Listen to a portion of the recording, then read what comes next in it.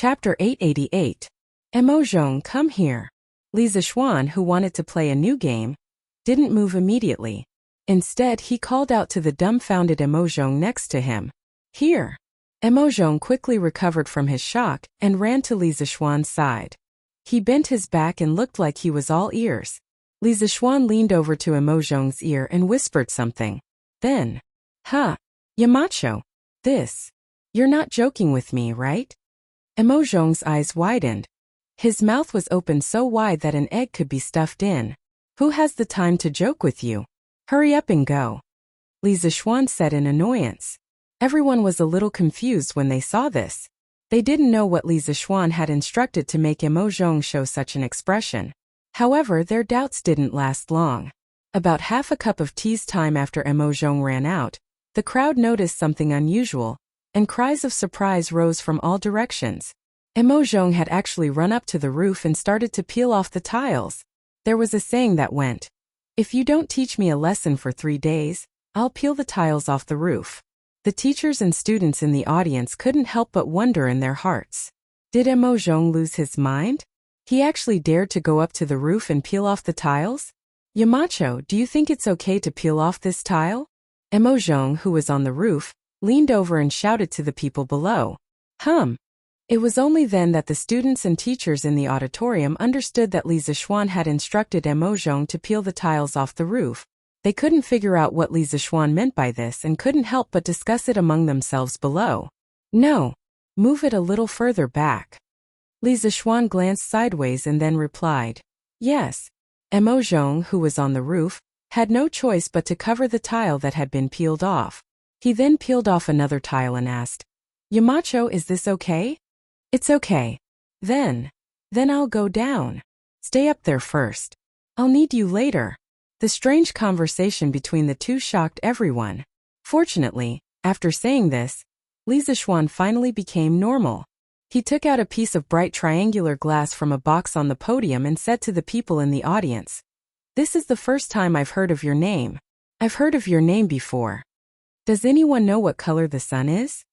The Academy's first volume of physics textbooks didn't cover optics. Do you still need to ask? Of course the sun is white. Chung Chumo couldn't help but laugh. It's obviously red. The sun in the morning, how can it be white? Another student retorted immediately. What red? It's obviously yellow. Can't you tell the difference between red and yellow? After a while there was an uproar. Li Zixuan coughed softly and said, Okay, quiet down. There's no need to argue. Next, I'll show you what color the sun is. The students immediately quieted down. They held their breath and stared intently at the podium. Li Zixuan first set up a stand on the podium with white paper pasted between the stands, acting as a white screen. Then he faced the sun with the triangular glass. At this time, everyone understood why Emojong went to the roof to remove the tiles. It was to let the sun in. A magical scene appeared. Okay, do you see what it is? Li Zixuan pointed at the white screen on the podium and laughed. Wow! The teachers and students were in an uproar. They actually saw a 7-colored light spot appear on the white paper. Wasn't that a rainbow? A rainbow? It's not raining. How can there be a rainbow? Yes, it's still sunny today. It's a miracle. Yamacho can actually create a rainbow? No. Yamacho must be trying to tell us that the sun is 7-colored. How is that possible? Why is the sun white when I see it? What white? It's obviously yellow. It's red. The students were amazed for a while. Then a few of them began to argue again. Li Zixuan said, Quiet down. Through this little game I want to tell you that many times, what you see with your own eyes may not be true. Take sunlight for example. Some of you think it's white, red, yellow, or even transparent. But what about the truth? He was a mixture of 7 different colors. Another example, have you ever thought about what kind of substance light is? Is it as illusory as sound? Or is it like the rice and flour that we eat? Is it a substance that exists? When everyone heard this, they all fell into deep thought. After a while, a skinny student stood up and asked, My name is Li Yin. I'm Yamacho. What is light? Li Yin, this is Li Chuanfeng's son. Li Zixuan's heart skipped a beat. He had seen Li Yin on the entrance exam's report card, and knew that this kid was Li Chuanfeng's son. However, this was the first time he had met Li Yan. But, that's a good question. But let's put this question aside for now. Next, I'll play a little game with you. It was Li Zishuan who revealed a mysterious smile again, and then said with a cheap tone, Li Yan. Even as a Taoist, Li Yan, who had been cultivating his body and mind for many years, could not help but jump up and down at this moment. He opened his mouth wanting to curse, but after thinking about it he sat back down. If he was like this, the rest of the students would be even worse. Yamacho, please explain it to us first. That's right. Explain it clearly before we play the game. F***ck this again. You only know how to play games. Play your sister's game. This was what Li Tai, the king of younger sisters, muttered in private. Li Zishuan's face turned serious as he gestured with his hand and said, Quiet down. A good meal isn't afraid of being late. Haste makes waste. What's the hurry? All of you take a good look and learn. Seeing that Li Zishuan was about to explode, the students wisely shut their mouths. Mo Yun passed this to Mo Zhong. Li Zishuan took out a wooden board. There was a small hole in the board, and passed it to Mo Yun as he ordered. Then, he ordered the students to close all the curtains. There were glass windows in this hall. At this time, Mo Yun had already brought the wooden board to the roof and passed it to Mo Zhong. Mo Zhong, use the wooden board to cover the hole in the roof. Li Zishuan ordered again. Mo Zhong did as he was told. Suddenly, the entire hall was plunged into darkness. Only Li Zishuan's side had a very thin beam of light, which looked very conspicuous. Then everyone heard Li Zishuan say, I'm holding a piece of paper in my hand now. There are two narrow slits on the paper that are very close to each other. I'll put the slits under the beam of light later. See what happens. The students and teachers were all puzzled. What kind of phenomenon can there be? Isn't it just one beam of light turning into two beams of light? However, reality once again slapped everyone in the face. In the dark, there were bright and dark stripes on the white screen. There were more than two bright stripes. However, everyone clearly saw that the paper that Li Zishuan held above only had two beams of light. Why are there so many stripes below? Ooh! Chapter 889. In the early days of the development of optics, the interpretation of color was particularly difficult. Before Newton, the Aristotelian view of color prevailed in Europe. Aristotle believed that color was not an objective property of an object, but a subjective perception. The formation of all colors was the result of the proportional mixing of light and darkness, white and black. At the beginning of 1666, Newton made a triangular glass prism and used it to study the color of light. For this purpose, he painted the room black and made a small hole in the window to let in the right amount of sunlight. He then placed the prism at the entrance of the light, so that the refracted light could be projected to the opposite wall. Through this experiment, he obtained a colored spot on the wall. The arrangement of the colors was red, orange, yellow, green, blue, indigo, and violet. Newton called this color spot the spectrum. Later generations called this experiment the dispersion of light experiment. In 1830, the British doctor and physicist Thomas Young made a small hole in the window to let light pass through, and used a mirror to reflect the light that passed through. Then he used a piece of paper about 130 inches thick to split the light into two beams. The result was that he saw the intersecting light and shadow. This was the famous Young's double-slit experiment, which showed that two beams of light could interfere with each other like waves. This experiment also played a crucial role in the creation of quantum science a century later. Li Zishuan moved these two experiments to the Tang dynasty, to let the students of the academy understand that the sunlight they saw every day was not as simple as it seemed. Light was a very mysterious substance. Understanding its inner workings would give rise to many amazing things. At this moment, the curtains in the auditorium were drawn, but most people were still in a daze. They could not understand why there were only two beams of light, but it seemed like there were many beams of light shining on the paper. How did Li Zishuan do it? Yamacho, how did that just? A student could not help but stand up to ask the truth, but halfway through, he stopped because he felt that Li Zishuan would definitely beat around the bush like before. Sure enough, Li Zishuan waved his hand and said, Let's put this aside first, I'll take you. Let's play a little game. Before the last few words could be said, All the teachers and students in the audience had already helped Li Zixuan say it in unison.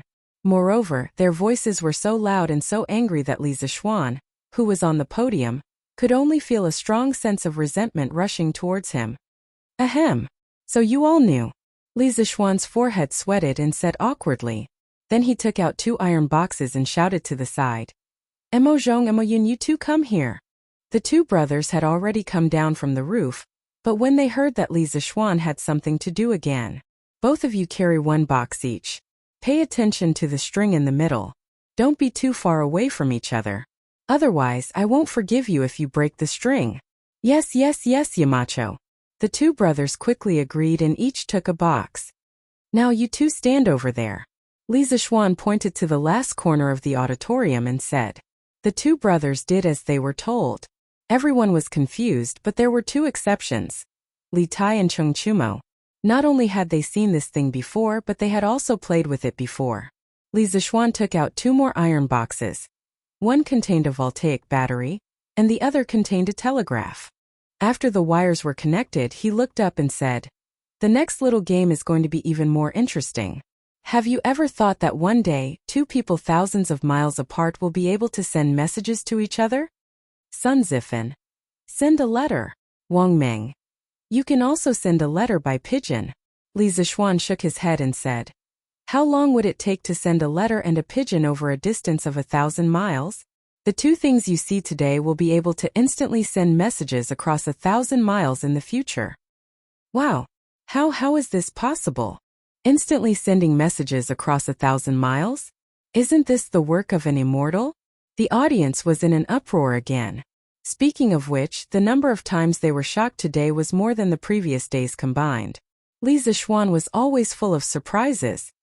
Due to the limited space, let's first do a message transmission experiment with a distance of 10 feet. Next, whatever sound my box makes, Emo Zhong's box will make the same sound. Li Zixuan opened the iron box and started to send the telegraph. Beep beep, beep, beep, beep. 2 short sounds and 3 long sounds. Almost at the same time, Emo Zhong's iron box also made beeps. Beep beep, beep, beep, beep, 2 short sounds and 3 long sounds. Although the students and teachers felt that it was very magical, most of them could not understand it. Yamacho, how do we send messages with these beeps? A student stood up and asked. Haha, good question. Student, think carefully about the sounds you heard just now. Are there long and short sounds? That student frowned and thought for a moment before replying. Yes, Yamacho. Then think about it again. If I combine these long and short sounds with each other, and each combination corresponds to a word. For example, the 2 short and 3 long sounds correspond to the word Li. Then, can I send a message through this? As soon as he finished speaking, exclamations of surprise rang out everywhere. Wow, why didn't I think of that? Yamacho's idea is really amazing. I just don't know how far this thing can be transmitted. Li Zixuan said again. According to my current preliminary tests, this thing can transmit messages within a distance of 15 kilometers. If it's improved in the future, it won't be a dream to transmit messages across 1,000 miles. Wow, more than 15 kilometers? That's amazing. Amazing. Too amazing. An iron box can transmit messages across 1,000 miles. The auditorium was once again in an uproar. The older generation of teachers from the academy looked at each other in shock. At this moment, they really felt that they were old and could not keep up with the times. Okay, let's put this aside for now. There's more to come. Emo Zhong, Emo Yun, please tidy up these things. Li Zixuan once again revealed a mysterious smile and ordered. It was impossible for him to explain the principle of the telegraph machine in detail now.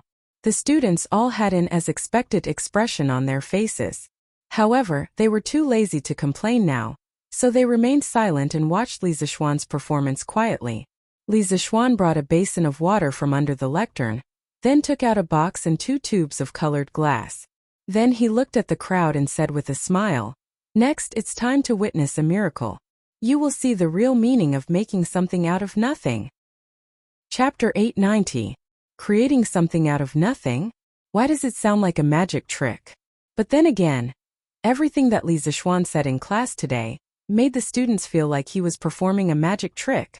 The casting of needles, the splitting of sunlight, the double slit turning into stripes, and the iron box message just now made them feel like they were dreaming. It was very unreal. At this moment, Li Zixuan put the wire from the iron box into the basin. This basin was not made of wood but of glass.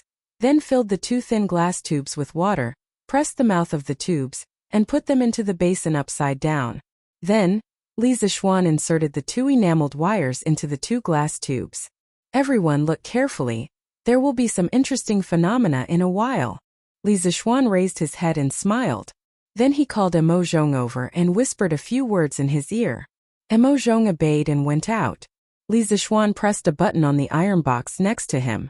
Suddenly, the students in the auditorium found that the enameled wires in the glass tubes began to bubble. Hey, is Yamacho performing bubble blowing for us?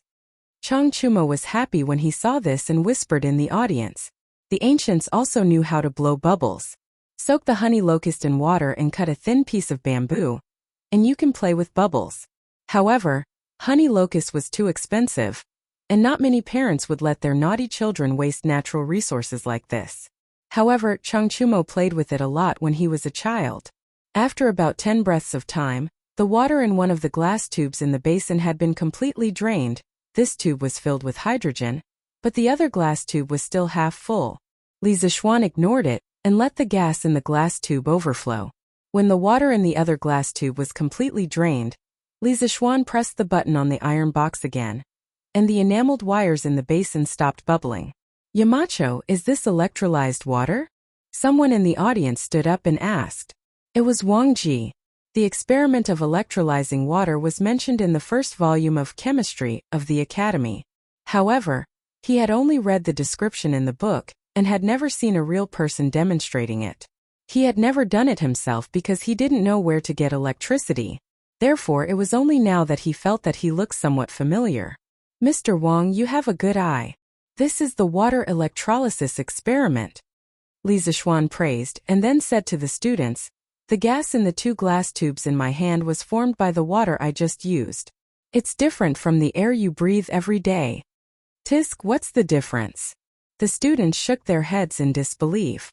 In their eyes, the 2 glass tubes in Li Zixuan's hands were colorless. Weren't they just filled with air? What was so strange about it? Li Zixuan didn't make any more excuses. At this time, Emozhong came in with a brazier. Wherever he went, the students all avoided him because it was hot. Li Zixuan didn't mind the heat. He went forward and wrapped his left hand with a wet cloth. He pulled out a red thin iron wire from the brazier, and then put his right hand into the brazier. He held the glass tube filled with gas with his thumb and took it out. He said, now it's time to witness a miracle. Hearing this, the students all widened their eyes and stared at him. They saw Li Zixuan's right hand releasing his thumb from the glass tube, and his left hand quickly put the red-hot iron wire into it. Tisk tisk. The red iron wire suddenly burned in the glass tube and emitted a bright fire. Damn, iron can also burn? Am I seeing things? Chang Chumo shouted. The other students were also shocked and felt that it was incredible. After the fire went out, Li Zixuan smiled a little mischievously, and then took out the other glass tube. His left hand took the small burning wooden stick from Emozhong. The students didn't know what was going on, but the teachers of the Academy's chemistry department all buried their heads and covered their ears. Boom! The students saw Li Zixuan place the wooden stick with a flame at the mouth of the glass tube. Then they heard an explosion that wasn't particularly loud, but definitely not soft either. Damn! Except for the teachers of the chemistry department who were already prepared, everyone in the auditorium was shocked. Li Zixuan put down the test tube, clapped his hands and waited for the crowd to quiet down. He said, now do you believe that I turned water into 2 different kinds of gas? The students were speechless. They thought to themselves, how could we believe you? Why didn't you tell us in advance before playing with the explosion? So the electrolysis experiment recorded in the teaching materials is actually real? This old man is convinced. Yamacho is really a genius, Wang Ji said with emotion. Li Zixuan smiled and said, Mr. Wang, you flatter me. Then he gave Emozhong a look, and the latter quickly nodded and turned to go out. A moment later, Emojong moved in something half the height of a person, covered with a red cloth. Emojong moved this big treasure to the podium and left. Li Zixuan stood on the podium and said to the audience, "Well, that's all for today's games. Next, I'll show you something good." After that, he lifted the red cloth and a big blue ball, supported by a bracket, stood on the podium and suddenly appeared in front of everyone's eyes. "What is this? It's 2 times bigger than a football? Boy, you only know about football."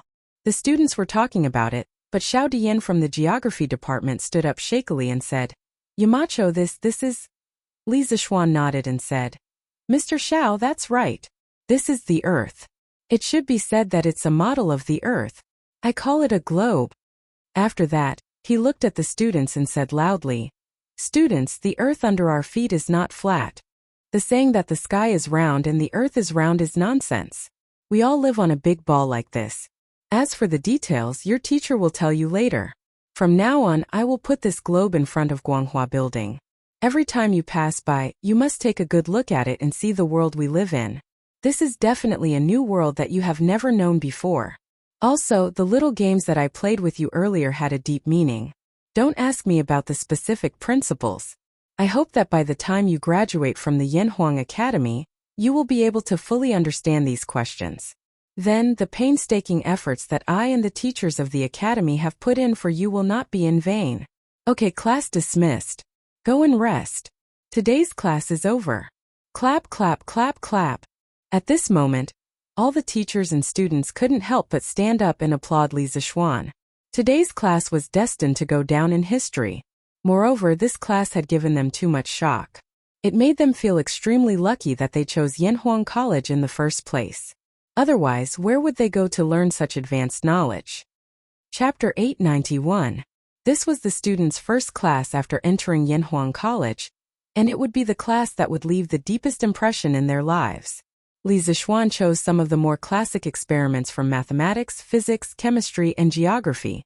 These experiments opened the door to a new world for these students who had been influenced by Confucianism for many years. The charm of engineering was displayed incisively and vividly.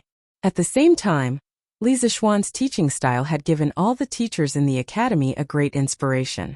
They realized that when Li Zixuan was teaching, all the students' attention was focused on Li Zixuan. After half a day of class, there was not even a single person who went to the toilet, let alone someone who was absent. Did the students not want to go to the toilet? Obviously not, because after Li Zixuan announced the end of class, the toilets in the auditorium, the toilets in the auditorium were all overcrowded. Many students had no choice but to rush to the school building to use the toilets. What did this mean? It meant that the students were unwilling to miss a single bit of Li Zixuan's teaching. This could be called a miracle in the history of teaching. Most of the teachers in the academy used to be teachers in local government schools or schools in the countryside. But what was the situation like when they taught students? Other than a few students who really wanted to excel through studying and listening attentively, the rest of the students were either absent-minded or sleeping. They were all hoping that the class would end early.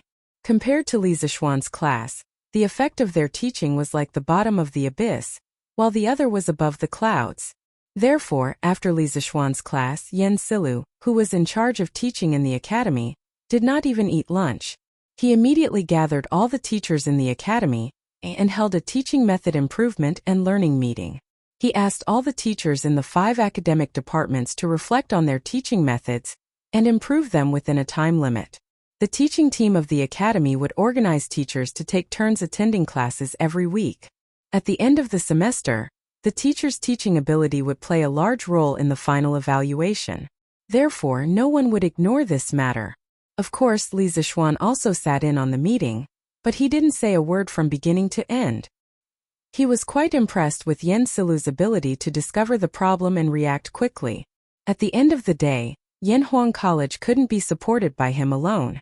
He needed all the teachers to exert their subjective power. After the meeting, many of the teachers who had classes in the afternoon didn't even bother to eat lunch and hurriedly went to prepare for class. It had to be said that the competition for teaching in Yanhuang College was really great. There was the most awesome teacher in the Tang Empire, Li Gang, as well as famous people like Yan Silu, Wang Ji, and Xiao Dian. When working with such outstanding people, one would feel embarrassed to slack off. Li Zixuan didn't have any classes. In fact, he didn't substitute for any classes in the past 2 semesters because there were enough teachers in the academy. As the principal, how could he roll up his sleeves and compete with others for a job? When the next batch of students enrolled next year, if there weren't enough teachers, he might consider substituting for the students if he had time. Therefore, he went straight back to the courtyard for lunch. In the afternoon, he still had to go to Chang'an City. Previously, someone from the Ministry of Personnel sent him a letter to collect the official seal of the Ministry of Shipping. It was said that this thing couldn't be collected by others, so he had to go personally. After lunch, Li Zixuan brought Peng Feiji and 2 other bodyguards. The 4 of them rode down from the Cloud Mountain and headed straight for Chang. It was now late autumn, and the weather wasn't as hot as before. He didn't like to take a carriage when he went out. Although Don't Touch Me was comfortable, he still liked the carefree feeling of riding on a horse. Hiya! Make way! The people in front, please make way. The 4 of them quickly arrived at Chang'an City and entered the city from the east side of Yanqing Gate. Li Zixuan could gallop on his horse outside the city, but he deliberately slowed down the moment he entered the city. The 4 of them walked on the main road between Xinchang Square and Shengdao Square. Not long after, they heard the rumbling sound of carriages and horses behind them, and a man's request. Li Zixuan heard that the man behind them sounded polite, so he brought Peng Feiji and the rest to the side of the road. Then he narrowed his eyes and looked at the huge group of carriages that rolled past them. There were about 40 to 50 people in the group, all dressed in black armor. They were all tall and strong, and their hair was disheveled. They looked ferocious. The leading carriage had a large flag hanging on it, and a majestic Feng character was written on it. The caravan whizzed past, and in the blink of an eye, it had left Li Zixuan and the others far behind. Feng? Is there a family of generals with the surname Feng near Chang'an City? Li Zixuan looked in the direction where the carriages disappeared and asked softly. Peng Feiji thought for a moment and answered, Marquis, although there are generals with the surname Feng in the family of generals, I have seen most of them before. From the way they are dressed, they don't seem to be from around Chang'an City, and they are not even from the Central Plains. Li Zixuan raised his eyebrows. Not from the Central Plains? Then why was there such a big group of people traveling? Since he was not in a hurry to go to the Ministry of Personnel, he ordered, Feiji, go to the city gate and ask around. Find out where these people are from. Yes. Peng Feiji accepted the order and rode his horse towards Yanqing Gate, which they had just passed by. After about the time it took to brew a cup of tea, he turned around and returned. Marquis, I have just asked the general at the city gate. The group of people just now came from Lingnan. It is said that Duke Gung of Lingnan sent his second son to meet His Majesty. The person in the leading carriage should be Duke Gung's second son, Feng Zhidai. Peng Feiji cupped his fists and answered, Duke Gung? Who is Duke Gung? Li Zixuan frowned and asked. He had heard of the few dukes in Tang Dynasty, but he had never heard of one called Duke Gung. Peng Feiji was sweating. He looked around and explained to Li Zixuan softly, Marquis Duke Gung is the chief of Lingnan Fengong. Fengong, chief of Lingnan. Li Zixuan muttered and suddenly realized. His expression changed slightly and he asked softly, Do you know why Fengong sent his son to Chang'an? Although Peng Feiji was no longer working in the Wuhou government, he still frequently looked for his former colleagues to drink. Thus he was still relatively well informed. He looked around, then went to Li Zixuan's side and whispered, Marquis, in April this year, the provincial governors of Lingnan accused the chief of Gaozhou Fengong of gathering troops to rebel. Duke Gung must be sending his son to the court to show his loyalty to His Majesty? Chapter 892. At the beginning of the new year, Fengong was fighting with Tandian and hadn't entered the court for a long time. The various prefectures reported Fengang's rebellion more than 10 times. Li Er planned to send the general of the Right Guards, Lin Mu, and the others to the Jiang and Ling provinces to suppress him. Wei Zheng advised. The Central Plains has just been pacified. Lingnan is far away and the terrain is dangerous. There is miasma and plagues, so we can't station a large army there. Also, Fengang's rebellion hasn't formed yet, so it's not good to mobilize a large army. Li Er said. There is an endless stream of people reporting Fengang's rebellion. How can you say that the rebellion hasn't formed yet? Wei Zheng replied.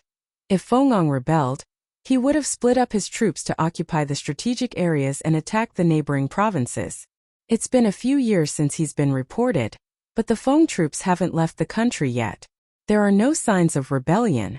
The various prefectures already suspect that the Feng family is rebelling, but His Majesty hasn't sent an envoy to appease them. The Feng family is afraid of death, so they don't dare to come to the court. If His Majesty sends an envoy to show his sincerity, the Feng family will be happy to avoid trouble. This way, they won't have to use the army to make him obedient. Thus Li Er ordered the troops to withdraw. At the same time he sent Wei Shushuan and Li Gongyan to Lingnan to express their condolences to Fengong. At the end of the 10th month, as Wei Zheng expected, Fengong sent his second son to the capital to show his loyalty. In essence, he used his second son as a hostage to express his intention to surrender. After asking about the cause and effect of the incident, Li Zishuan mounted his horse and slowly moved forward. He fell into deep thought. Li Zishuan, who had read a few transmigrating Tang novels in his previous life, knew a little about Fengong. This person was the undisputed king of Lingnan. The so-called Lingnan referred to the 5 ridges: Yueqing Ridge, Dupeng Ridge, Mengzhu Ridge, Qitian Ridge and Dayu Ridge in southern China. It included all of modern Guangdong, most of Guangxi, southeastern Yunnan, and northern Vietnam. Fengong's father used to be the governor of Gaozhou. At first, he used his ancestors' merits to become the county magistrate of Song Kong. In the second year of Renshou's second year, Chao Cheng and the other provinces rebelled. At that time, Fengong personally went to the capital to ask for an imperial decree. Emperor Wen summoned his left servant Yang Su to discuss the enemy's situation with him.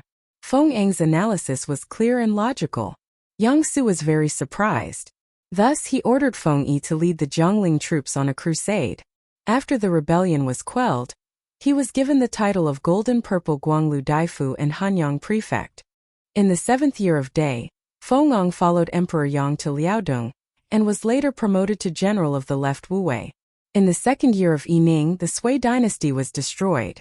Fengong and his second son, Feng Zhidai, fled back to Lingnan. They gathered the chiefs of the various tribes and had 50,000 soldiers to guard the land and prevent chaos.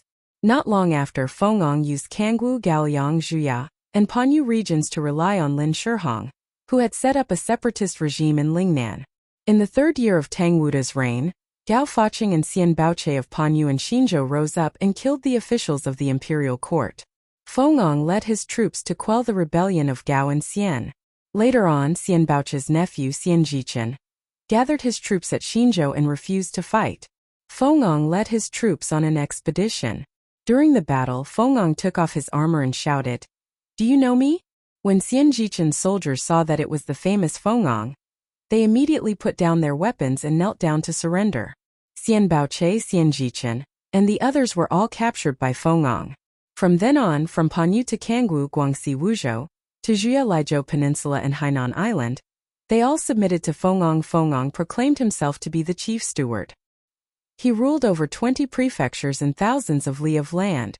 His territory was even larger than Zhao Tuo's, martial emperor of South Yu, Qin dynasty's southern sea dragon Chuan commander, founder of South Yu Kingdom, and former Qin dynasty general.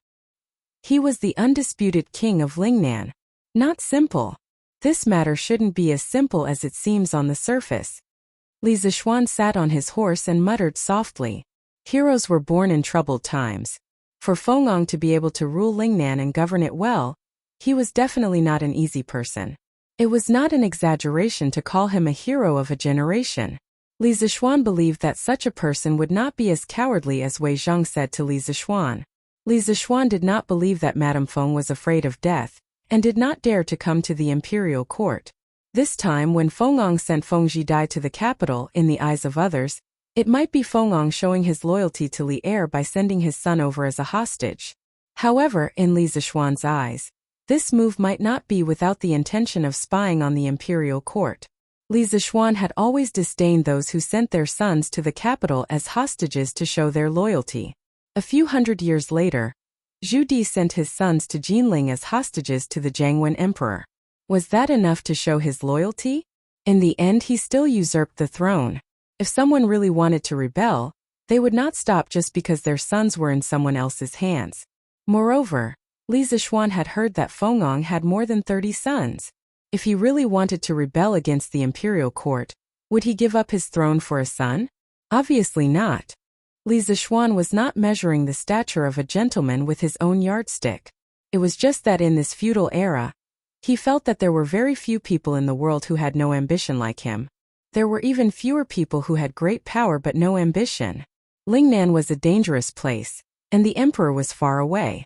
Li Zixuan did not believe that Fengong did not have the slightest bit of ambition in his heart. Your Majesty, Fengong has sent his second son to Chang'an. He is now outside the palace and asking for an audience. In Ganlu Palace, Li Er had just finished his afternoon nap. Zhao Song hurried in and bowed before he could even warm his seat on the dragon bed. Li Er was shocked. He narrowed his eyes and muttered to himself, "They're finally here." Feng Zhichen and his men had to pass through more than 10 prefectures from Lingnan to Chang'an. As the supreme ruler of the world, there was no way that Li Er did not receive the news in advance. Summon. After a few breaths, Li Er came back to his senses and ordered, "Yes, Your Majesty." After a while, a bronze-skinned, tall and strong young man walked in. Although he was tall and strong, his clothes and hair accessories made him look like a Han Chinese scholar.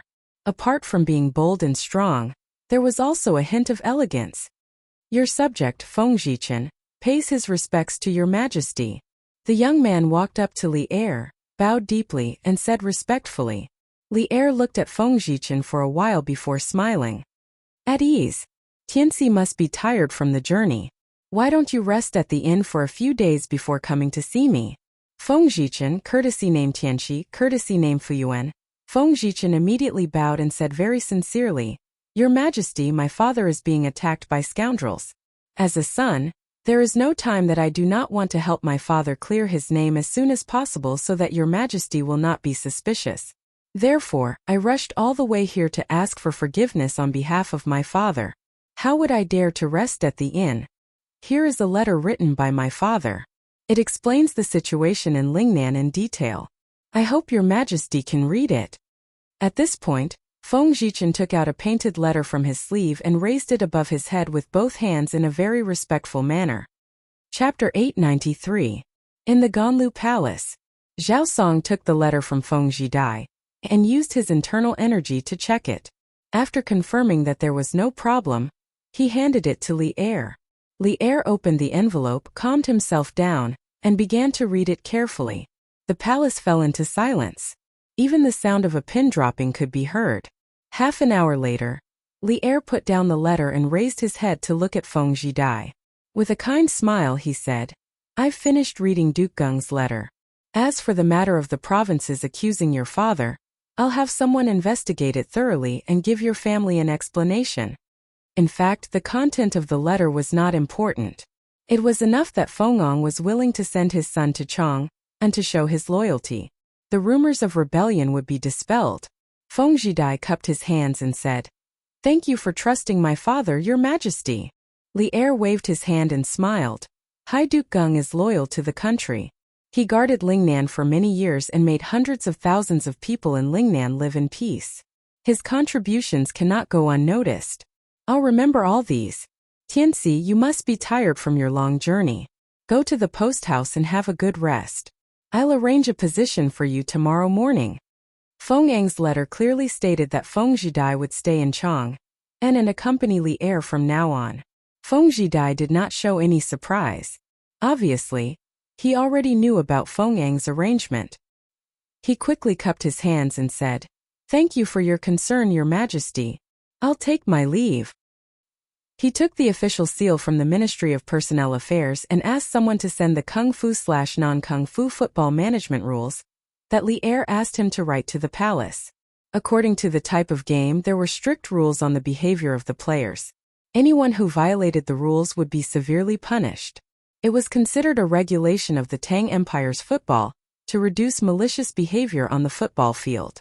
When he returned to the academy, the bearded man reported, "Yamacho, after the Datong Daily was sent out today, 28 people came to register their teams and receive their football." Li Zixuan had asked Zhang Zhongjian, the PE teacher of the academy, to manage the affairs of the football association. This bearded man looked rough and uncouth, but if one talked to him in detail, one would find that he was not only uncouth, but also proficient in the art of war and strategy. Which uncouth from Jianghu could be better than him? Li Zixuan personally poured a cup of wine for the bearded man because he knew that the bearded man did not like to drink tea like himself. In comparison, the old man preferred to drink strong alcohol like drunken immortal. However, where would Li Zixuan's office have such a thing? The bearded guest took the wine glass. Li Zixuan then said, "I didn't expect so many people to have formed their teams today." The bearded man grinned and said disdainfully, "Hey, from what I see, these people are most likely here for the football. They formed a team, came here to take the football at a cheap price, and then took it out to sell. They can make at least 50 strings of cash. Then they can just find a reason to disband the team. Wouldn't they be making 50 strings of cash for nothing? Yamacho, I see that your method doesn't seem to work. You should change it.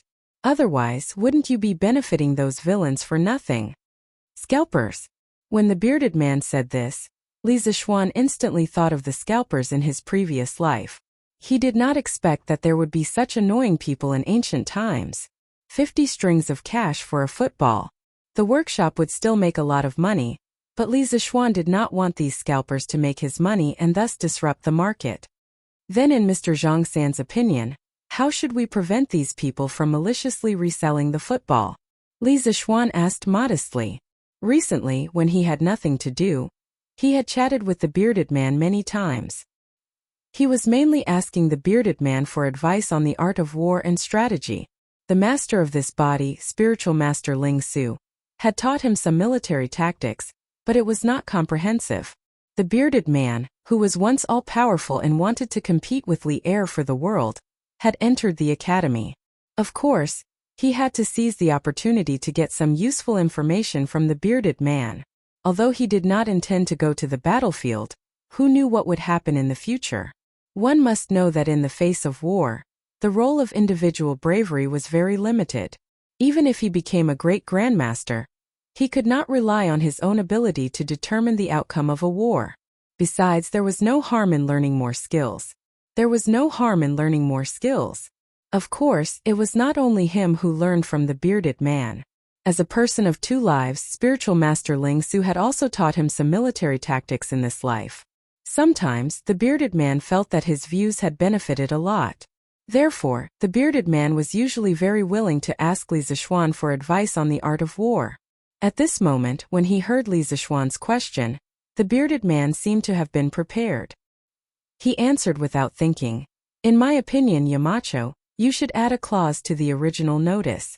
Any team that comes here to register and collect the football must ensure that the team has been maintained for more than a year. If there is a violation, the Football Association will cooperate with the government to pursue the responsibility." Li Zixuan raised his eyebrows and said, "Cooperate with the government? Mr. Zhang San, we have no way to mobilize the government." The bearded man chuckled and said, "Yamacho, His Majesty personally issued a decree for the Football Association to manage all the affairs of the Tang Empire.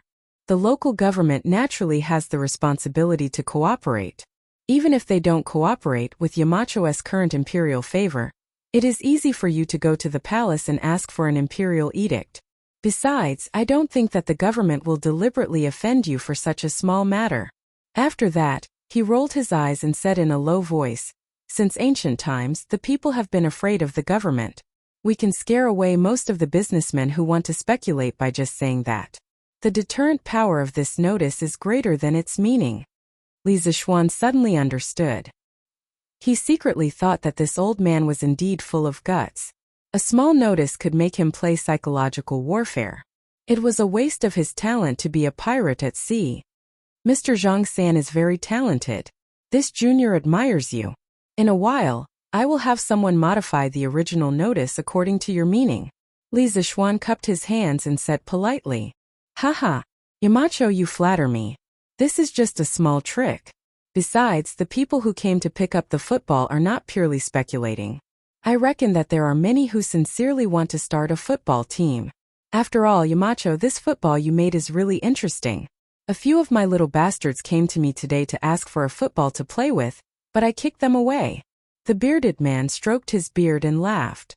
Mr. Zhang-san, you don't have to be like this. If your brothers want to play football, you can just give them a few. It's not worth much. Li Zishuan persuaded. The bearded man waved his hand and said resentfully, I can't give it to you, I can't give it to you. When these little bastards heard that I was going to be a teacher at the academy, they almost wanted to slit their own throats. They felt that I had embarrassed them. And now they want to ask me for a football? No way. Chapter 894. Back then, the bearded man had agreed to Li Zishuan's request to stay in the academy as a private individual, so he was the only one who stayed in the academy.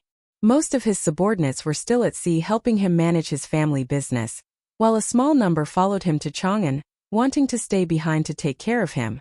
It was impossible to say that all of these people agreed to let the bearded man stay at the academy as a guard for a year. There would definitely be voices of opposition. However, the bearded man had been at sea for so many years and had long been infamous. Even if they didn't agree in their hearts, they didn't dare to say it out loud. However, later on, these pirates heard that the bearded man had become a teacher at the academy. Moreover, they had stayed in Chang'an for so long, and had heard a lot about Yanhuang College. As a result, they weren't so opposed to their boss staying at Yanhuang College. Moreover, the bearded man had told them that as long as they stayed at the academy for a year, they would be able to obtain detailed sea maps of all the seas. At that time, the world was so big that they could go anywhere. Recently, they heard about the new sport of football. Moreover, the bearded man was a manager of the football association, so they thought of coming over to ask for a football to play with. After all, they were new here and were unfamiliar with the place. Even if they were to line up at the strange interest pavilion, they reckoned that they wouldn't be able to find the right door. Even if they found the right door, they wouldn't be able to line up faster than those rich young masters with membership cards. However, they never expected that after their boss found out about the situation, he actually chased them out without saying a word. The affairs of the world were truly unpredictable. Hehe. Then I wonder how Mr. Zhang-san feels about his life at the academy? Li Zishuan asked tentatively. The bearded man looked deeply at Li Zishuan and then laughed loudly. Haha. Yamacho, don't try to test me. Since I, Zhang Zhongjian, have agreed to stay at the academy for a year, then I will definitely fulfill my responsibilities within this year. Yamacho, if you want me to go east, I definitely won't go west. Besides, I have good wine to drink and fresh meat to eat in the academy. My days here can be considered carefree and happy. If it weren't for the fact that I still want to wander the sea for a few more years, I'd rather retire on the Cloud Mountain. Li Zishuan's expression did not change when his thoughts were seen through. He smiled and said, Well, when Mr. Zhang-san is tired of life at sea, the academy will always welcome you back. Haha. Then I would like to thank Yamacho. The bearded man's eyes flashed. He raised his wine cup and saluted Li Zishuan from afar. Then he laughed loudly. He wasn't kidding when he said that he wanted to retire at Yanhuang College. He had long known that Li Zishuan was an extraordinary person. Yanhuang College would one day become the holy land of learning in Tang Empire. He would have no regrets if he could retire at such a place. Your Majesty, is there something on your mind? At midnight, in the west court of the Imperial Palace, the Empress' bedroom, Empress Zhangsun, who had rested for more than 2 hours, inadvertently woke up. She found that Li Er, who was lying beside her, was still awake. His dark eyes reflected the light of the fire outside the bedroom, looking particularly bright. She was moved and asked aloud, Oh, Mei Guanyin, why are you awake now? Is it because No, Your Majesty. I woke up by myself. Empress Zhangsun hurriedly explained without waiting for Li Er to finish. Oh. Li Er leaned against the headboard and sighed faintly. After a while he said, Today, Fengong sent his son to the capital. I met his son in the afternoon. Like father, like son. Empress Zhangsun was also a quick-witted person. She thought about it and understood what Li Er was worried about, so she said, Your Majesty, are you worried about Lingnan? But since Fengong is willing to send his son to the capital, it means that he has no disloyalty to Your Majesty. Why are you still worried? Li Er shook his head and said in a dull voice, Fengong would rather send his most valued son to Chang, and as a hostage than to personally come to Chang and to see me. I feel uneasy. Just because he is a hostage doesn't mean that he has no ambition. In the past, Qin Shi Huang's father Qin Zhuangxiang, Qin Shi Huang's great-grandfather Qin Zhaoxiang, and Yen Crown Prince Dan of the Warring States period were all hostages. But what happened later proved that all of them were ambitious people. It's really hard to guess what Fengong is thinking. Empress Zhongsun was silent for a while and then comforted. Your Majesty, why are you so worried?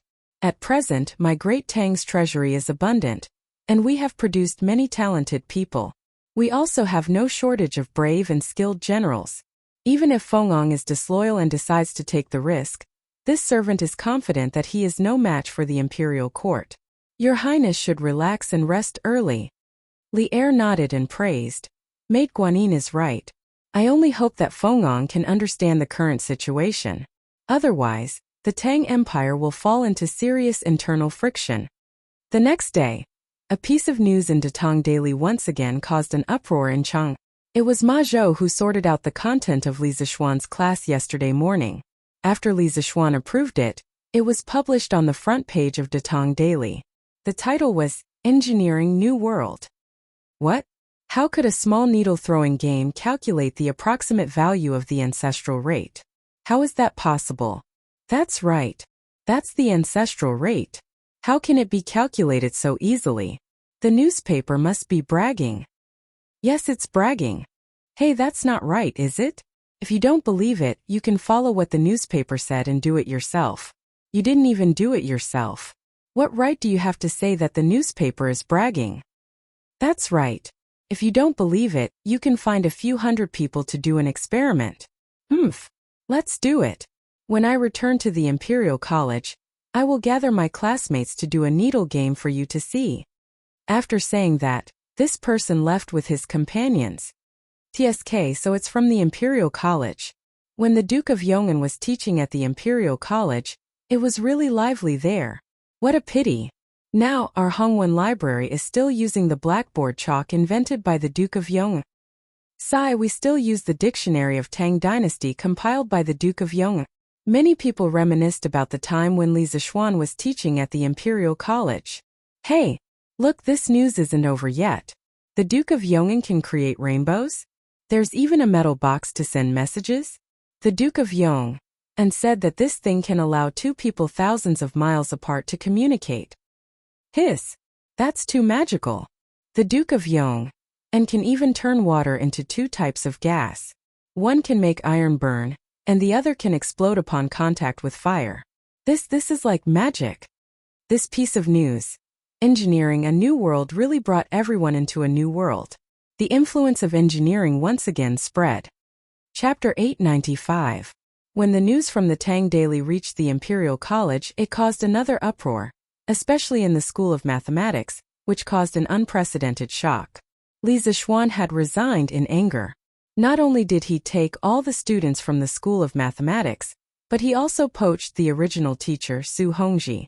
The School of Mathematics was once in an awkward situation where there were no teachers or students. Left with no choice, Kong Ingda personally came forward and invited the retired professor of mathematics, Lu Hongyuan, Su Hongji's mentor, to come out of seclusion once again. He also selected a group of students from the various prefectures to fill in the gaps.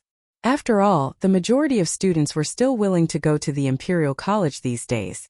Although Yanhuang Academy was very famous now, its reputation among the people was still not as good as the Imperial College, the #1 official school of the Tang Empire.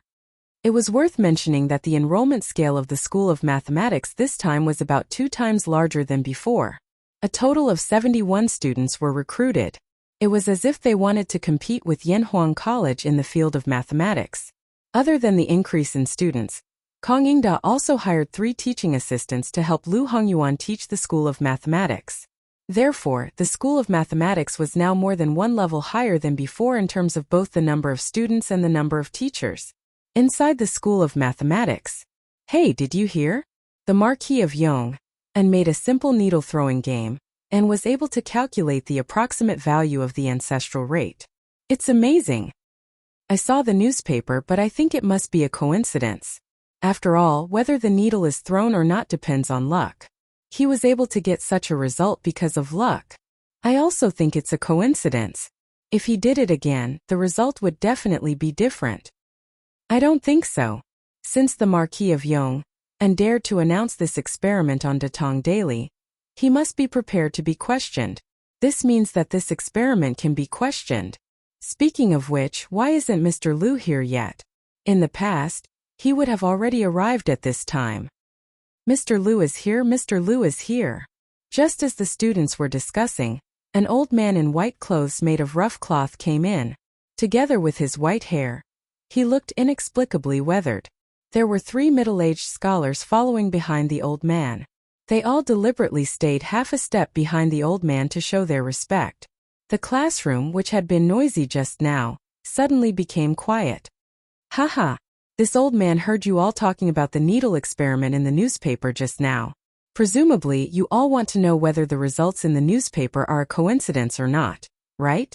The old man stood on the podium and chuckled as he looked at the students below. This old man was Liu Hongyuan. He had already reached the age where he could enjoy the rest of his life, but he was invited back. He had stayed in the Imperial College for more than 10 years, so he was still reluctant to leave this place. No students responded. After being in the Imperial College for so long, they all knew that the majority of the teachers in the Imperial College did not like students discussing matters related to Li Zixuan. This was already an unspoken fact.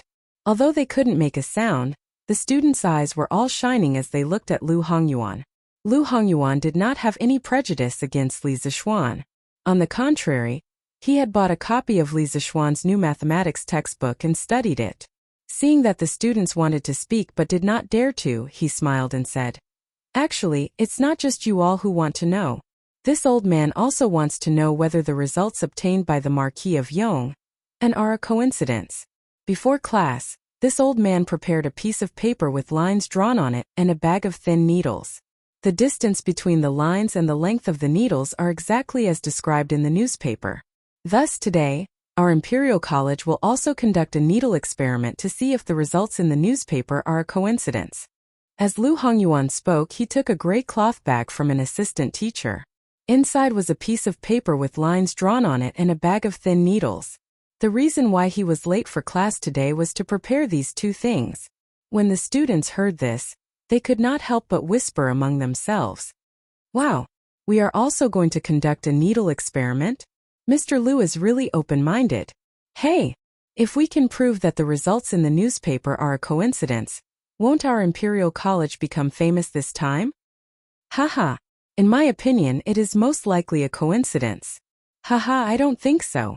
Liu Hongyuan patted the table and signaled for the students to be quiet. Then he said, "There are a total of 71 students in the Imperial College of Mathematics. The number is still a little small. In order to match the total number of needles in the newspaper, you will all come up in order to cast the needles. Each of you will cast 10 times. Be careful not to use too much force and throw the thin needles out of the paper. The 3 teachers and I will help you count the number of times you cast the thin needles. Yao Yuanhe, come up. We will start with you." Then, Liu Hongyuan spread out the paper and instructed a student sitting at the door. "Yes, Mr. Liu." The student responded and ran up excitedly.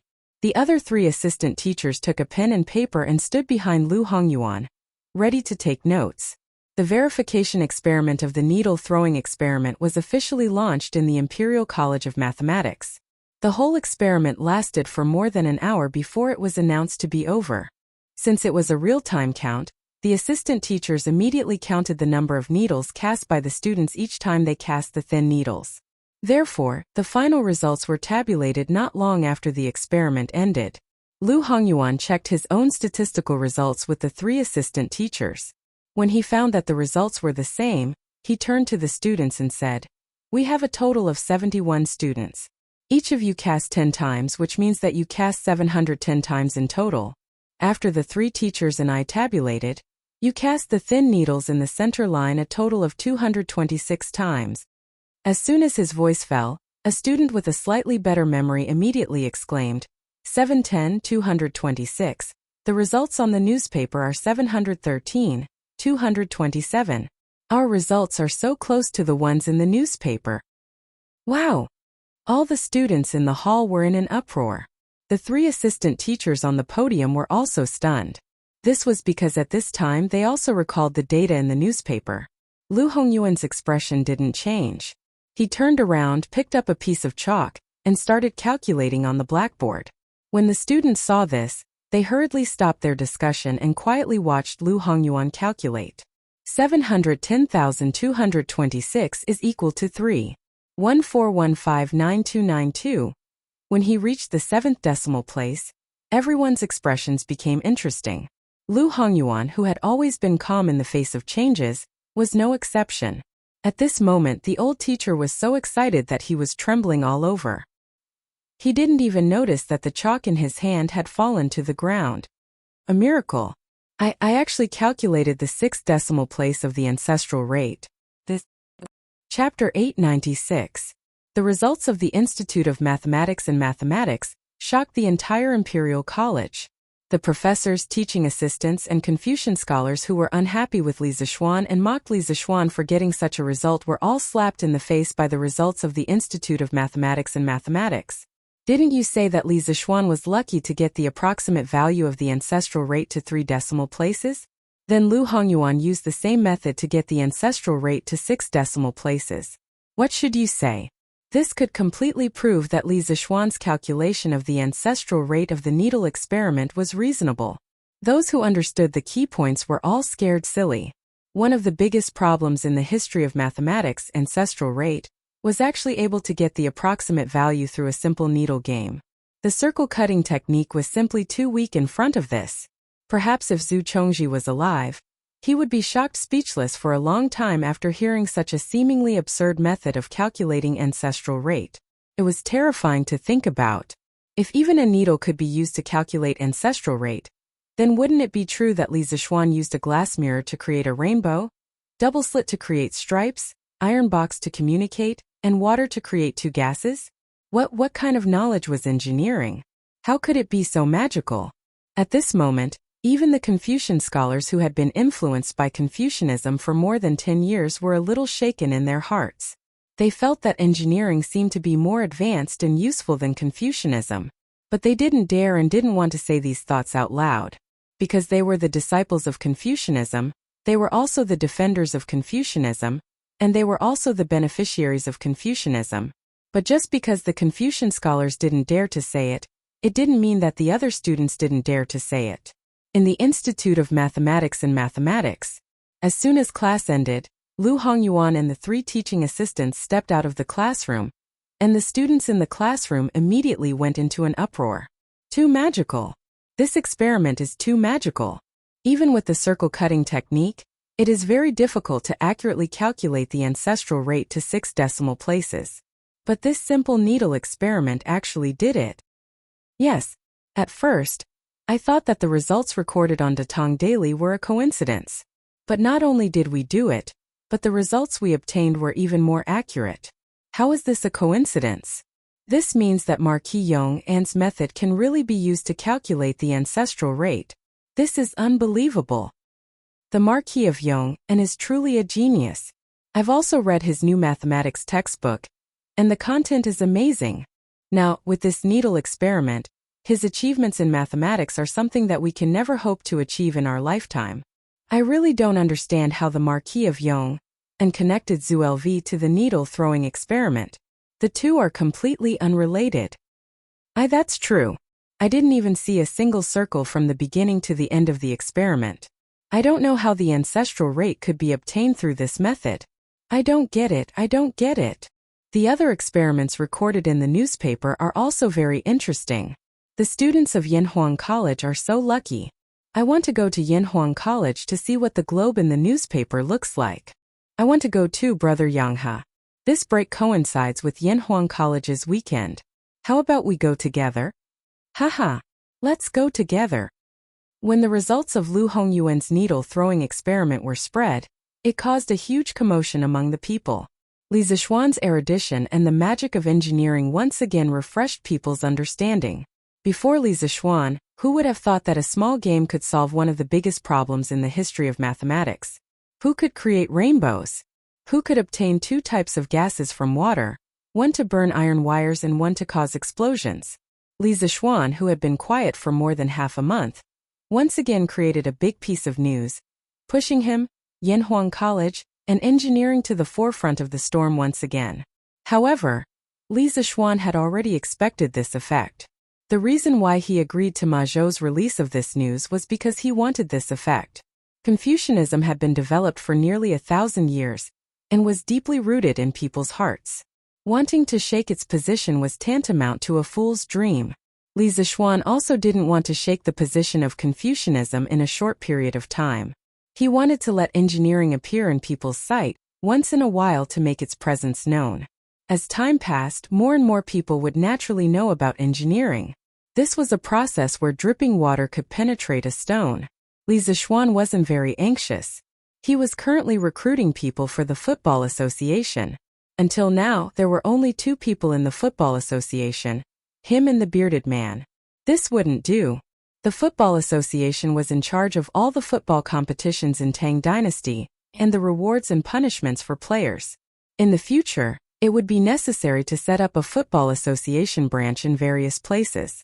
The number of people needed was far from what he and the bearded man could handle. Moreover, the bearded man was only temporarily helping the Football Association. This old fellow would have to run away after a year. First of all, we need to recruit scholars. It doesn't matter if their articles are good or not, but they must be upright, hardworking, and not greedy. In the principal office, Li Zixuan found the bearded man and Ma Zhou, and was explaining the Football Association's recruitment principles to them. Why did he call Ma Zhou over? The main reason was that Li Zixuan trusted Ma Zhou's ability to judge people. Previously, the scholars that were recruited by the editorial department of Datong Daily were all recruited by Ma Zhou. Moreover, until now, there hadn't been any major problems. Therefore, now that the Football Association was recruiting people, Li Zixuan asked Ma Zhou to help the bearded man check. Lord Marquis, I can understand the first part, but is there a need for you to not be greedy? After listening to Li Zixuan's request, Ma Zhou was somewhat speechless. Li Zixuan answered without thinking, "Of course it's necessary. Brother Ma, you don't understand now, but in less than a year, you will understand why I have such a request." Now, very few people could see the huge market wealth behind football. Why was there endless corruption in football in modern society? Wasn't it because of the money that could be made from football? Ma Zhou could only nod and agree. Then, he thought for a while and said, "Previously, when the editorial department was recruiting people, there was a group of good scholars that were not recruited because of the limited quota. Why don't I let them come over again to solve Marquis' urgent need?" Li Zixuan nodded and said, "Sure. As long as they can pass Brother Ma's eyes, then recruit them. Otherwise, how inappropriate would it be to leave such a big football association to Mr. Zhang San?" Being trusted by Li Zixuan so much, Ma Zhou suddenly felt a lot of pressure. He secretly thought to himself that he had to check again later. He couldn't let evil people sneak in and ruin Li Zixuan's big plans. The bearded man laughed and said, "Haha, thank you for your understanding, Yamacho. Brother Ma, get them to come over as soon as possible. I've been so busy these 2 days that I don't have time to drink with old Wang Ji." When Li Zixuan and Ma Zhou heard this, they immediately laughed. Speaking of which, when these 2 drunkards got together, it could be said that they had met a bosom friend. Chapter 897. Brother Ma, after you recruit them, you must immediately organize them to undergo training on the rules of football, and select a group of people with excellent training results to be their coaches. Let's first set up the headquarters of the Football Association, and then find a way to set up the Football Association in the various states of the Tang Empire. In the office, Li Zixuan continued. Ma Zhou nodded and said, "Marquis, don't worry. I understand what you mean." After that, he suddenly thought of something and smiled. "Oh right, Marquis. After the content of your class yesterday was spread by Datong Daily, it caused a huge reaction in Chang'an City, especially your needle-throwing experiment. It is said that Dr. Liu from the Imperial College of Mathematics did it himself. He threw the needle 710 times and pressed the line 226 times. When the 2 are divided, it is equal to 3. 1% 1. 25 92. 92. It is even more accurate than the result you got last time." Li Zixuan was a little surprised. Density rate, this Dr. Liu actually got the density rate. Back then, Buffon proposed the needle-throwing experiment, and the Italian mathematician Lazzarini coincidentally used the needle-throwing experiment to get the density rate. Now, he proposed the needle-throwing experiment, and Dr. Liu got the density rate. It had to be said that history was always surprisingly similar. There were many coincidences in the unseen world. Oh, then this Dr. Liu is really lucky. Li Zixuan sighed with a calm expression. Ma Zhou continued excitedly, Marquis, after Dr. Liu's result was spread, the scholars among the people were more convinced by the other content in the newspaper. Now, the reputation of our Yanhuang College will be even more prosperous. After Ma Zhou finished speaking, the bearded man looked at Li Zixuan thoughtfully. No one knew what he was thinking. Marquis. At this moment there was a knock on the door in Pang Feiji's voice. Ma Zhou and the bearded man looked at each other and found an excuse to leave. They understood that Pang Feiji did not come in directly but chose to knock on the door. It meant that he had something to talk to Li Zixuan alone. Feiji, what's the matter? After the bearded guest left with Ma Zhou, Pang Feiji walked in. Li Zixuan looked up at Brother Chicken and asked. Pang Feiji cupped his fists and said, Marquis, I've received news that Feng Zhidai was conferred the position of Vice Minister of Guards by His Majesty during the morning court meeting. He was also given a mansion. It seems like he's really going to stay in Chang'an for a long time. Vice Captain of the Imperial Guard? Li Zixuan searched for relevant information in his mind and said softly, It seems that he really is here to be a hostage. The guard office was one of the 9 temples.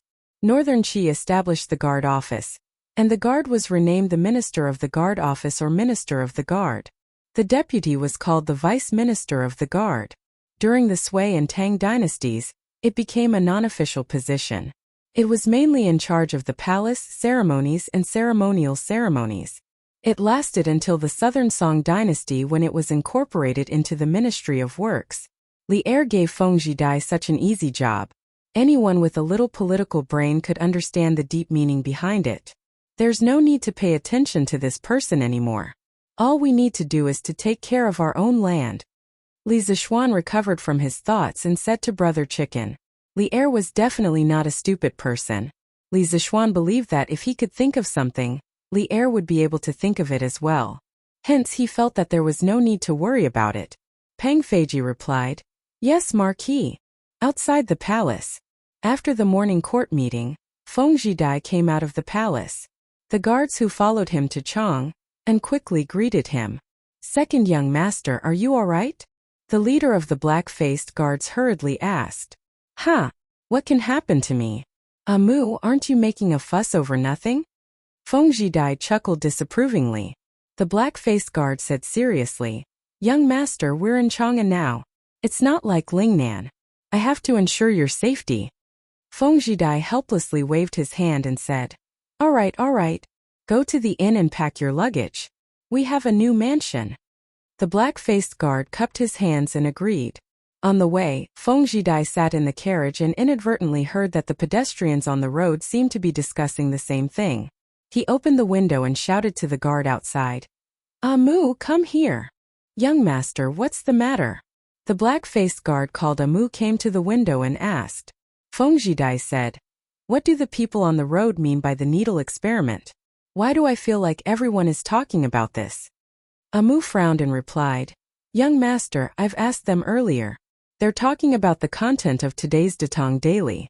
It seems like the Duke of Yong and has made an incredible discovery again. Datang Daily? Oh, isn't Chang'an the origin of Datang Daily? Along the way, Feng Zhidai had seen the Datang Daily in other states. This was also thanks to the help of the Wang family of Taiyuan. Otherwise, he could only read the newspaper in Chang'an. Amu, send someone to buy today's Datang Daily for me. Go now. Feng Zhidai ordered again. Yes, young master. After Amu agreed, he sent someone to buy the newspaper. After a while, he returned with a copy of the Datang Daily. Feng Zhidai took the newspaper, and the carriage started moving again, heading in the direction of the post house. Feng Zhidai, who was in the carriage, read the headlines of today's news and thought about the content of the passers-by's discussion. His eyes narrowed instantly. Li Zixuan, I've heard some of your deeds in Lingnan. Now that I'm in Chang'an, How can I not take this opportunity to understand you better? Feng Jidai's eyes were deep as he muttered to himself. Young master, we've arrived at the post house. After an unknown period of time, Amu knocked on the window of the car and shouted, "Mino." Feng Jidai put down the newspaper, lifted the curtain and jumped off the carriage. "Amu, come with me." Unexpectedly, Feng Jidai was not in a hurry to enter the post house. Instead, he walked to a quiet bamboo forest and ordered. Amu hurriedly followed. "Young master, help me gather some information about the Marquis of Yong'an. As long as it's about him, I want it. The more detailed, the better." Feng Jidai ordered with his hands behind his back. Amu's expression changed slightly as he asked, "Young master, you're thinking of?" Feng Jidai turned his back to Amu and said, "You don't need to know what I'm thinking. Be careful when you're trying to gather information. This is Chang'an, and His Majesty has many spies. Don't let anyone find out. Don't look for Li Zishuan's people to gather information about him. That will easily expose you, understand?" Amu cupped his fists and said, "I understand. Don't worry, young master. I won't cause you any trouble." Chapter 898. The mansion that Li Er gave to Feng Jidai was located in Yongxing Square, which was in the east of the imperial city. Coincidentally, this mansion was right next to Wei Zheng's house. Feng Jidai could be considered to be Wei Zheng's neighbor. "Young master, old master has some old friends in Chang'an. When do you want to visit them?" Feng Jidai and the rest brought their luggage to the new mansion. After settling their luggage, Amu came over and asked. Feng Jidai thought for a while and said, "No need to go first. We need to be clear about our current status. Rashly making friends with the officials will only be disadvantageous to us. Furthermore, isn't there a ready-made one right next to this mansion? Amu, prepare the visiting card. We will visit Minister Wei in the afternoon." His current status was a hostage. As a hostage, if he frequently visited the officials, wouldn't he be looking for trouble? Furthermore, this would also expose his father's connections in Chang'an. If Li Er knew, wouldn't he be even more suspicious of his father? Young master is wise. "Young master, the royal prince is here. He is waiting for you in the main hall." This afternoon, Li Zishuan had just woken up from his afternoon nap when he heard Xiaoxi whispering to him, "Oh, I'll be right there." Li Zishuan shook his groggy head and replied. After a while, "Hey, Prince, you are here? How have you been?"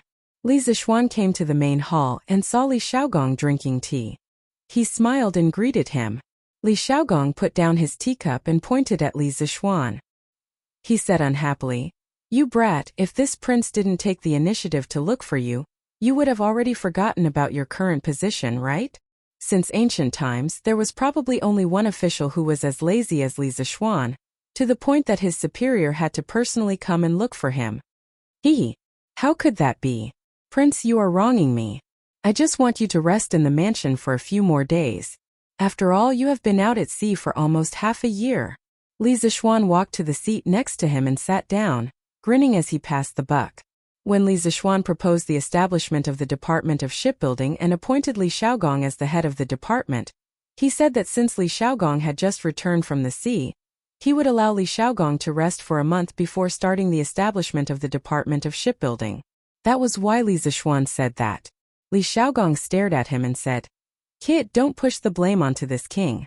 It's true that this king has been out at sea for months, but do you really want this king to rest at home for a month? I'm not that delicate." He really didn't know how to appreciate good intentions. Li Er really found a good employee, but you didn't even want to give him a break. Your Highness is wholeheartedly devoted to the country. You work hard day and night and do your best. This young one admires you. Li Zishuan said as he gave a flattering reply. Facing such a slippery kid, Li Xiaogong felt helpless. He sighed and said seriously, "The previous sea trade brought in a very rich income for the imperial court. His Majesty and the other officials in the imperial court are beginning to pay attention to the sea trade. Yesterday, the envoys from the Nanyang countries all left the capital. Before that, they all came to visit this king, hoping that this king can help them in the future sea trade." Saying this, Li Xiaogong paused. As if he knew what Li Zishuan was thinking, he chuckled and continued. "Although this king is usually a bit greedy, This king will definitely not accept this kind of money. They are trying to bribe this prince to gain more benefits for themselves in the future sea trade. However, if they gain more benefits, then the imperial court will naturally gain less benefits. This prince will definitely not do something like sacrificing the country's interests to enrich themselves. Li Zishuan stood up and cupped his hands in praise. Your Highness is righteous, this young one admires you. Li Xiaogong laughed and scolded. Don't flatter me. This king is telling you this not to boast, but to remind you that as a person in this position, don't be greedy for money that you shouldn't be. Although the borders of the Tang Empire seem stable, there are actually turbulent undercurrents. Moreover, our internal affairs are not peaceful either. The imperial court can use the sea trade to save more money, and we will have more confidence in the war. Li Zishuan nodded and said, Your Highness, don't worry, this young one knows the importance. As the saying goes, every man is responsible for the rise and fall of the world. This young one hopes that the Tang Empire will always be prosperous. Every man is responsible for the rise and fall of the world? Hearing this, Li Xiaogong's eyes lit up. He praised, You're quite accomplished in the art of craftsmanship. A few days ago, the entire Chang'an city was talking about your class. I didn't expect you to be so accomplished in the art of writing as well. This sentence is well said. Haha. I don't know how spiritual master Ling Su taught such a monster like you. That's right, Li Xiaogong could only think of the word monster to describe Li Zishuan. He was well versed in both the pen and the sword, and was proficient in too many things. Your Highness, you flatter me. This young one's ambition is not in writing. Li Zishuan shook his head and said, Oh, why? Li Zishuan thought for a while and said in a deep voice, In this young one's opinion, writing can only be used to arm a person's thoughts, but not to strengthen a country. Engineering is enough. Li Xiaogong narrowed his eyes and smiled mysteriously. If those rotten scholars heard this, you will be in big trouble. Alright, this topic is off topic.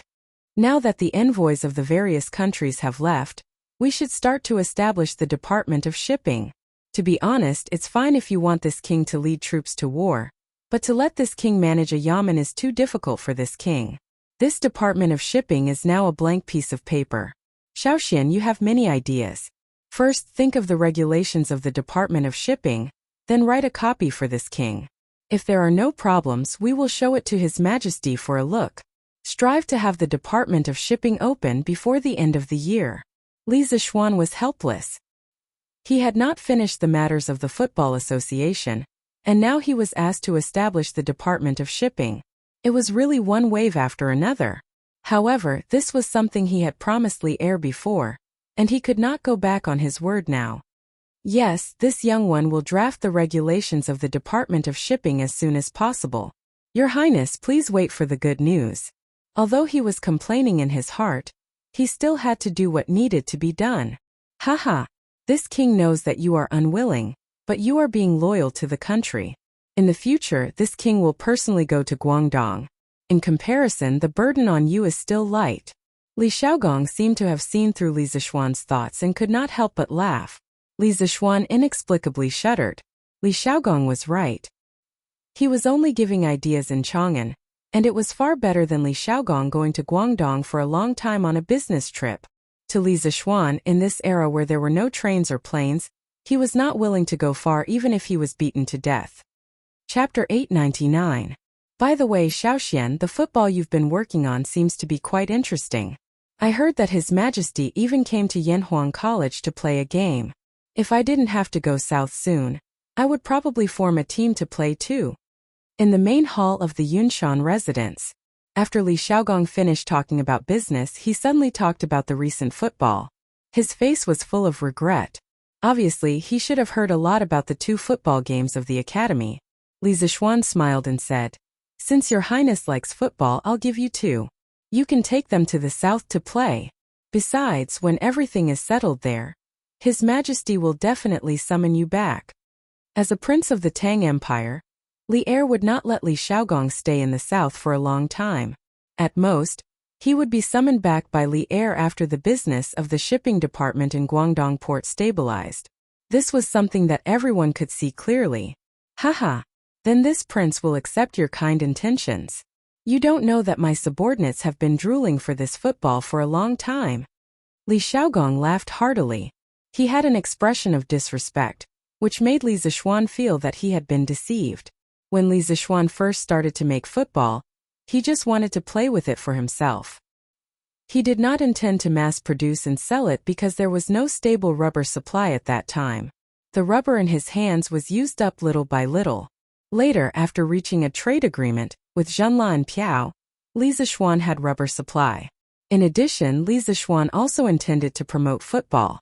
Li Er then established the Football Association and decided to mass-produce football and promote it to the whole Tang Empire. Therefore, football now was not as precious as it was in the beginning. Li Tai had already asked for football from him. Cheng Chumo, Li Chengqian and Iron Egg also got football as they wished.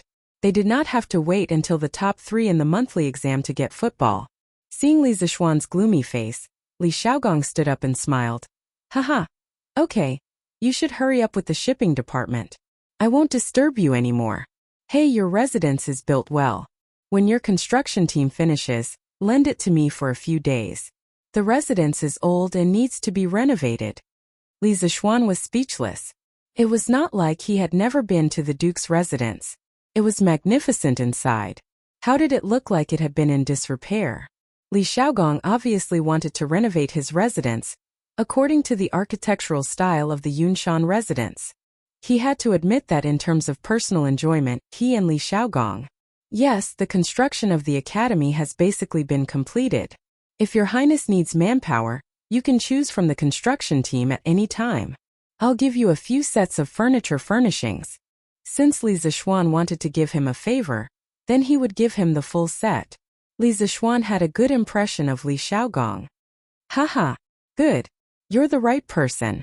Li Xiaogong laughed heartily and left with a gratified expression. At night, in the new residence of the Feng family, the study was brightly lit, indicating that the owner of the residence was still awake. Curved Yuan Plow, Immortal Drunken Wine, Soft Village, Datong Daily, Yinhuang College. Li Zixuan built such a huge foundation in Chang, and in less than a year. He is indeed different from ordinary people. Feng Zhidai muttered to himself in the study under the candlelight. There was a thick stack of documents on the table in front of him. It was the information about Li Zixuan that his guards had gathered. Lingnan was relatively uninformed. He had heard of Li Zixuan's name and had used Li Zixuan's items, such as Datong Daily and Immortal Drunken Wine. But after reading the information, he realized that Li Zixuan had done a lot of things in the past year. The more he read the information, the more shocked he was. The speed of Li Zixuan's rise was beyond the scope of ordinary people's understanding. Li Zixuan descended from the sky and wiped out the 7 cultivators of true virtue sect with his own strength? After turning to the next page and seeing the note on it, Feng Zhidai's eyes narrowed and his face turned solemn. He quickly read it carefully.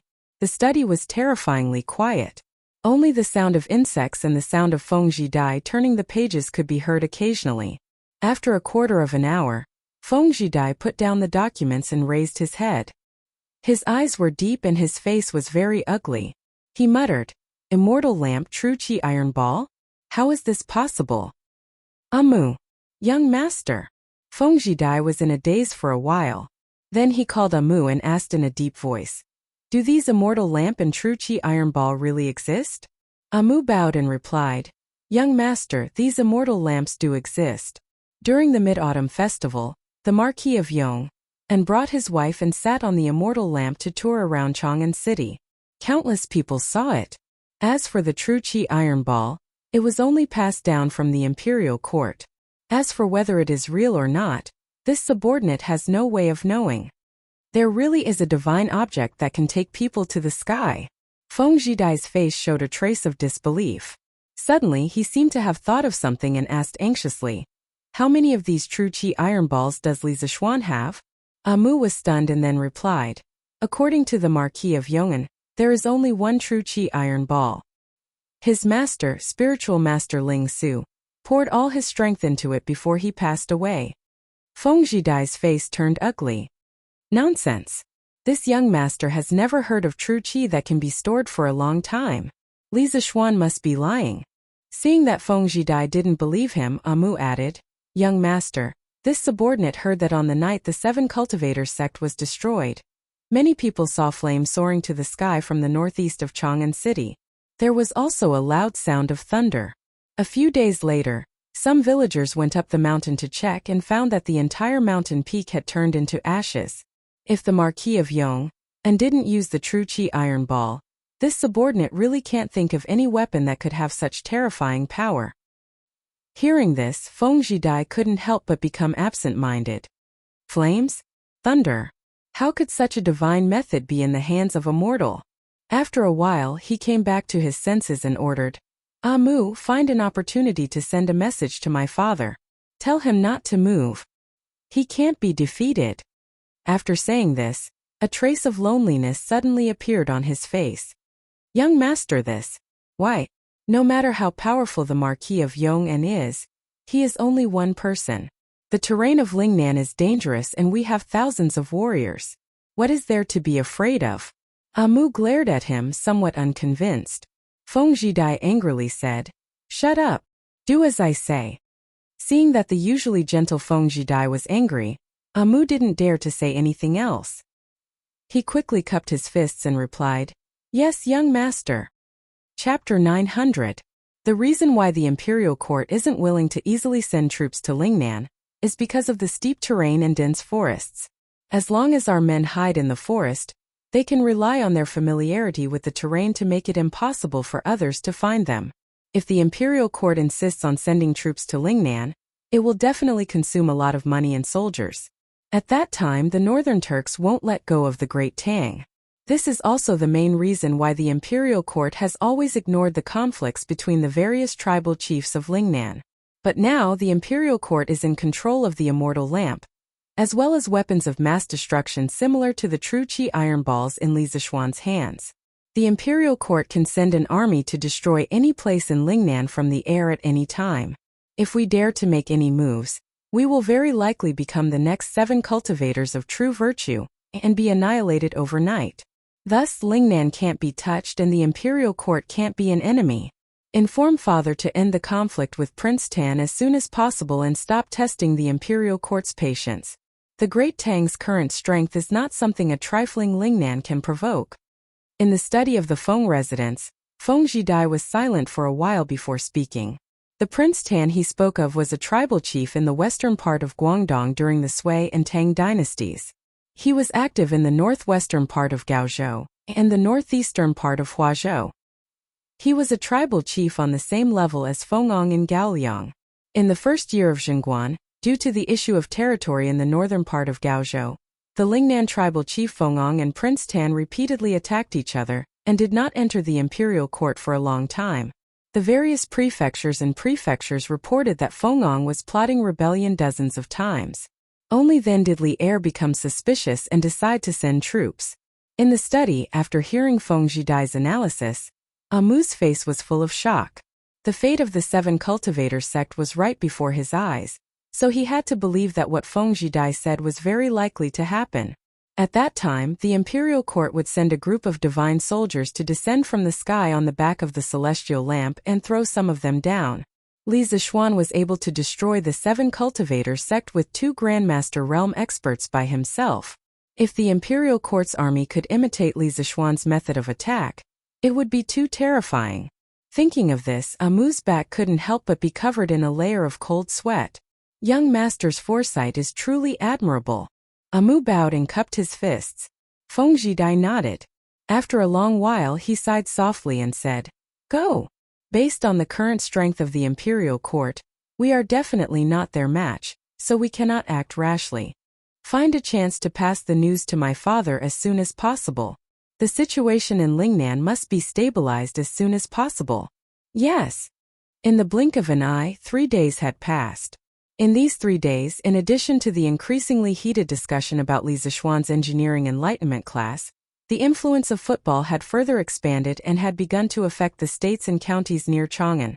As of now, there were more than 100 teams registered with the FIFA, including 11 states and counties including Chang'an. As Datong Daily gradually spread the news of football to remote areas, it was believed that more and more teams would come to sign up. Of course, how many teams would still exist after a year was another matter. After all, when the league ranking tournament was held in March next year, only 20 teams could enter League 1, 30 teams could enter League 2, and the rest could only be regarded as amateur teams. They would face the situation of no prize money and no sponsorship. It was worth mentioning that Chang Chumo also formed a team, but his team was mostly playful because the players were all second-generation Chang, and rich second-generation like Yuqi Baolin, Wang Meng, Sun Zifan, Zhang Sunchong, and even Li Tai. In fact, Li Tai himself also wanted to select a group of guards to form a professional football team, but his identity was too special. If he formed a team and no one dared to play against him, then it would be bad. Therefore, he and Li Changqian consciously did not form their own team, but only played in Chang Chumo's team occasionally. On this day, Li Zixuan was working in the office of the academy. Previously, Li Xiaogong had asked him to draft the structure and management regulations of the Department of Shipping, and now it was basically in the final stage. It was strange to say that this guy's work efficiency was highest only in the academy, and he was too lazy to move at home. This was one of the reasons why he always liked to work in the principal's office, in Guanghua Building. As for the Department of Shipping, its function was somewhat similar to the modern customs. Therefore, Li Zixuan divided the Department of Shipping into 4 departments according to the structure of the customs and the current situation of the Tang Empire: the General Department, the Inspection Department, the Tax Department, and the Inspection Department. The General Department was jointly led by the left and right secretaries of the General Department. The Inspection Department had a general supervisor and 2 deputy supervisors, who were mainly responsible for investigating the smuggling of goods or goods that were prohibited by sea. For example, the Tang Empire's curved plows, cement, celestial lamps, weapons, and other things that contained a certain amount of technical content and were extremely beneficial to the people or the army. These goods were definitely not to be sold to other countries. The Tax Department had a general supervisor and 2 deputy supervisors, who were mainly responsible for collecting taxes on sea trade goods. Of course, these goods included both imported and exported goods. As for the tax rate, it was different for different goods, but overall the difference was not too big.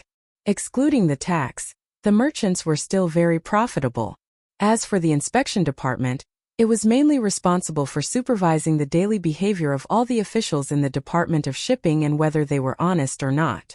It was directly responsible to the left and right secretaries of the Department of Shipping, which was a bit similar to the modern Commission for Discipline Inspection. In addition to building the framework of the Department of Shipping, Li Zixuan also sorted out some details, such as the list of prohibited goods, the import and export tax rate of various goods, and so on. He wrote down a voluminous 70 to 80,000 words, which was enough to fill a short story. Yamacho, Mr. Su is looking for you, he. At this moment, Mo Zhong pushed the door open and came in. Mr. Su reported, and then he hesitated to speak. What's the matter?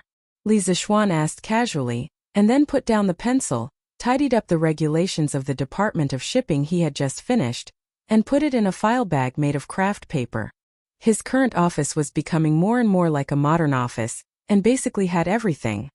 Yamacho, Mr. Su also brought Dr. Liu from the Imperial College of Mathematics. What do you think? Mo Zhong said in a low voice.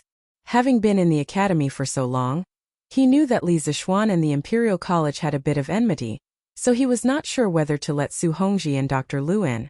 Li Zixuan was startled and then he laughed and scolded. When did you learn to be tactful? Quickly invite the 2 gentlemen in.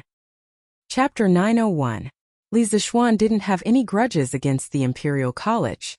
At most, some people in the Imperial College didn't like him. He didn't take these things to heart. Back then, when he had angrily resigned, it had not been to deliberately target Kong Ingda.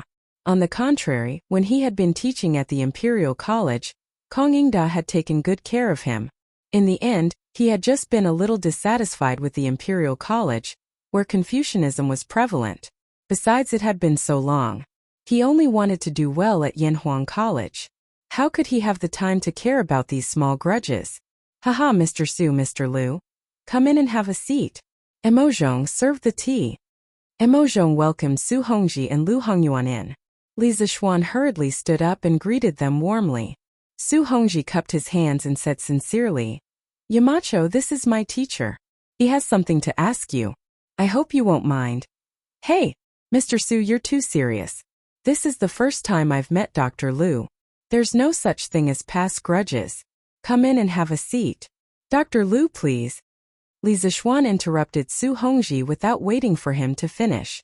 Lu Hongyuan looked at Li Zixuan appreciatively and followed Li Zixuan inside.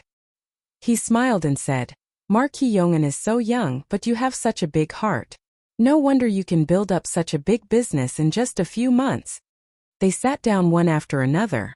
Li Zixuan smiled and said, Dr. Lu, you're too kind. You've been working hard at the Imperial College for decades, teaching and educating people. You're the role model of my generation. Li Zixuan knew that Lu Hongyuan was Su Hongji's teacher. He also investigated Lu Hongyuan's past deeds. He was a respectable teacher of the people. Seeing Li Zixuan's kind face without any displeasure, Su Hongji, who was still worried, was relieved. Lu Hongyuan said, Haha, forget it. That's all in the past. Don't mention it again.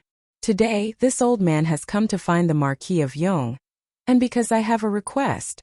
The old man had been teaching for his entire life, but he did not put on any airs at all. His attitude was also quite humble. He was completely different from those rotten scholars. Li Zixuan admired him in his heart, but he quickly said, Old mister, you're too kind. If you have something to ask, just say it. There's no need to talk about asking for it. Isn't this too much for this junior? When Lu Hongyuan heard Li Zixuan's reply, he didn't bother to be courteous. His pale old face was now flushed red. He was probably very excited at this moment. A few days ago, I saw the needle toss game that Marquis Yong'an made. Out of curiosity, I also made a similar game at the School of Mathematics. I'm sure Marquis Yong'an has already heard of the results. To be able to accurately calculate the 6th decimal point of the ancestral rate in my lifetime, this old man is naturally excited, but... Speaking of this, the old man paused for a moment. Li Zixuan cooperated and asked, But what? Professor Lu, there's no harm in saying it directly. Lu Hongyuan nodded and continued, But no matter how much I thought about it, I still couldn't figure out how to calculate the ancestral rate through a simple needle toss game. This seems like child's play. This old man thought about it for 4 whole days and still couldn't figure it out. Thus, I shamelessly came here to ask Marquis Yong'an for advice. I hope you don't blame this old man for coming uninvited. So it was for the needle toss experiment. After hearing this, Li Zixuan finally understood why the old man came. However, he couldn't help but feel that it was a little funny. To be troubled over a question for 4 whole days, this was really a stubborn old man. Actually, regarding the theory behind the needle toss experiment, many teachers from Yanhuang College, including Su Hongji, had come to ask him. However, he didn't say anything. He wanted to let the teachers from the college slowly find the answer themselves. Now that the old man came all the way here just for this, Li Zixuan couldn't continue to keep him in suspense. Since Professor Lu wants to know the theory behind this game, then this junior will explain it today. If there are any mistakes, I hope the two of you can point them out. Li Zixuan said politely. Then he took out a pencil from the pencil box on his desk and a piece of white paper. He began to explain as he drew. Let's assume that there is an iron wire bent into a circle. Its diameter is exactly the distance between the parallel lines that I drew on the paper when I was doing the needle toss game. We will use d to represent this distance. It can be imagined that for such a circle, no matter how it is thrown, there will be 2 points of intersection with the parallel lines. Thus, if the circle is thrown n times, then the total number of intersection points must be 2n. Cough cough, the people of Tang Dynasty didn't understand English, let alone the pronunciation of the English alphabet. Thus, when Li Zixuan set the unknown variables, he used Hanyu Pinyin to read it so that others wouldn't understand. To make it easier to read, there will be no additional labels for the letters. Lu Hongyuan and Su Hongji both nodded thoughtfully. Both of them had learned Li Zixuan's new mathematics and had read about equations in the textbooks, so they could understand Li Zixuan's method of setting the unknown variables. Li Zixuan continued. Let's now imagine that the circle is straightened. Then the length of the iron wire is pi d. Oh right, I usually like to use pi to represent the ancestral rate. After the circle was straightened, The situation of such an iron wire intersecting with parallel lines when it was thrown down was obviously more complicated than that of a circle. There might be 4 points of intersection, 3 points of intersection, 2 points of intersection, 1 point of intersection, or even no intersection at all.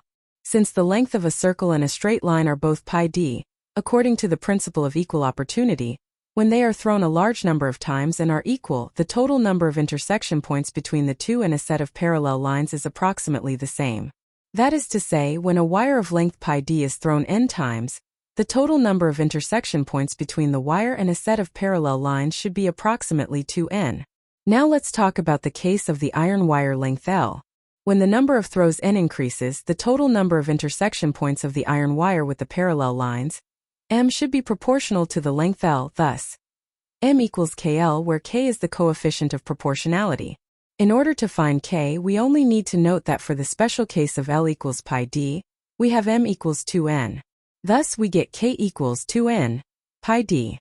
Substituting the former formula, we get m is almost equal to 2ln, pi d, and thus pi is almost equal to 2ln, dm. When the length of the line is half the distance between the parallel lines, the above formula can be written as pi is almost equal to nm. These are the two needle throwing games we did before. There were some beyond the scope of the knowledge, so Li Zixuan forgot to explain. He didn't care whether they could understand or not, he just said it all. Sure enough, Lu Hongyuan and Su Hongji both frowned. The two silently digested the information. After a while, Lu Hongyuan asked, I have something I don't understand. What is the principle of equal opportunity? Chapter 902. In the office. When Li Zixuan heard Lu Hongyuan ask about the principle of equal opportunity, he couldn't help but rub his eyebrows. This problem was too complicated to explain. After thinking for a long time, he still didn't know where to start, so he could only say, Dr. Lu, this so-called equal opportunity, I can't explain it to you at the moment. In the future, another field of mathematics will be derived, called probability theory and mathematical statistics. After you finish reading that book, you will roughly understand what equal opportunity is. In addition, when mathematics is developed to a higher level, the same result can be derived through pure mathematics. That method is more complicated, so I won't take it out. In fact, the Buffon needle throwing problem could be completely proved using pure mathematics. Two mathematical abstractions were used in the middle. First, let the needle rotate around a point on the basic unit segment. Through definite integration, the ratio of the two areas was obtained. Then, let the needle translate on the basic unit segment. Using definite integration, the ratio of the two volumes was obtained. Finally, the relationship between the probability of the fine needle pressing the line and pi was obtained. However, this process required knowledge of trigonometric functions and calculus, so it would be more troublesome to explain. But then again, when a person reached a high level in mathematics, they wouldn't use such a stupid method like the needle throwing experiment to find pi. Because trigonometric functions and infinite series methods could be used to obtain a more accurate pi. According to records in 1706, the British mathematician Melchin used the formula pi equals 16 arctan 15 for arctan 1239 to calculate the value of pi, which broke through the 100-digit decimal mark. The value of arctanks could be calculated through the Taylor series. At this time, Lu Hongyuan couldn't help but be shocked. Listening to Li Zixuan's words, the new mathematics that everyone thought was very advanced was only in the beginning stage. In the future, there would be a whole set of advanced theories, and other knowledge would be derived. How old is Li Zixuan this year? How can there be such a terrifying amount of knowledge in his brain? Is he going to establish his own school of mathematics and become a founding figure in the field of mathematics? At this moment, Lu Hongyuan didn't care about the equal opportunity principle anymore. His heart was only filled with horror. He looked at Li Zixuan as if he was looking at a monster. Gulp! Su Hongji was stunned for a while and couldn't help but swallow a mouthful of saliva. When he first met Li Zixuan, when he was checking the accounts of the shop, he wanted to give Li Zixuan some pointers. Only today did he realize that he was not on the same level as Li Zixuan. The difference between them could be described as heaven and earth. Yamacho, have you mastered the advanced level of mathematics? Su Hongji came back to his senses and asked tentatively. Li Zixuan tilted his head and thought for a moment, then said,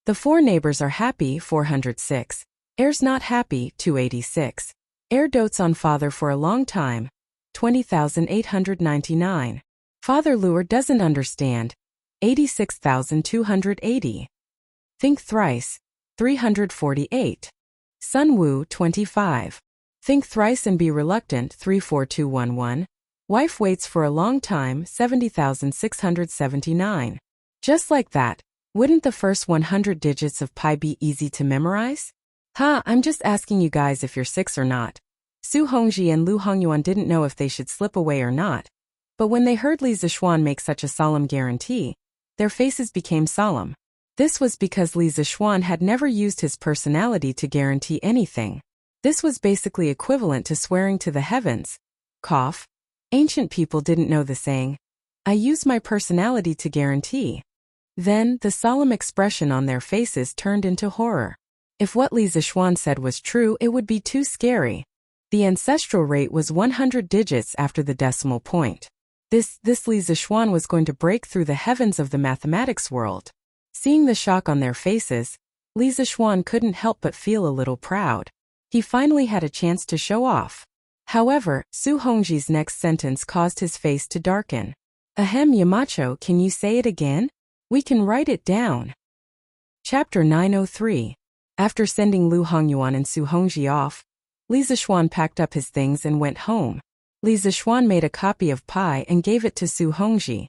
Although no one could verify the accuracy of pi except him, Li Zixuan believed that there would be students in Yanhuang College who could calculate pi to so many digits in less than 5 years. He had just told Lu Hongyuan the same thing. The old man was very excited and said that he hoped that he could live until that day. Li Zixuan was silent after hearing this. He wanted to invite Lu Hongyuan to Yanhuang College, but now he only hoped that Lu Hongyuan could retire from the School of Mathematics as soon as possible so that he could go home and enjoy his old age. The old man should teach and educate people all his life. He should have a happy old age. Young master. Oh, Uncle Wang, you're here. Li Zixuan saw Wang Zhong when he got home. He quickly walked over and greeted him with a smile. They sat down. Wang Zhong knew that Li Zixuan didn't like to beat around the bush, so he said directly, Young master, you asked me to buy grain and build a granary. With the help of the college's engineering team, the granary has been mostly repaired. It's at the foot of Yunshan Mountain. The granary door is locked with a special lock made by Mr. Mo. This is the key, please keep it well. Then he handed over a key. Li Zixuan took it and smiled gently. Haha, Uncle Wang. Thank you for your hard work. Not at all, not at all. Wang Zhong replied and said, Young master, with the help of the Chamber of Commerce, we have bought nearly 400,000 don of grain. The granary is full. And this amount is more than enough. We can't buy any more. Besides, it's said that the imperial court has started to buy the surplus grain on the market. They bought more than we did. Because of this, the price of grain, which had dropped to 2 coins a bushel, is now going to rise again. If we buy more, I'm afraid that it will cause the price of grain in Chang and to skyrocket. It'll be bad if the emperor blames us. 400,000 don? Hearing this number, Li Zixuan couldn't help but be shocked. It was true that he had asked Wang Zhong to buy a large amount of food, but he didn't expect Wang Zhong to be able to buy so much food. This was a bit beyond his expectations. It was mainly because he underestimated the ability of the members of the Flaming Yellow Chamber of Commerce. Uncle Wang, give a batch of grain to the winery to make wine. First, increase the production of Drunken Immortal, and second, let them produce a batch of alcohol reserves. We will need it in the near future. After thinking, Li Zixuan gave his order. Logically speaking, 400,000 dan of grain was truly too much. Even if the Great Tang had been caught off guard by the plague of locusts, this amount of grain would have been enough to last 100,000 people for several months. Moreover, the Great Tang had long since made preparations. Not only were the people raising chickens in large numbers, the imperial court had also stockpiled several million dan of grain. Li Zixuan felt that his family really did have a bit too much grain. It was better to use it to make wine. Based on the current financial situation of the imperial court, after the locust plague next year, Li Er might launch an attack on the Turkic Khaganate ahead of time. There would be many casualties in the war between countries. If he stored more alcohol, he could ensure that more of the injured would not die from infection. Hearing Li Zishuan's words, Wang Zhong's face turned red. He realized that he had accidentally bought too much grain. He quickly nodded and said, "Yes, young master. This old man will arrange it right away."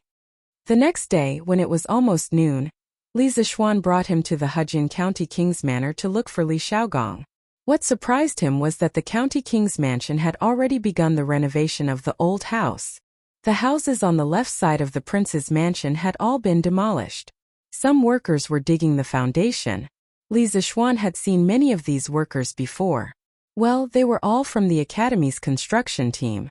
From the looks of it, Li Xiaogong wanted to imitate the style of the Cloud Mountain courtyard and build a similar courtyard in his prince's mansion.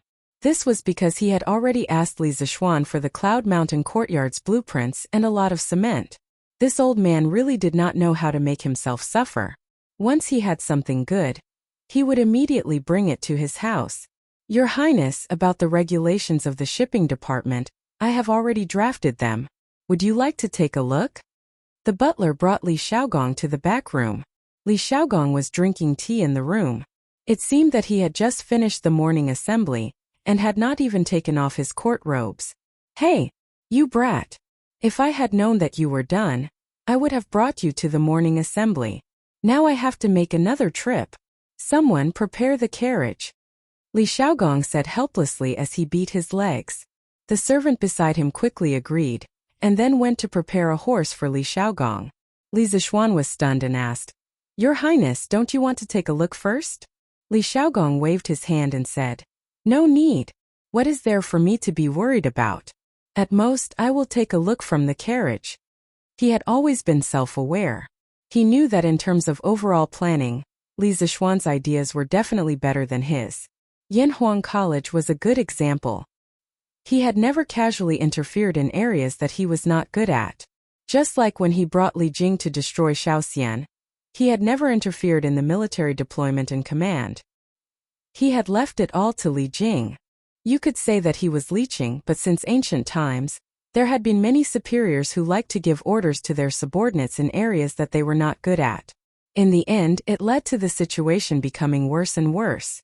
Sometimes leeching was also an advantage. The two of them arrived at the palace in a carriage. After reporting, they were brought to Ganlu Hall. Li Er was there working hard to read the memorials. "Your Majesty, Li Zishuan has already drafted the regulations for the Department of Shipping.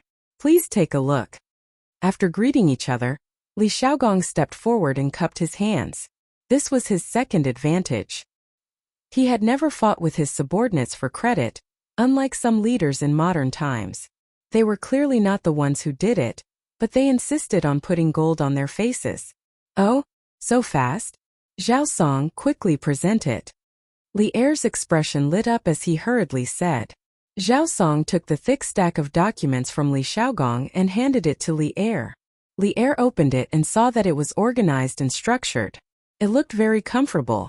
He could not help but secretly praise Li Zishuan. Once he was serious about something, there was nothing to say. Putting away these complicated thoughts, Li Er calmed down and began to study seriously.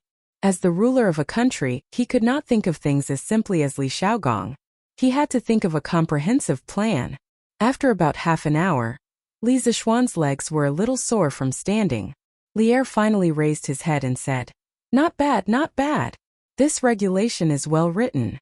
Especially this Department of Inspection, it is very necessary. But why are there curved plows and cement in the list of prohibited goods?"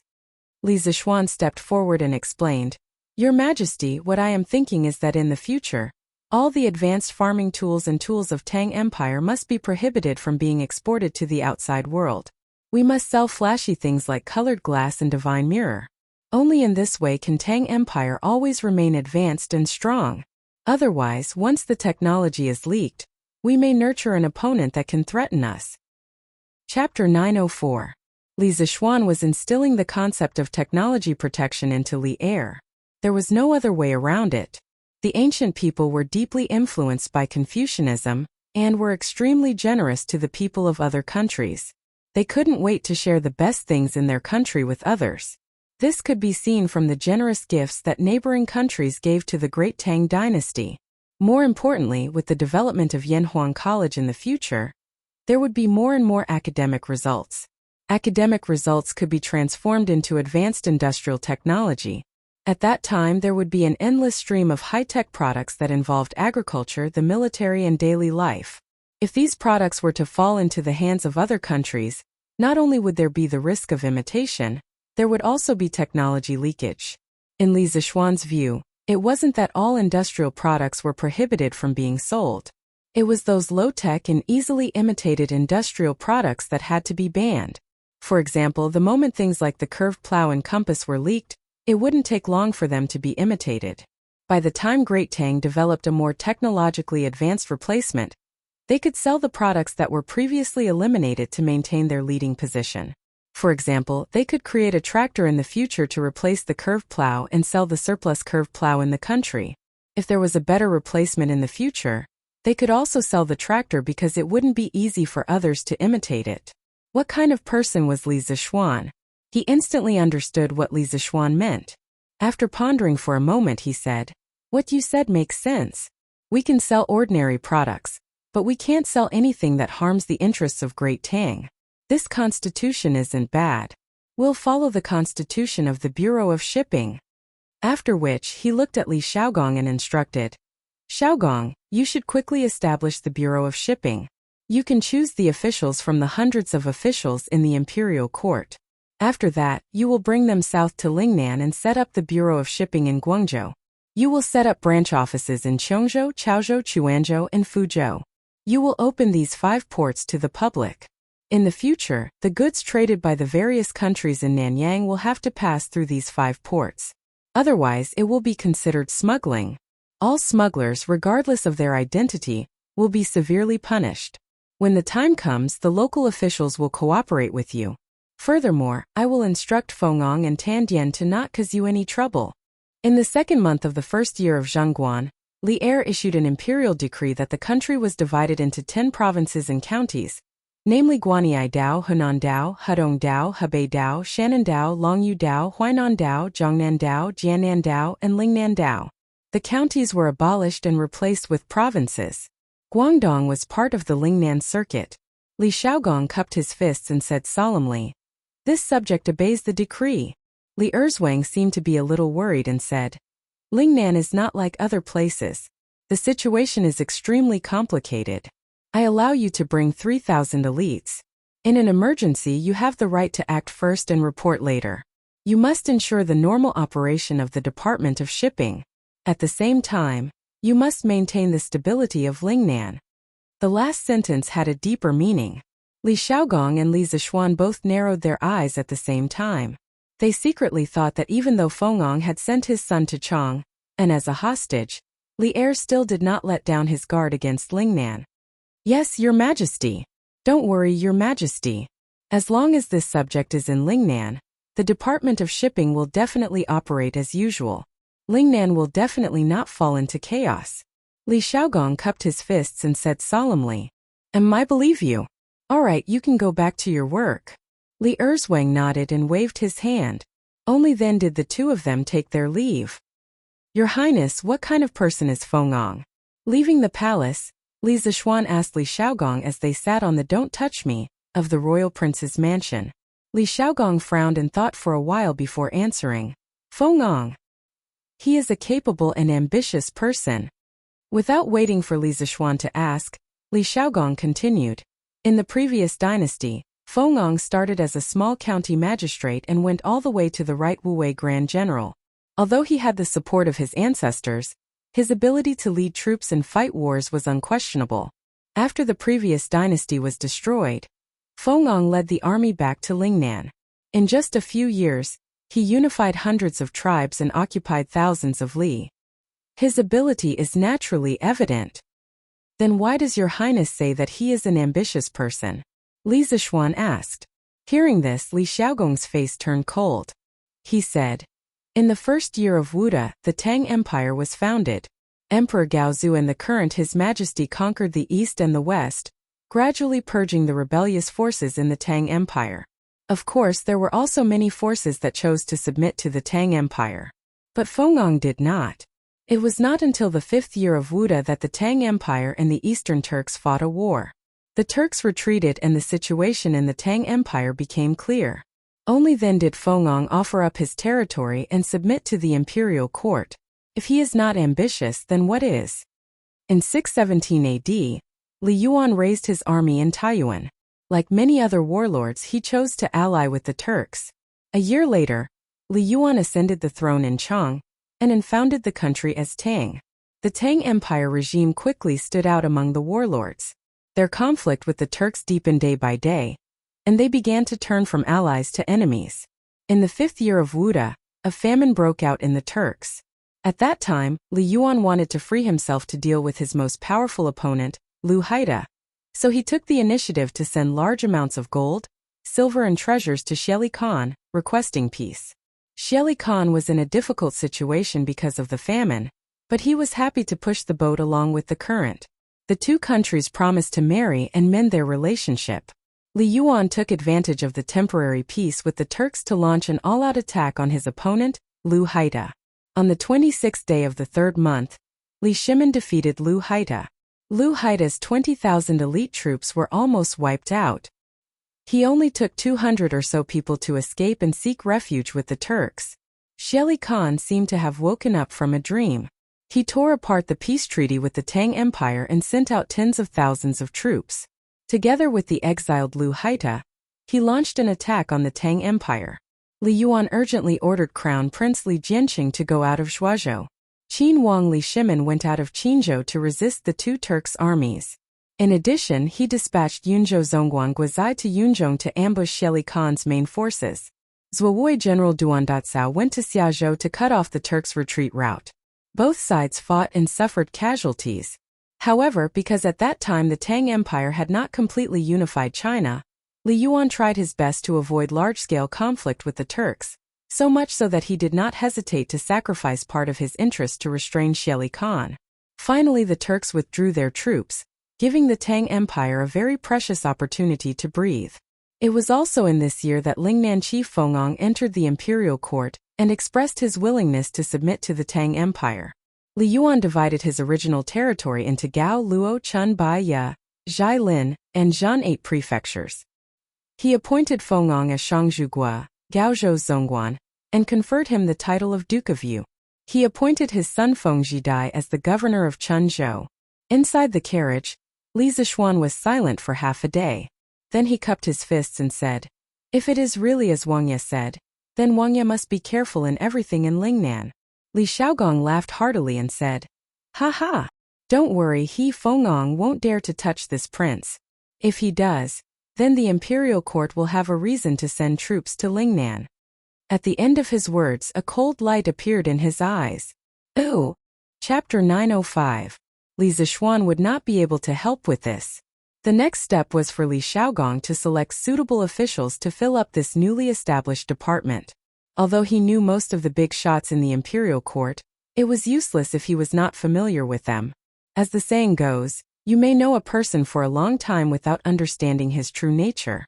This kind of thing had to be left to Li Xiaogong, the old fox in the imperial court. He still had a lot of things to do.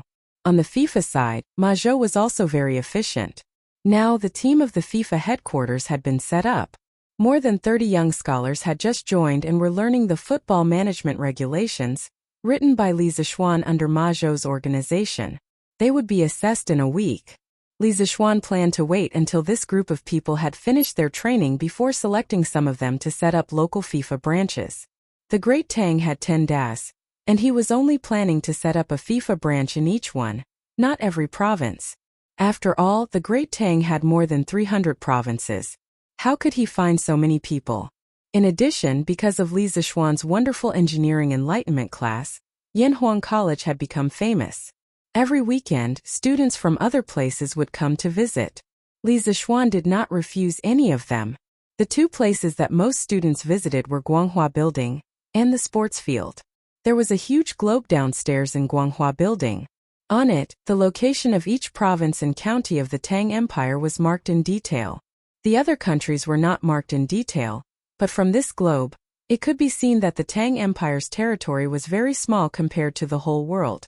This surprised many people. Before Li Zixuan, everyone thought that the Tang Empire was the center of the world. But the reality was not like that. Of course, there were people who doubted the authenticity of the globe. But when there were doubts, there would be Yanhuang College students next to them who would take out the college's geography textbook and debate with them. After a period of time, many people accepted Li Zixuan's Earth theory. The sports department of the academy already had a batch of soccer balls for the academy students to rent for free. Therefore, there were several soccer teams formed by the students in the academy. However, there was only one field, and Li Tai and the other rich second generations could not occupy it every day. In the end, the soccer teams discussed with each other and decided that they could use whatever field they wanted on weekdays, but on weekends they had to take turns. Therefore, there were football matches on the sports field every weekend. Most of the students who came to visit Yanhuang College liked to come here to watch the fun. Correspondingly, more and more people began to feel the charm of football. Most of these people wanted to buy a football when they went back, but when they saw the high price and the long line outside the Strange Interest Pavilion every day, they dismissed the idea. Since I can't afford it, I'll rent it. Although it costs 100 copper coins to rent a soccer ball for a day, it was still acceptable for several people to share the cost of a dozen copper coins. Therefore, the football rental business of the Football Association became popular. The more than 300 soccer balls in the warehouse could be rented out every day, and they could earn dozens of copper coins in a day. Although this was a small amount of money to Li Zixuan, this small amount of money was more than the monthly profit of some restaurants and shops. It really made many people envious. Phew! The matters of the academy, the Department of Municipal Imports, and the Football Association have finally come to an end. I can finally do my own things. Li Zixuan sighed and sighed as he walked on the path of Yunshan. During this period, he was very busy for Yanhuang College, the Department of Municipal Imports, and the Football Association of Tang Empire. Now that these three departments were on the right track, he could free up his hands to do some interesting things. For example, supplying electricity to the Yunshan Villa. This was something he had wanted to do for a long time. He was tired of the dim candlelight. He wanted to bring light to the dark night of the world. He digressed. He just wanted to use a light bulb in his house. It was such a simple request, but there were many difficulties in it. However, Li Zixuan was not afraid of difficulties. After all, now that he had rubber, he could use rubber-coated copper wire as an electric wire. It was more stable than the previous enameled wire. In this way, the medium and long-distance power transmission was guaranteed. Moreover, there was a small waterfall at the top of the west side of Yunshan Mountain. When the time came, he could put a hydroelectric generator under the waterfall and connect a wire back. Then, he could find a way to make a light bulb. Wouldn't he be able to achieve electric lighting? Although he did not have the metal tungsten needed to make the filament of the electric lamp, who said that only tungsten could be used to make the filament? Other conductive materials could be used to make it, but the lifespan was shorter. Li Zixuan couldn't help but feel excited at the thought of having the opportunity to use the electric lamp in Tang Empire. When this guy returned home, he went straight to his study and ignored the outside world. He was only focused on electricity research. Your Majesty, bad news, bad news. Night fell Ganlu Palace. A young eunuch suddenly ran in a panic, and said as he ran. Zhao Song, who was standing not far away from Li Er, glared at the young eunuch. He thought to himself that this guy really didn't know how to speak. What did he mean by Your Majesty, bad news? Wasn't he cursing Li Er? Why are you in such a panic? Tell me quickly. Li Er didn't think much of it. He only frowned slightly and asked. The young eunuch hurriedly said, Your Majesty, His Highness King of Wei. His Highness King of Wei is seriously ill and can't get up. What? Qing Ke is ill? Li Er stared and suddenly stood up. He shouted at the young eunuch. Why is Qing Ke ill? Wasn't he fine in the morning? Why is he suddenly so ill and can't get up? Imperial physician? Where's the imperial physician? Why aren't you calling for the imperial physician? The young eunuch said with a sobbing tone, Your Majesty, we have already called for the imperial physician, but the imperial physician said, Clang! At this moment, The sound of a porcelain plate falling to the ground came from the entrance of the palace. Li Er, who was upset, thought that some servant had accidentally broken the flower pot or something. He wanted to reprimand, but when he looked up, he was stunned and swallowed the words that were about to come out of his mouth. Li Er quickly walked down and greeted the person at the entrance of the palace. He said, "Maid Guanyin, what's wrong with Qing Ke? Tell me what's wrong with Qing Quebec." The person who came was Empress Zhongsun. Seeing that it was already late at night, she wanted to send some refreshments to Li Er. But who would have thought that just as she arrived, she would hear such shocking news? Her entire face instantly turned ghastly pale. At this moment she couldn't care about being rude. As if she didn't see Li Er, she rushed to the young eunuch and asked with a hoarse voice, "Yes, horse." As a mother, there was no news more shocking than this. Chapter 906. This afternoon Prince Wei, young Master Zhongsun, and young Master Chong were playing football on the lawn outside Plum Village. After returning from the game, Prince Wei started vomiting and having diarrhea right after dinner. At first, the official of the Prince Wei's residence thought that the food was not clean, so he severely punished the steward of the kitchen. The medical officer of the Prince Wei's residence thought that Prince Wei had eaten something bad, so they prescribed a prescription to stop diarrhea. After Prince Wei took it, not only did His Highness's illness not get better, but it became even worse. Now, Prince Wei is about to vomit his bile and poop his intestines out. Li Er and his wife were worried about their son. Ignoring the fact that it was already late, the two of them left the palace. On the way to the Prince Wei's residence, the eunuch who came to report first had the chance to explain the details to Li Er. Li Er's face darkened as he asked, "What did the imperial physician say?" The young eunuch replied, "Replying to your majesty, in a moment of desperation, the Wei Wangfu's official hurriedly went to invite old imperial physician Qin and old imperial physician Wang. However, after the two imperial physicians took His Highness's pulse, they said that His Highness the Prince of Wei is..." Empress Zhongsun asked anxiously, "What illness is my son suffering from? Tell me quickly." The eunuch trembled as he said, "Your Majesty, the two imperial physicians said that Prince Wei is suffering from cholera." Cholera. Even though Li Er and Empress Zhongsun were mentally prepared, they were still shocked when they heard these two words. After the shock, Empress Zhongsun's face instantly turned pale. This was because those who contracted this illness were basically half a step into the gates of hell. Bastard! Qing Ke was originally fine. Why would she suddenly have cholera? Investigate. Zhao Song. Bring people to investigate properly. Let's see if there is someone who is so daring as to poison my son. Focus on the food and water sources that Qing Ke has been eating recently. Although Li Er's heart was also very uncomfortable, he was still a man, so his expression was still considered calm. However, as an emperor, it was inevitable that he would have some persecution paranoia. He felt that there were always unruly people who wanted to harm his son. Therefore, he ordered with a gloomy face and a cold voice, "Yes, sir." At this juncture, Zhao Song did not dare to be careless. He responded and went to make the arrangements. "Duguexine, this general is here. Immediately send someone to invite all the imperial physicians in the Imperial Physician Bureau, regardless of whether they are asleep or not, to the Prince of Wei's mansion. As you command. Also, send someone to the Taibai mountain area and see if they can find Dr. Sun." After Li Er made some arrangements, he was still worried. He placed his hopes on Sun Simiao again. However, this old man was traveling the world with his disciple to save the living beings of the world. His whereabouts were erratic, so how could it be so easy to find him? Dugu Exine understood this as well. He pursed his lips and hesitated for a moment before cupping his fists and replying, "This general obeys." Li Tai had contracted such a life-threatening illness. Now that things had reached this point as his subjects, they could only do their best and leave the rest to fate. They only hoped that they would not be implicated when the time came. "Greetings, Your Majesty." "Greetings, Your Majesty."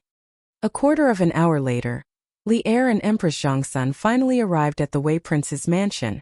Ignoring the servant's salutes, Li Er directly asked with a sullen face, "Where is Qing Ke? Bring me there."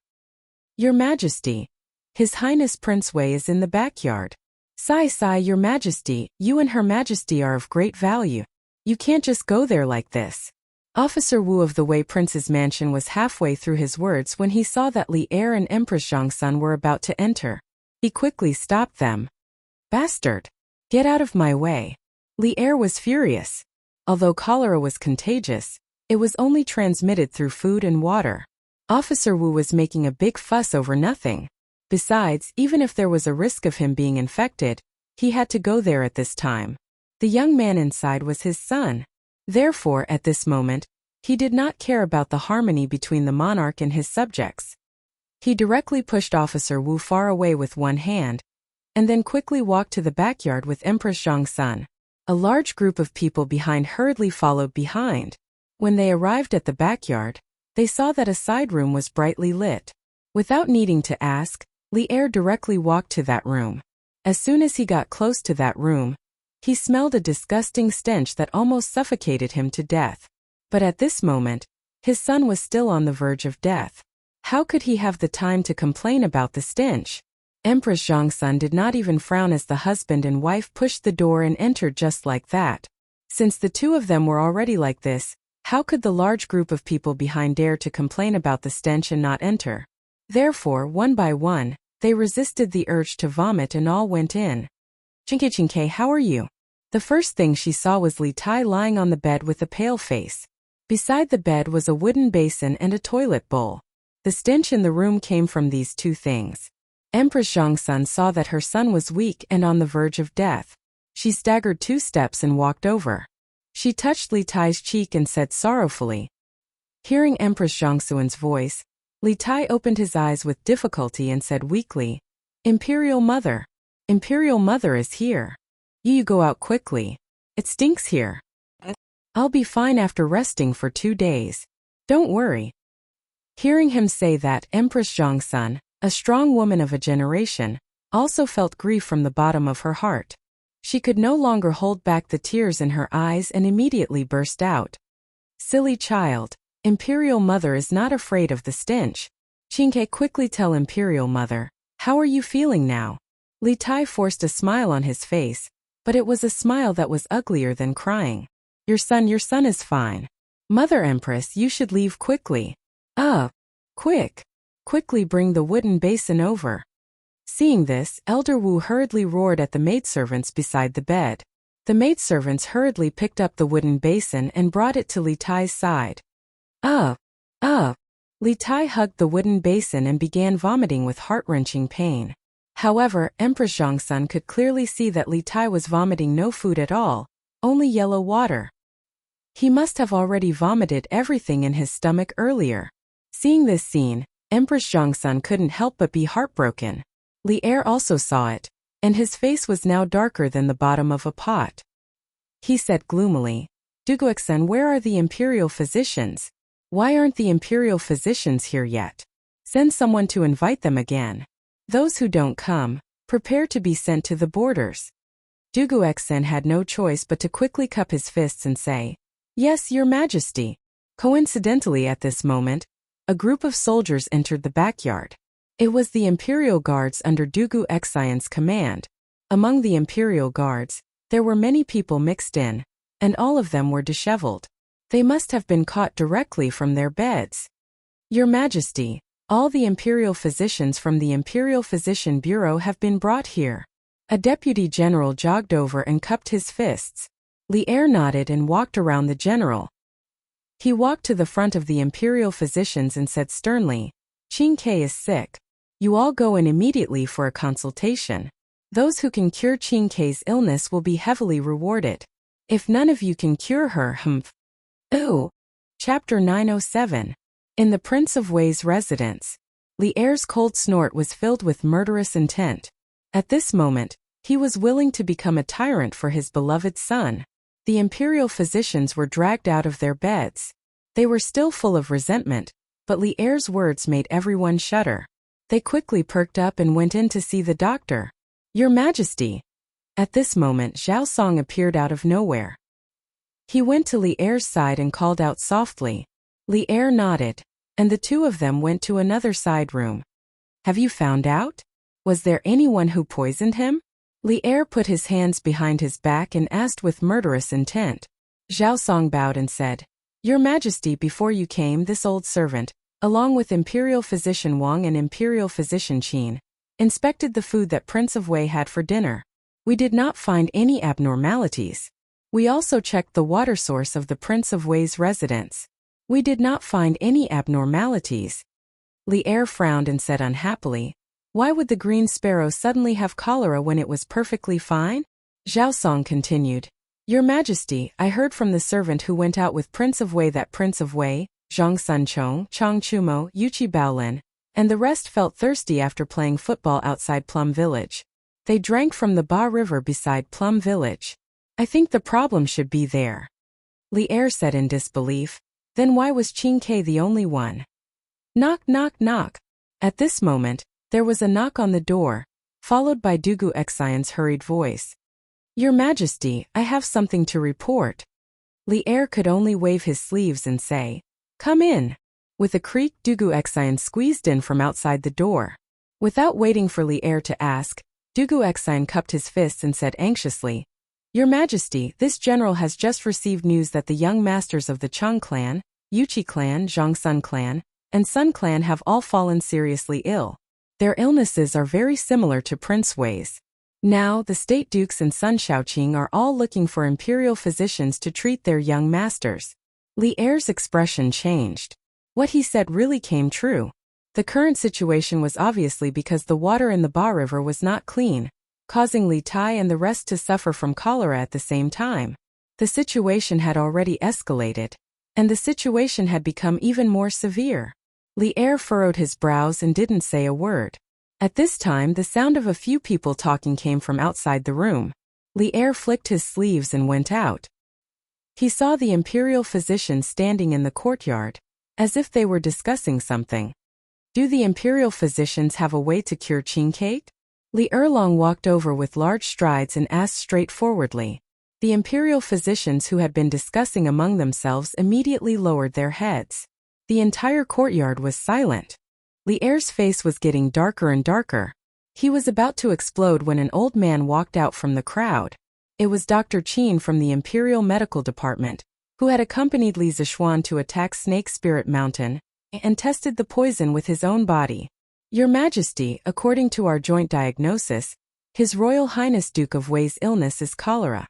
It comes with a ferocious momentum and can empty a person's body in an extremely short period of time. According to the ancient books, there is no effective treatment method, so we are not confident that we can cure His Royal Highness Duke of Wei. All I can do is try my best to delay the onset of His Highness King Wei's illness, so that His Highness King Wei can hold on for another 2 days. Please forgive me, Your Majesty. Please forgive me, Your Majesty. All the imperial physicians cast a grateful look at Dr. Qin and then bowed to Li Er. Li Er's eyes were cold and said coldly, Imperial Physician Qin, is there really no way?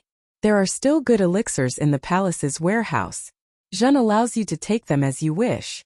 As long as you can cure Qin Ke, Zhen will give you whatever you want. Dr. Qin shook his head expressionlessly and said, His Highness's illness is not something that can be cured with medicine. Forgive me for being powerless. You. Li Er was furious, and his eyes revealed a bloodthirsty light. Your Majesty, please calm down. At this critical moment, Empress Zhangsun came out of the house. In less than an hour, Zhangsun's face seemed to have aged a few years. She looked even more haggard. The tears on her face had not dried yet, and her eyes were red. God knows what kind of rough journey she had experienced during this period of time. When Li Er saw this, he couldn't help but feel pain in his heart. This woman was the devil of his life. Your Majesty, Imperial Physician Qin and the others have done their best. Please don't punish them. Empress Zhangsun took her husband's hand and said softly. Li Er didn't say a word, he just nodded his head silently. In fact, how could he not understand that the chances of Li Tai's illness being cured were very small? So he was just angry because he couldn't do anything. He was a dignified emperor, in charge of the fate of millions of people, but in the end, he couldn't save his son. How sad. Imperial Physician Qin, I will leave Qin Ke to you. You just do your best. If you can save him, that's the best. If you can't save him, this empress will not blame you. Empress Zhongsun looked at Dr. Qin and said in a kind tone. But when she said the last few words, her heart instantly collapsed. But she forced herself not to cry out. Dr. Qin had lived for a long time. He had already seen too much of the world. So, how could he not hear that Empress Zhongsun was pretending to be kind? They all said that doctors have the heart of a parent. This kind of scene he also felt uncomfortable. Your Highness, don't worry. This old man will do his best to save Prince Wei. Dr. Qin solemnly cupped his hands, then picked up the medicine box and walked with Dr. Wang to Li Tai's room. Your Majesty. Duguxen wanted to say something but stopped. Li Er understood what he wanted to say and said, immediately choose 8 imperial physicians and escort them to Wuji, Jijia, Jingda, and Sun Fujia's houses. Yes, Your Majesty. Immediately order the county magistrates to send out bailiffs and prohibit the people from drinking the water of Ba River. Li Er added another sentence. Now that things had developed to this point, it was no longer his family's matter. As an emperor, he could occasionally be emotional, but most of the time, he had to maintain his rationality. Yes, Your Majesty. Dugu Xian received the order and left. After a while, another soldier came to report. Your Majesty, His Highness the Crown Prince, Princess Changel, and His Highness the King of Han request an audience. Hearing this, Li Er's heart finally warmed a little. He nodded and said, let them all in. It's good to see Qing. As Li Er expected, the current situation had rapidly deteriorated and was becoming more and more intense. The houses of the Chang, Zhongsun, Yuqi, and Sun families were all brightly lit tonight. The madams of the 4 families shed countless tears. Chang'an City at night suddenly had a trace of solemnity. What was more serious was that outside Chang'an City, many people were suffering tonight. Unfortunately, the number of people infected with cholera was increasing. Chapter 908. Li Zishuan, who was far away from the commotion, slept very soundly that night. This guy was designing the generator in the study and had used up a lot of brain cells. He also drew a lot of blueprints. He was a little tired and fell asleep on the table. Han Yushi was afraid that it would be cold at night and Li Zishuan would get sick from the cold. In fact, even if this guy was left to sleep outside for a night, he would not get sick. So she called Xiao He and Xiao Shi, and the 3 of them carried Li Zishuan into the bedroom together. Of course, Li Zishuan was conscious during this period. The sharp senses of a martial arts grandmaster were not just for show. However, his nose twitched and he knew who was next to him, so he allowed the 3 of them to move him in. After settling Li Zishuan down, Han Yushi returned to the study and carefully put away the blueprints that Li Zishuan drew. She put them in the small drawer of the desk. After locking it, she double-checked it before returning to the room with the key and lying down beside Li Zishuan.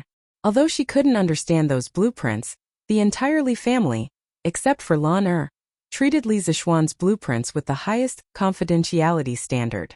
They were afraid that others would take advantage of it if it was leaked. Although Li Zishuan had said many times that there was no need to be so serious, the Li family's style of doing things had never changed. The night went by uneventfully. Li Zishuan, who was overworked, didn't even do any exercise in bed. He slept comfortably all the way until dawn. He was truly exhausted from yesterday. It was early in the morning, so little Zishuan was naturally in high spirits. Li Zishuan originally wanted to make up for last night's exercise, but Han Yushi had foreseen it and avoided it. Now that Li Jingma, Madame Li, and Lan Er were living with them, how could she let her husband do whatever he wanted in broad daylight? Husband, quickly wash up and come down for breakfast. I've put the blueprints you drew yesterday in the drawer. The key is under the pillow. Don't be as tired as yesterday. Han Yushi finished speaking in a panic and then ran downstairs as if she was escaping. Heh, this girl seems to have gained some experience in the revolutionary struggle. Li Zishuan rubbed his nose and said shamelessly. Cloud Mountain was filled with warmth, but the situation in Chang'an City was not so good. Your Majesty, the civil and military officials are already waiting outside the Taiji Palace. What do you think about this morning court session? Inside Prince Wei's mansion, Zhao Song, with a pair of panda eyes, asked Li Er carefully. In fact, he was not the only one with panda eyes. The entire Prince Wei's residence, including Li Tai, did not sleep for the entire night. Li Tai was no exception. After a night of pooping and vomiting, he felt a burning pain in his anus. He felt that he would rather die than suffer. Inform the officials that the court will be suspended for today. If there are any important matters, submit the memorials to the auxiliary machine, to the Minister of Affairs. Xianling and Ruhui will deal with it on behalf of us. Li Er rubbed his glabella and said in a low voice. He wanted to ask Zhang Sunwuji to deal with it on behalf of him, but he suddenly remembered that Zhang Sunwuji was probably in the same situation as him. They did not sleep for the entire night, and might not even come to the morning court session. Thus he changed his words. Zhao Song cupped his hands and said, "Yes, Your Majesty." Then, he called a young eunuch and asked him to pass the imperial decree to the palace. He continued to stand beside Li Er and serve him. "What's the situation inside now?" Li Er sighed and asked softly. "Your Majesty, Prince Wei's body is too weak now. We can't use too much medicine. Last night, a few imperial physicians discussed and came up with a compromise. Prince Wei has already taken it. Prince Wei finally fell asleep when the sky was about to brighten. The number of times he went to the toilet has also decreased." Zhao Song hesitated for a moment and cupped his hands to report. Li Er's heart sank. He was not a 3-year-old child. Zhao Song was obviously reporting the good news and not the bad news. "It's been so long. Has Qingke eaten?" Zhao Song's face instantly turned ugly. Seeing Li Er looking at him with burning eyes, he could only tell the truth. Imperial physician Qin said that whatever Prince Wei eats now, he will vomit or poop. For Prince Wei, food is not only unable to replenish his energy, but it will also worsen his body's weakness. Therefore, it is not suitable for Prince Wei to eat at the moment. But if a person doesn't eat, how long can he live? Li Er slapped the stone table and said sullenly, "Your Majesty, please calm down." Imperial physician Qin said that for now, we can only use medicine to keep Prince Wei's life. Then we will think of another way. Zhao Song said carefully, "Imperial father." As the two of them spoke, Li Changqian, Chang'e, and Li Ku walked out of the room. The three of them had red eyes. Only then did Li Er put away the gloominess on his face. He turned around and nodded at his 3 children. "Qingke is asleep?" Li Changqian nodded and replied, "Yes, Imperial father." Li Er looked at Chang'e. The little girl's face was like a pear blossom in the rain.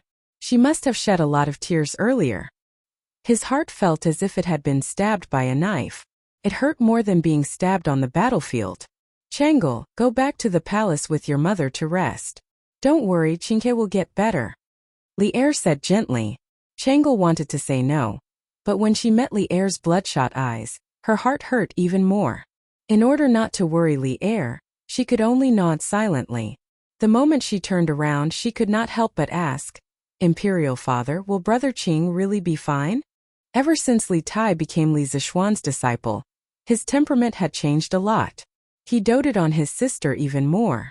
Naturally, she respected her brother Li Tai even more. When she suddenly heard the bad news last night, she felt as if the world was falling apart. It was hard for her to accept this reality.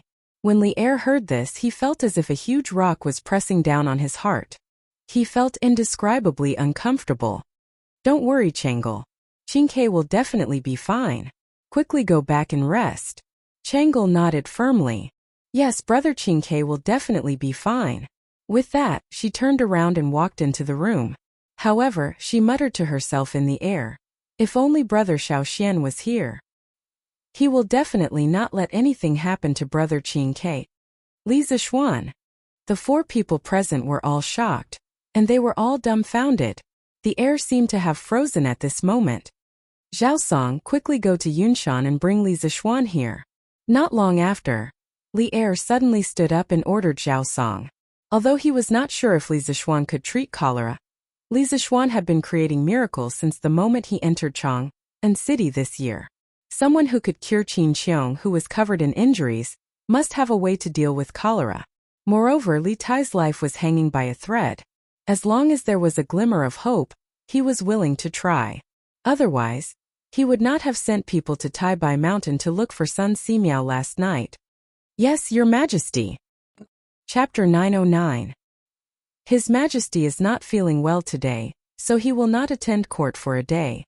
If the officials have urgent matters, hand over the memorials to Minister Feng and Minister Du to deal with them. Outside Taiji Palace, the officials who had been waiting for a long time without seeing Li Zhao and the others enter the palace suddenly received such a decree. They couldn't help but discuss in private. What's going on today? Duke Qi didn't come, Duke Lu didn't come, Duke Yuqi Jingda didn't come, and now His Majesty didn't come either. In the first year of Zhengguan, Zhang Sun Wuji was promoted to Minister of Appointments and was awarded the title of Duke Qi. Something big must have happened. Since His Majesty ascended the throne, he has always been diligent and loved the people. There has never been a situation where he didn't attend morning court. What big thing can happen? Besides, even if something happened, it's impossible for so many officials to not come at the same time, right? Feng Xianling saw the commotion below and couldn't help but stand up and say loudly, "Colleagues, if you have something, please hand over the memorials to me. If there is nothing, please return to your offices and do your duties." As the Prime Minister of the Empire, Feng Xianling still had a lot of prestige. As soon as his voice fell, the officials immediately quieted down. Qin Qiong's eyes flashed and he turned to leave without saying a word. He also felt that something was wrong, so he wanted to go to Cheng Mansion and Yuqi Mansion to take a look. Damn, you are all a bunch of quacks. You don't give my son food. Do you want him to starve to death? Cheng Mansion backyard. Chang Yaojin slammed his palm on the stone table in the courtyard and said angrily with his eyes red. As soon as he finished speaking, the stone table exploded from the middle with a bang and scattered on the ground. The imperial physician in front of him said helplessly, "Duke Lu, please calm down. Your son can't eat now. You are harming him by letting people feed him. To tell you the truth, His Highness Prince Wei is also using the same treatment method."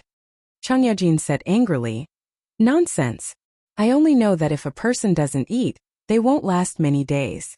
You bunch of quacks can't save people, but you are still harming people here.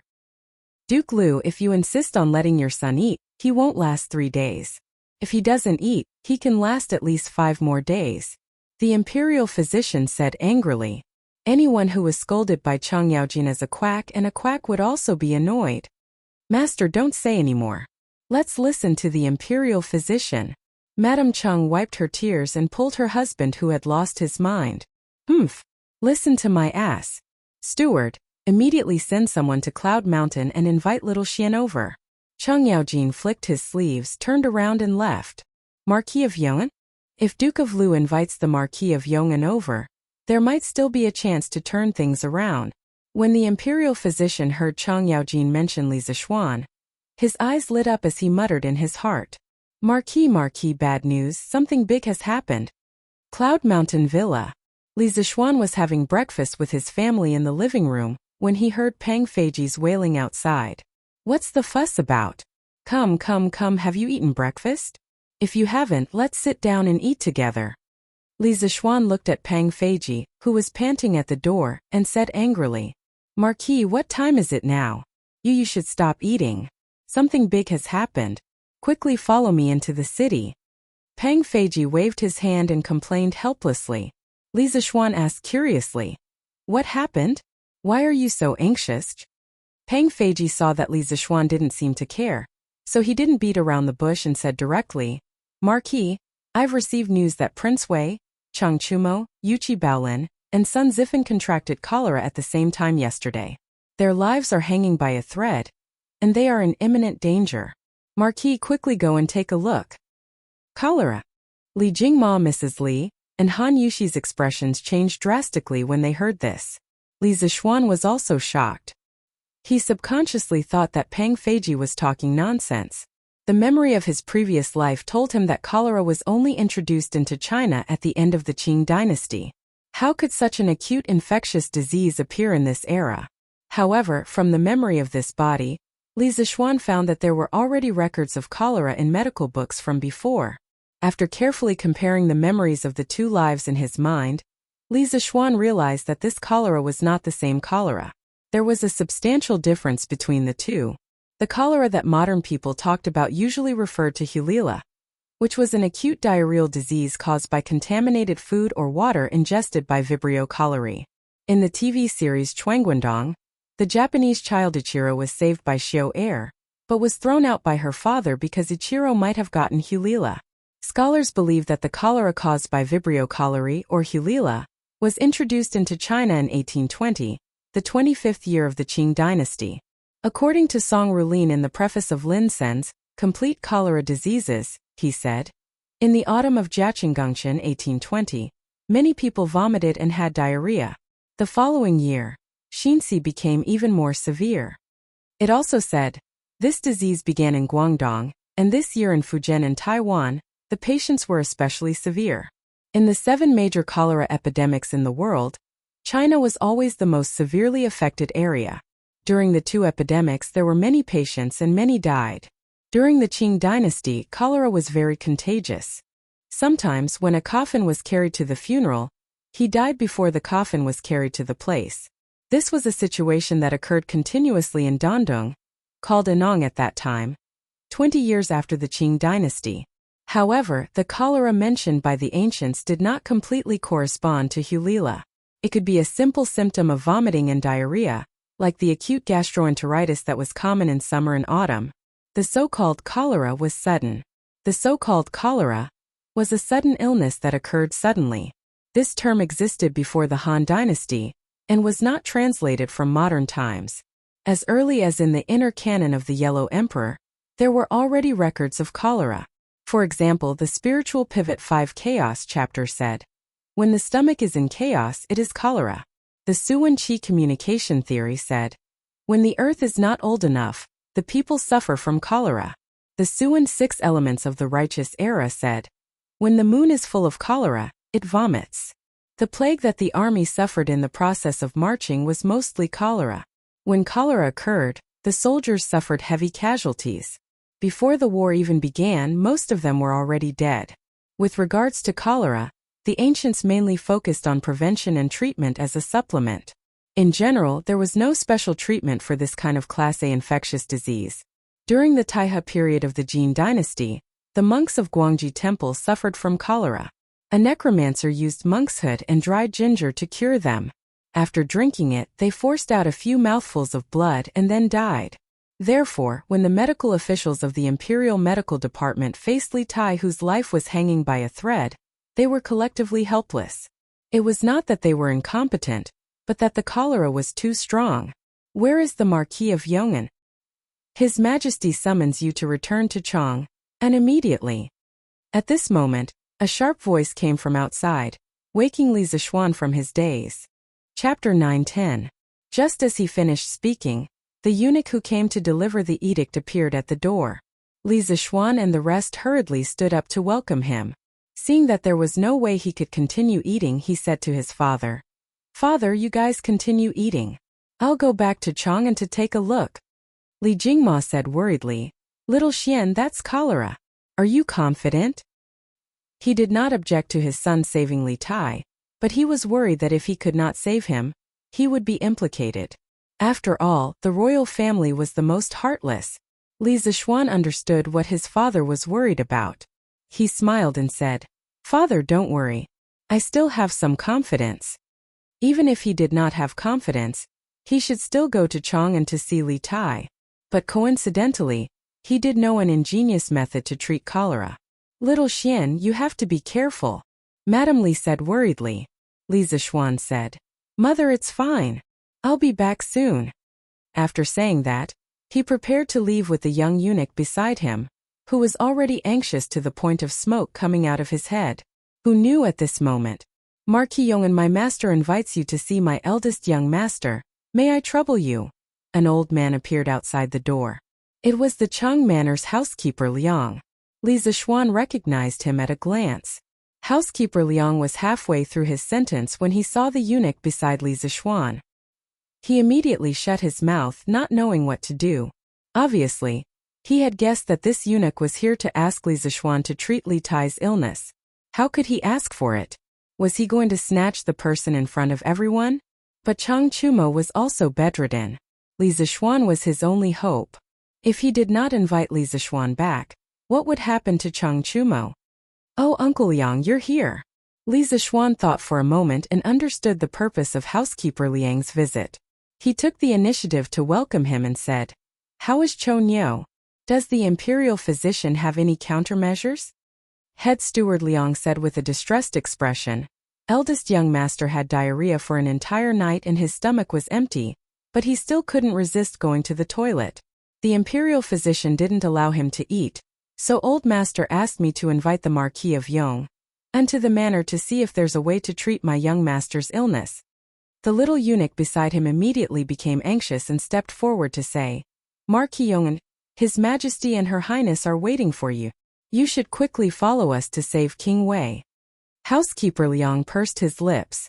He wanted to say something, but at this time he couldn't possibly ask Li Zixuan to go against the order and save Cheng Chumo, right? That would be too selfish. Li Zixuan didn't know if Li Tai and Cheng Chumo's situation was serious or not. It would be bad if something happened to the other when he went to save one of them. After pondering for a moment, he raised his head and said decisively, "Uncle Liang, send Chumo to King Wei's manor in a moment. I will treat the two of them together. I will explain the situation to His Majesty." The little eunuch wanted to say something, but he was intimidated by Li Zixuan's reputation and didn't say anything in the end. As long as Li Zixuan could go to King Wei's manor as soon as possible.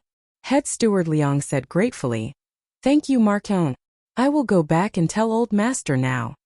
Li Zixuan quickly added, "Oh right, I'll have to trouble Uncle Liang to inform Uncle Yuqi, the Sun family, and the Zhang Sun family to send Yuqi Baolin, Sun Zifan and Zhang Sun Chong over." Saving one person was the same as saving 5 people. He might as well solve them all at once. Head steward Liang naturally agreed. Li Zixuan followed the little eunuch on horseback to Chang'an City. "Your Majesty, the Marquis Yong'an is here." In King Wei's manor, just as Li Er and Empress Zhang Sun were panicking, a guard ran over and cupped his fists. Li Er's expression brightened. He raised his head and said hurriedly, "Let him in." "Yes, Your Majesty." After a while, Li Zixuan walked in and bowed. "Greetings, Your Majesty." "Greetings, Your Majesty." Li Erda waved his hand and said, "There's no need to be so courteous. Li Zixuan, I'm sure you've heard about the matter. Qin Ke has contracted cholera, and the imperial physicians are all helpless. Although you don't specialize in medicine, you always have some unexpected methods to treat illnesses and save lives. We called you here today to ask if you can treat cholera?" Before this, who would have thought that this half-grown youth would become the last hope of a country's ruler? Li Zixuan didn't immediately agree. Instead he said, "May I take a look at King Wei's current condition? Everything will have to wait for me to take a look." Li Er nodded and said, "Zhao Song, bring the Marquis in." In the past he used to address Li Zixuan as a brat. Now that Li Zixuan had become Li Tai's last hope, Li Er's address of Li Zixuan became more formal. "Yes, Your Majesty." Zhao Song cupped his fists in acknowledgement. Li Zixuan followed Zhao Song to the side room to visit Li Tai. As they approached the side room, Li Zixuan could smell the stench rolling in. He quickly held his breath. He glanced at Zhao Song from the corner of his eye and saw that the latter's chest was not rising and falling. He knew that this old man must be holding his breath like him. Entering the side room, it was filled with imperial physicians and servants. These people had been exposed to the stench for an entire night and must have developed immunity. No one was covering their noses and mouths. Of course, there were a few familiar faces among these people. Dr. Wang and Dr. Qin from the Imperial Physicians Department who had helped Li Zixuan previously. Li Zixuan smiled and nodded at them. Then he looked at Li Tai, who was lying on the bed with a weak breath and had already fainted. He was immediately shocked when he saw him. Previously, during the military training at the academy, Li Tai had grown from a fatty who weighed 200 pounds to a normal man who weighed 120 to 30 pounds. But now, after being sick for a day, he seemed to have become even thinner. This cholera was really ferocious. In just one day it could torture someone to this extent. If this were to continue for a few more days, Li Tai's life would be gone. "Xiao Xian, how is it? Is there any way to save him?" Unknowingly, Li Er had walked in. He looked at Li Zixuan and asked in a low voice. To his delight, Li Zixuan actually nodded. "Your Majesty, from the feces and vomit, we can conclude that Qingke has indeed contracted cholera. This subject has a method that may be able to cure this illness, but whether it will work or not, this subject is not 100% sure. Even if it was not 100%, it should be at least 60 to 70%, right? Li Er was ecstatic. Li Zishuan said that he was not 100% sure, but the imperial physicians were not even 10% sure. It was clear who was better and who was worse. Good, good, good. I believe in you. Whatever you need, just let me know. There are many rare herbs in the palace storehouse. I can give them all to you as long as you can cure Qingchua's illness. Chapter 9:11. Your Majesty, I don't need those top-grade herbs for the time being. Let's wait for the others to come first before treating them together. Prince Wei's mansion back room. Li Zishuan didn't take advantage of the sudden generosity of Li Er. Besides, his method didn't require any precious herbs. The others? Li Er was puzzled and asked, who else? Li Zishuan quickly explained, Your Majesty, I heard that Chumo, Bao Lin, Sun Zifan, and Zhang Sunchong were all infected with cholera like Qing Quebec. Treating them is like putting out a fire, so I thought of gathering them together to treat them together. I hope Your Majesty will allow it. This was acting first and reporting later. The matter had already been done, and now it was just a formality to inform Li Er. However, Li Er's mood was much better than before, so he said, no matter. Then let's wait for them to come together. In the end, wasn't Li Zishuan willing to come here first because he was the emperor? But even if he was the emperor, he couldn't keep hogging Li Zishuan and delay the treatment of the others. Just as the two of them were talking, there was a commotion in the front yard of the Prince Wei's mansion. Immediately after, a guard came in and reported, Your Majesty, Duke Lu, Duke Yi, Duke Qi, and Sun Shaoqing have brought their respective young masters over. Li Zishuan thought to himself that the speed was fast, while Li Er looked at Li Zishuan. Li Zishuan quickly cupped his hands and said, Your Majesty, why don't you place them in this room so that I can treat them at the same time? Li Er then instructed the guard, do as the Marquis of Yong'an says. Yes. Not long after, Zhang Sunwuji, Chang Yaojin, Yuqi Jingda, and Sun Fujia, the four big shots of the imperial court, ordered the servants to carry their sons in on bamboo couches. It was worth mentioning that not only did they carry the people over, but they also brought the toilets and basins. Because their sons had vomited and had diarrhea several times along the way, they couldn't possibly poop on the bamboo couches, right? But their combination looked like they were moving. Greetings, Your Majesty. After the four big shots settled their sons down, they bowed to Li Er one after another. Li Er waved his hand. No need for formalities.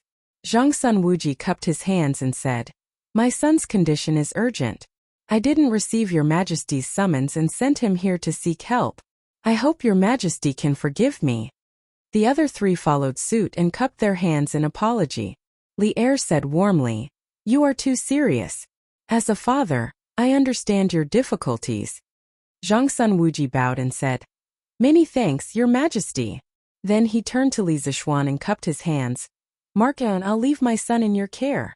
Among the four families, he was the one with the most estranged relationship with Li Zishuan. The sons of the other three families were all Li Zishuan's first students, so their relationship was naturally not ordinary.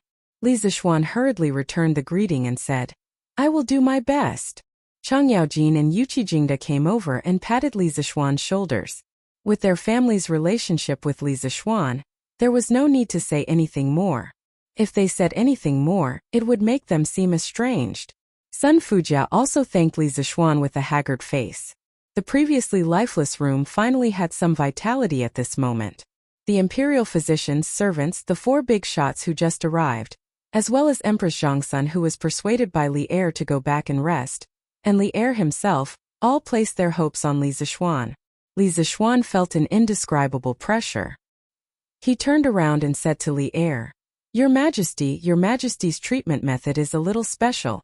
If Your Majesty raises any strange requests later, I hope Your Majesty, Her Majesty, and uncles will not question it. The final treatment effect will only be revealed at the end. Furthermore, the people here must listen to Your Majesty's instructions. This was giving an early warning. Although everyone felt that Li Zishuan's words were a little strange, no one raised any objections. Li Er also nodded and said, No problem. Use whatever methods you have. From now on, all the guards, imperial physicians, and servants in the entire estate will be under your command. After saying that, he said to Wei Wangfu's senior official, Senior Official Wu, did you hear what we just said? Senior Official Wu hurriedly said, Your Majesty will fully cooperate with the Marquis of Yong'an's treatments. Li Zixuan smiled and said, Many thanks for your Majesty's understanding. Now this subject will begin to treat Qin Ke and the others. Your Majesty, Your Highness and uncles, please move to the courtyard. Otherwise it will be inconvenient. Li Er nodded and brought Empress Zhongsun out. Li Chengqian and Li Ke glanced at Li Zixuan and also followed out. As for Chonglu, she had already been persuaded by Li Er and Zhongsun to go back and rest. Xiao Xian, the best thing my family's Chonyo did in his life was to have a brother like you. Cheng Yaojin was the last to leave. Before he left, he patted Li Zixuan's shoulder and sighed. Li Zixuan glanced at Cheng Chumo, who was lying on the bamboo couch, and thought to himself that after a while, Cheng Chumo would definitely jump up and say that the thing he regretted the most in his life was having a brother like him, right? Hey Xiao Xian, you have a way to treat our illness. That's great. Last night I almost King pooped my intestines out. Now my butt is still burning with pain. Cheng Chumo said intermittently. Among the 5 of them, he and Yuchi Baolin were in the best condition. After all, the physique of a martial artist was in charge. Li Zixuan didn't waste time talking nonsense with this guy. Instead, he directly instructed the Wei Wangfu's official. Official Wu, this marquis needs something. Can you help me find some? Official Wu hurriedly said, Marquis, just tell me what you need. This one will do his best to help you find it. But Li Zixuan's next sentence had the flavor of not giving up until he was shocked to death. Quickly bring some people to help this marquis find some used toilet paper. And also bring over 4 braziers.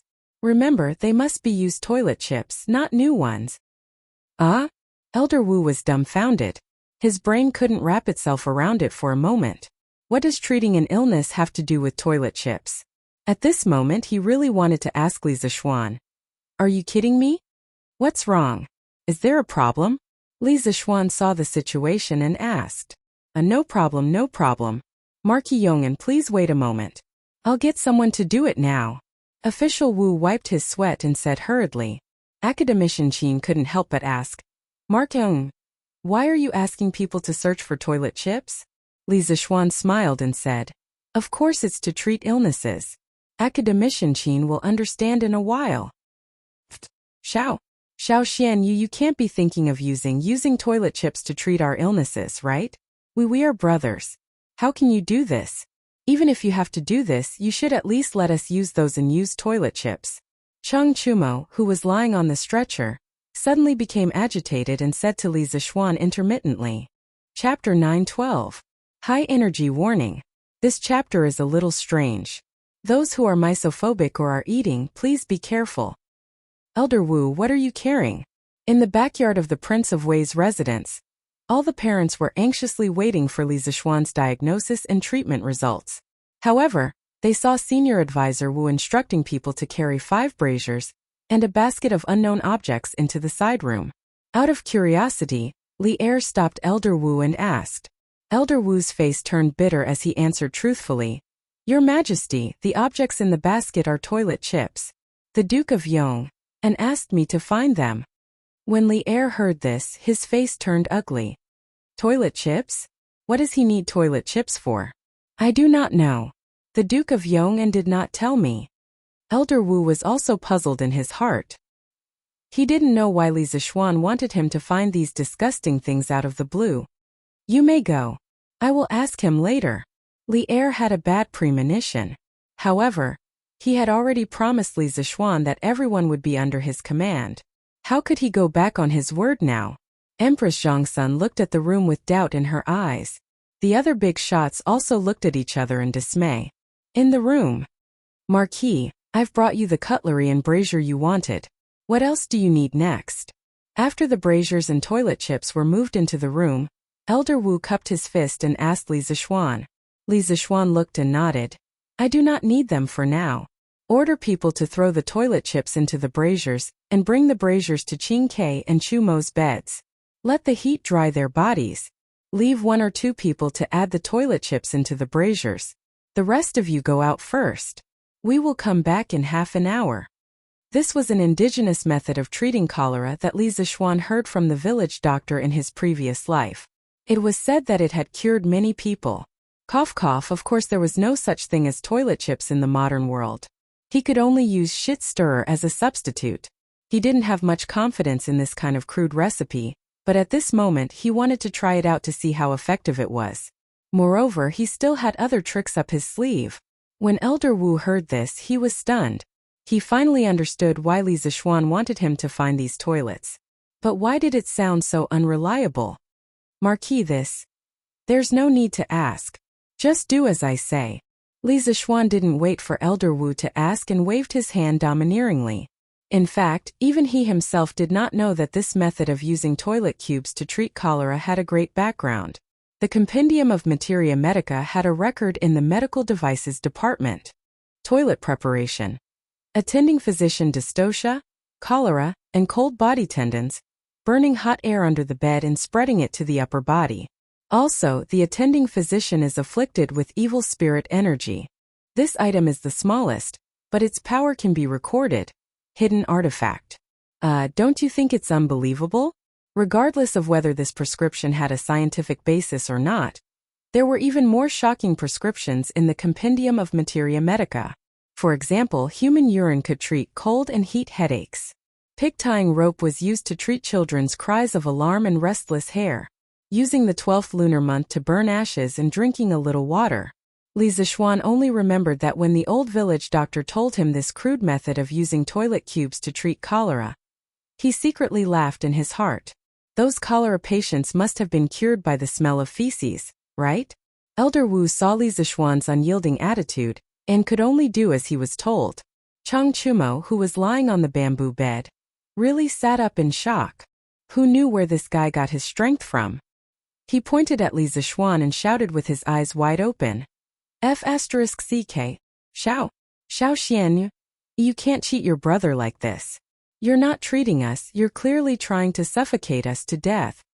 Although he had been suffocated by his own feces for an entire night, how could other people's feces be the same as his own?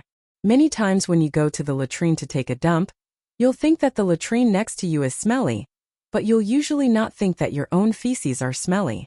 Li Zishuan said with a smile. Seeing that you're so energetic now, it means that these toilet cubes are very useful. Elder Wu, remember to close all the doors and windows in a while and keep them sealed. After saying that, he ignored Chang Chumo's shouting and turned to leave. The imperial physicians also hurriedly fled. Li Tai, who was unconscious, was faintly awakened by Chang Chumo's loud voice. He said in a daze, "Suffocate to death? What? What suffocate to death? Chumo, why are you here?" Chang Chumo saw that the doors and windows were closed and couldn't help but feel despair. He was too lazy to talk to Li Tai. At this moment he couldn't help but feel a pain in his stomach. He hurriedly shouted, Quick, I want to shit. Hurry. Pooh. Inside the room, the smell of fresh feces, burning feces, and vomiting mixed together. The stench was overwhelming. Even the maids and servants of the prince's residence who had been suffocated for an entire night couldn't stand it anymore. These people probably wouldn't be able to eat for a month, right? Vomit. Li Tai's stomach churned and he hurriedly turned to the side and vomited into the basin under the bed. The other people lying on the bamboo bed weren't any better. Each of them was suffocated by the stench emitted from the brazier. It wasn't that they didn't want to escape, but they were already exhausted from pooping for an entire night. How could they have the strength to do that? They could only lie on the bamboo bed and silently enjoy it. Ew. Outside the room, Li Zishuan saw Li Zishuan walk out and asked, Li Zhansher, why did you ask Elder Wu to find the toilet cubes for? Empress Zhangsun, Chang Yaojin, and the others also looked over. Li Zishuan didn't dare to directly say that he just wanted to test whether or not the local prescription would work. Instead, he seriously spouted nonsense. Your Majesty, I put these cubes into the fire and burned them. I want to smoke out the damp and evil aura from Qing Ke and the others' bodies. Then I will supplement it with a few prescriptions to nourish and expel the cold to nurse their bodies and prevent them from having diarrhea. When Li Er heard that Li Zixuan used the cubes to treat Li Tai's illness, his face instantly turned green. He subconsciously suspected that Li Zixuan was purposely messing with his son, but Li Zixuan's later words made it seem like he was serious and reasonable, which made him hesitate for a moment. The main reason was that spiritual master Lingshu's reputation was too great. Otherwise, he would have the thought of chopping Li Zixuan into pieces. After pausing for a moment, Li Er said with a black face, "I will believe you for now. If this still can't cure Qin Ke and the others, He didn't finish the second half of the sentence, but the threat was obvious. Empress Zhangsun, Chang Yaojin, and the others who originally didn't look good could only swallow their doubts when they heard that Li Er had agreed. Li Zixuan didn't care at all because he was very confident in the other prescriptions in his heart. "Thank you for your trust, Your Majesty." Then he turned and ordered, "Elder Wu, please bring me a brush and ink. I will write a few prescriptions and then you send someone to get the herbs." Chapter 9:13. Dr. Wu brought over a brush and ink. The imperial physicians couldn't help but gather around, wanting to see what kind of magical prescription Li Zixuan would come up with. Li Zixuan didn't mind them secretly learning from him. He picked up the brush and began to write. First, use 2 qian of dried ginger and 2 qian of wu zhuyu. Then use 10 qian of dried ginger and 5 qian of cooked aconite. Fry it for 3 to 4 quarters of an hour. Then, add an appropriate amount of rice. Fry it in warm water. Lastly, add an appropriate amount of fresh ginger and hearth soil. Fry it in water and filter it to remove the dregs. Take it once in the morning and once in the morning. Within 5 days you will be cured. This prescription was the other prescription for cholera that the old village doctor in his previous life had told him about. Although it was a bit of a folk prescription, it was undoubtedly more scientific than using toilet cubes to treat cholera. Li Zixuan's previous body had been taught by spiritual master Ling Su. Although he had never received a complete teaching of medicine, he had been weak and sickly since he was young. It could be said that he had become a doctor after being sick for a long time. Although his medical skills weren't at Sun Simiao's level, he had a good understanding of the medicinal properties of various Chinese medicines. When Li Zixuan had just transmigrated from the modern world, the fusion between his souls wasn't perfect. Therefore, he didn't have many memories related to medicine at first. However, ever since he had broken through to the realm of martial arts grandmaster, his mental strength had increased exponentially. Gradually, his brain began to have more knowledge about medicine and medicinal herbs. Although it wasn't very systematic or comprehensive, Li Zixuan was still very happy to have an additional skill. When Peng Feiji told him that Li Tai and the others had contracted cholera in the morning, Li Zixuan had been thinking about how to treat cholera. He couldn't help but think of the method that the old village doctor had told him about. Although the old man was just a village doctor in the countryside, he had been practicing medicine for his entire life. His medical skills were extremely high. Moreover, he was proficient in both Chinese and Western medicine. Many large hospitals couldn't easily treat an illness, but in his hands, he might be able to cure it with 2 injections and 2 prescriptions. Moreover, it didn't cost much. Therefore, the old village doctor was very respected in the village. In his previous life, the old village doctor lived right next to Li Zixuan's house. Therefore, Li Zixuan had more contact with him. That was why he knew so many prescriptions. On the way there, Li Zixuan used the memory of his predecessor and began to analyze the prescriptions given by the old village doctor. The more he analyzed, the brighter his eyes became, and the more surprised he became. Only people who were well versed in pharmacology would understand the true beauty of these prescriptions. This was also the reason why he was so confident when he made the promise to Li Er. As for the toilet chips, it was just an experiment he wanted to do on the spur of the moment. It would be best if he could smoke Li Tai and the others well. It didn't matter if the smoke didn't work. He still had other tricks up his sleeve. This prescription. Brilliant, brilliant. After Li Zixuan put down the brush, Imperial Dr. Qin was the first to exclaim. However, some people didn't understand, so they asked, "Dr. Qin, how is this prescription so brilliant? It's obviously just some common herbs." Imperial Dr. Qin was embarrassed to say that the last part of the prescription was the stove soil. No matter how he looked at it, it was not reliable. Dr. Qin shook his head and said, "It's because it's just some common herbs. That's why the person who came up with this prescription is so brilliant. His medical skills have reached perfection. Everything in his hands can be used as medicine. This Qin is not as good as him. Dr. Qin, why don't you explain it to us? We can learn from it. When the doctors heard Dr. Qin's words, they couldn't help but feel itchy. Dr. Qin stroked his beard and said, "This prescription was written by Marquis Yong, presumably Marquis Yong, and is the most knowledgeable about this prescription. This old man will not show off in front of an expert." Li Zixuan smiled and said, "Dr. Qin is too modest. For the same prescription, different doctors have different opinions. Why don't you tell me your opinion first? And then this young one will use my own opinion to compare with yours. For this young one, this is also a kind of improvement." Dr. Qin looked deeply at Li Zixuan. The admiration in his eyes became more and more intense. Talented but not arrogant. If this kind of young man can't have a meteoric rise, then it's really unreasonable. Since Marquis Yong insists, then this old man will show his incompetence. Dr. Qin was no longer modest. He thought for a while and said, "Ginger is very hot. It can warm the meridians and stop bleeding. It can also replenish the yang energy. Although Fructus cordialis is a little poisonous, ginger can suppress its toxicity. Moreover, Fructus cordialis itself can strengthen yang energy and stop diarrhea. It can also expel cold and relieve pain. Marquis Yong An's first prescription can cure Wei Wang's illness by more than 30%. It can also replenish the lost energy in his body.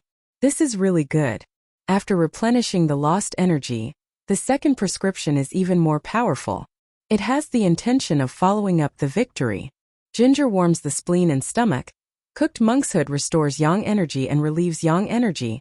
And japonica rice relieves diarrhea and invigorates the spleen. This prescription combined with the first prescription can at least cure Wei Wang's cholera by more than 80%. As for the last prescription, this old man doesn't really understand the use of the hearth soil, so I won't comment on it." All the imperial physicians had a look of sudden realization. They didn't think that these ordinary things would have such a strong effect when put together. It seems like the more expensive something is, the better it is. Li Zixuan clapped his hands and laughed. Dr. Qin's grasp of the medicinal properties of these herbs is really admirable. As for the hearth soil, it is warm and heavy. It warms the stomach and relieves the vomiting. It is mainly used to treat the weak cold in the spleen and stomach, and vomiting caused by the lack of stomach qi. The main purpose of using it here is to strengthen the efficacy of the previous two prescriptions and completely cure Wei Wang's cholera. Dr. Qin's words just now were very correct. As long as one is well versed in medicine, anything can be used as medicine. As a doctor, one has the responsibility to treat the illness of the patient with the least cost. Of course, this is also the most important part of a doctor's ability. If one uses expensive herbs like ginseng and deer antler when they encounter an illness, how many people in the world can afford to treat the illness? Qin Ke, Chu Mo, and the other's cholera was caused by the water of Ba River. However, Ba River stretches for hundreds of li recently. Tens of thousands of people have drunk the water of Ba River. Before long, there will definitely be hundreds and thousands of cholera patients. As long as my 3 prescriptions are effective, we can use the least cost to pacify this cholera epidemic. At this moment, Li Er didn't have time to care about his son who was suffocating in the room. His face had already become incomparably solemn. Good, very good. What Li Zhanshi is worried about is very likely to happen. Although I have already instructed the county magistrates of the counties around Chang, and to inform the people not to directly drink the water of Ba River, it is hard to guarantee that there won't be patients who have already drunk the water and contracted cholera. If there is a cheap prescription that can allow ordinary people to treat and cure cholera, it will be a blessing for the people of Tang. Elder Wu, quickly go and get the medicine. Chapter 9:14. Wretch. Stop burning. Stop King burning. Don't you think it stinks? Qin Ke, you have to control them. Chang Chumo covered his nose and shouted after he finished pooping in the room. You can't blame him for being unreasonable. The smell in the room was too King strong. He had never been to such a smelly place in his life. CK. Choax, your own poop is already so smelly, and you still have the cheek to criticize others? CK, it stinks. Li Tai was already suffocating from the smell. He covered his nose and mouth with one hand and fanned the air in front of him with the other. If it wasn't for the fact that he couldn't run, he would have run out of the room long ago. In less than a quarter of an hour, Li Tai felt that the blood in his body was about to be smelly. Today's encounter was likely to leave a deep shadow in his heart. I say, you two still have time to quarrel. Yamacho is just outside. Who would dare to disobey Yamacho's orders? I think we should save our energy. Sun Zifan leaned over on the bamboo bed and covered his nose as he spoke to the two quarreling men. Yuchi Baolin nodded and agreed. Yes. Yamacho is treating us. Chinkei, brother Choak, stop quarreling. Let's just get smelled a little more. Who knows, we might be cured. I'm still young and I don't want to die. Chung Chumo was amused by this idiot. Tisk Baolin. Only you would believe that this is treating us. In my opinion, Yamacho is purposely torturing us. Who uses the toilet to treat people? Yuchi Baolin raised his head and thought for a moment. Then he retorted. Brother Cho Nyo, you're wrong. Why would the mountain leader torture us for no reason? He must be treating us. We just have to enjoy it. Enjoy? Chung Chumo's eyes widened even more. He pointed at Yuchi Baolin and said, Damn Baolin. I just realized today that you're such a hardcore person. I'll send you a few baskets of used toilet paper later. You can put them under your bed and enjoy them. How about that? This fellow could only bully an honest man like Li Tai with his words. If he dared to bully Li Tai like that, Li Tai would definitely retaliate in kind. Bah! Brother Cho Nyo, the enjoyment I'm talking about is the enjoyment of the treatment process. Once I'm cured, I won't touch these toilet chips anymore. Yuchi Baolin hurriedly said. Have you noticed that the five of us haven't had diarrhea for a long time? Zhang Sunchong, who had been lying on the side and enduring the stench for a long time, suddenly spoke. It was true. I haven't had diarrhea for half an hour. It seems like Yamacho's method is really effective. Yuchi Baolin replied with an excited expression. Chung Chumo rubbed his stomach and carefully recalled. He realized that it was just as Zhang Sunchong said. He had been lying on the bed for nearly half an hour. But what he said just now was still ringing in his ears. How could he have the nerve to change his words now? He could only mutter. Ha! Maybe our stomachs are empty and there's nothing left to poop? Li Tai also felt that his body seemed to have regained some strength, but he wasn't very sure. So he didn't say anything. At this moment, he looked at the servant next to him who was adding toilet paper to the brazier. He then looked at the bamboo basket next to the servant and saw that the toilet paper inside was almost empty. He said, Is this all that's left? The servant had been in Prince Wei's mansion for so long, but perhaps he hadn't been questioned by Li Tai before. At this moment he couldn't help but feel a little flattered. He hurriedly said, In reply to your highness, this is all that's left. This lowly one was afraid that you would find it smelly, so I burned it a little faster earlier. Li Tai's eyes turned and glanced at Chung Chumo. Then he chuckled and said, Go and help this prince bring some toilet paper from Chung Chumo's side. Continue to burn it, but don't burn it too quickly. Save it. This prince is not afraid of the stench. Compared to the terrible pain of almost pooping his intestines last night, Li Tai felt that this stench was still bearable. After all, he had to protect his chrysanthemum. The servant was a servant of Prince Wei's mansion. Of course he had to listen to Li Tai. At this moment he hurriedly replied, Yes, your highness. After saying that, he got up and walked over to Chung Chumo's side. However, Chung Chumo couldn't stand it. This fellow almost jumped up. He pointed at Li Tai and said angrily, F***ck Chinkei, don't go too far. These toilet paper tokens were given to me. What right do you have to ask someone to take them from me? He wasn't stupid. Although he didn't admit it, he knew in his heart that the toilet paper tokens could improve his condition. At this time, how could he give away his portion of the toilet paper tokens? Li Tai said with a smile, Chumo, didn't you just say that it was too smelly and ask people to stop burning the toilet paper tokens? Aren't I helping you? Chung Chumo immediately shouted, Get lost. I don't need your help. Hey, what are you doing? Don't touch my toilet paper tokens. Do you believe that I won't beat you up? It was the servant of the Prince Wei's mansion who had helped him add the toilet paper tokens to the servant that Li Tai had ordered just now. Chang Chumo was anxious and wanted to get out of bed to stop it. However, his whole body was weak and his speed was slower by a few beats. He could only watch helplessly as half of his life-saving toilet paper tokens were taken away. Haha, Chonyo, we're brothers in any case. Don't be so stingy. You see, I only let them take more than 30%. You still have a lot left. Li Tai smiled and comforted him. Chang Chumo said indignantly, F***ck Ching K, what you did was not right. There are so many people in the room and you didn't rob. Why did you have to rob me? Look at Sun Zifen's basket. Isn't there still so much left? F***ck Ching Chumo, shut up.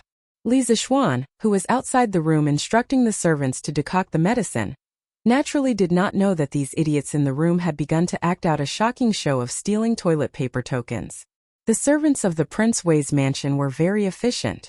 In less than the time it took to drink a cup of tea, Li Zishuan had bought the herbs that he wanted.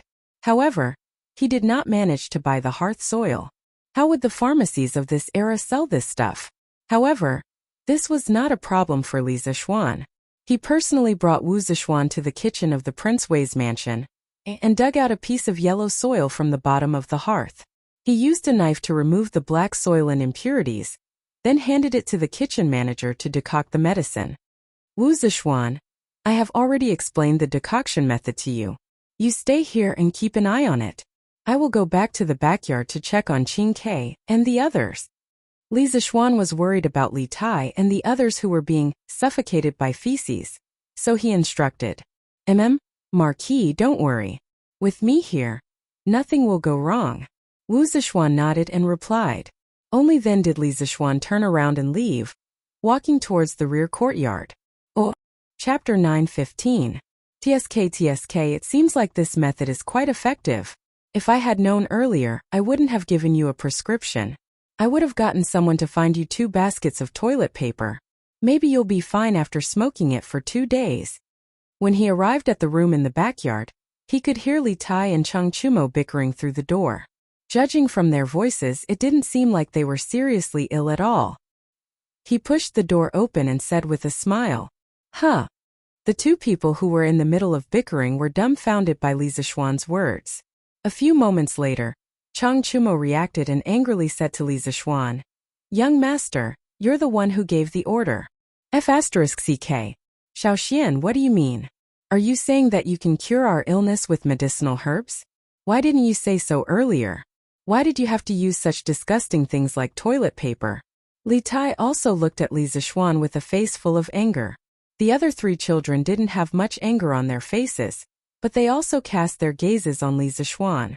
Li Zishuan crossed his arms in front of his chest and said calmly, Curing a disease is like putting out a fire. You guys were already half a step into the gates of hell when you got cholera. It's already not easy to keep your lives. Chang Chumo, you still have the time to complain about this and that? I think someone didn't suffer enough last night, right? Chang Chumo subconsciously covered his chrysanthemum. He didn't want to experience that feeling of collapsing again. However, he was still a little angry at Li Zishuan for tricking them. Then why didn't you use a better treatment method? Aren't you torturing us on purpose? Li Zishuan rolled his eyes and said unhappily, Do you know how to treat illnesses or do I know how to treat illnesses? How do you know this method isn't good? Originally, it would take at least 10 days to half a month for you to recover from this illness. However, after using this method and supplementing it with the decoction, you will be fully recovered within 5 days. Do you still think this method is not good? Seeing Li Zishuan's reasonable and earnest look, Chang Chumo was suddenly speechless. At this moment, Elder Wu brought a servant over with a bowl of medicine. Marquis, the medicine is ready. Should I give it to His Highness? Elder Wu bowed and said. Li Zishuan nodded and said, Yes, according to the order, let them take it. This Marquis will come back later to see the results. Yes. Elder Wu waved his hand at the servants, and Chang Chumo and the others were forced to drink the decoction. Although the first 2 decoctions tasted bad, it was still bearable. But the last decoction... Poof! Pay. Damn, how could there be dirt in the medicine? Qing Ke, how do the servants in your residence brew the medicine? Chang Chumo, who had just suffered from feces, was suddenly forced to drink a mouthful of dirt. This fellow could not bear it any longer. Li Zishuan frowned and said, "If you don't want to die of illness, swallow this medicine. Otherwise, in a few days, I will have to collect your corpse." Seeing that Li Zishuan did not seem to be joking, the patients in the room could not help but tremble. They quickly attacked the decoction. They had just suffered from feces and now they had to eat dirt. Speaking of which, they were really unlucky today. However, they were still considered lucky. In comparison, the other cholera patients in the past 2 days were suffering too much. None of the medical officials dared to accept them when they were sent to the medical hall. Even if there were medical halls that dared to accept them, many people could not afford it. Moreover, even if they could afford it, there was no guarantee that the medical hall would be able to treat them. In just one day, hundreds and thousands of families were suddenly affected. Most people were helpless and could only prepare coffins for their loved ones who had suffered from cholera in advance. Your Majesty, according to the county magistrate of the counties near Chang'an City, there are now at least 800 families who have suffered from cholera. They cannot afford to treat the illness, and there are no medical halls among the people who can treat this illness. In the long run, as more and more people are infected with cholera, there is a high possibility that it will lead to a large-scale epidemic. When that time comes, it will be even more difficult to deal with if there is a mass uprising. In the backyard of the Prince of Wei's residence, Li Er had just heard from Elder Wu that Li Tai's condition had improved. He was originally relieved, but Zhao Song came to report something to him. Li Er's expression suddenly became serious. Let's wait and see if the 3 prescriptions that Li Zishuan prescribed are really effective. If they are, we can promote them without restraint and stop the epidemic from spreading. Li Er said softly, then said, "Let's go, follow me to see how Qing Ke and the rest are doing now."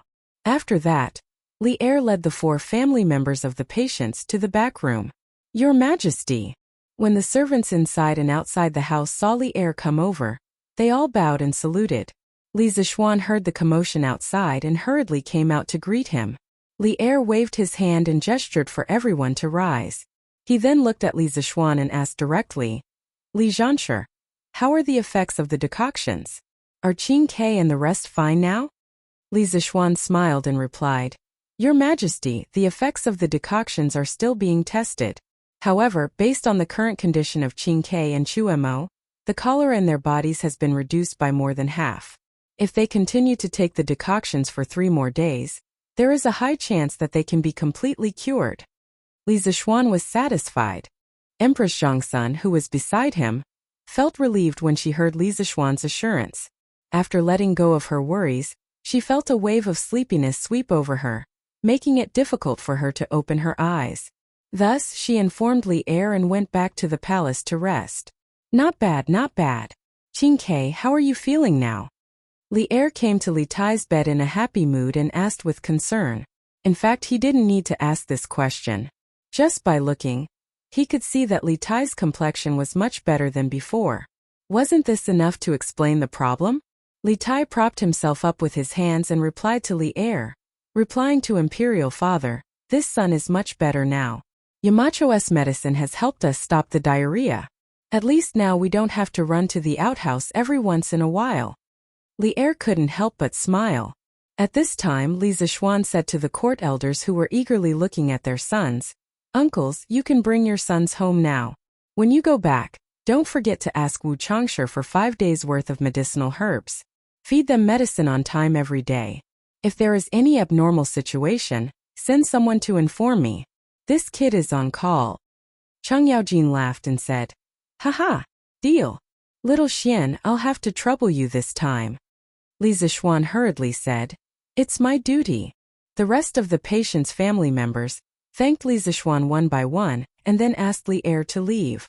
After a while, the whole room returned to normal. Only Li Zishuan, Li Er, and Li Tai were left, as well as the servants next to them. Ooh. Chapter 916.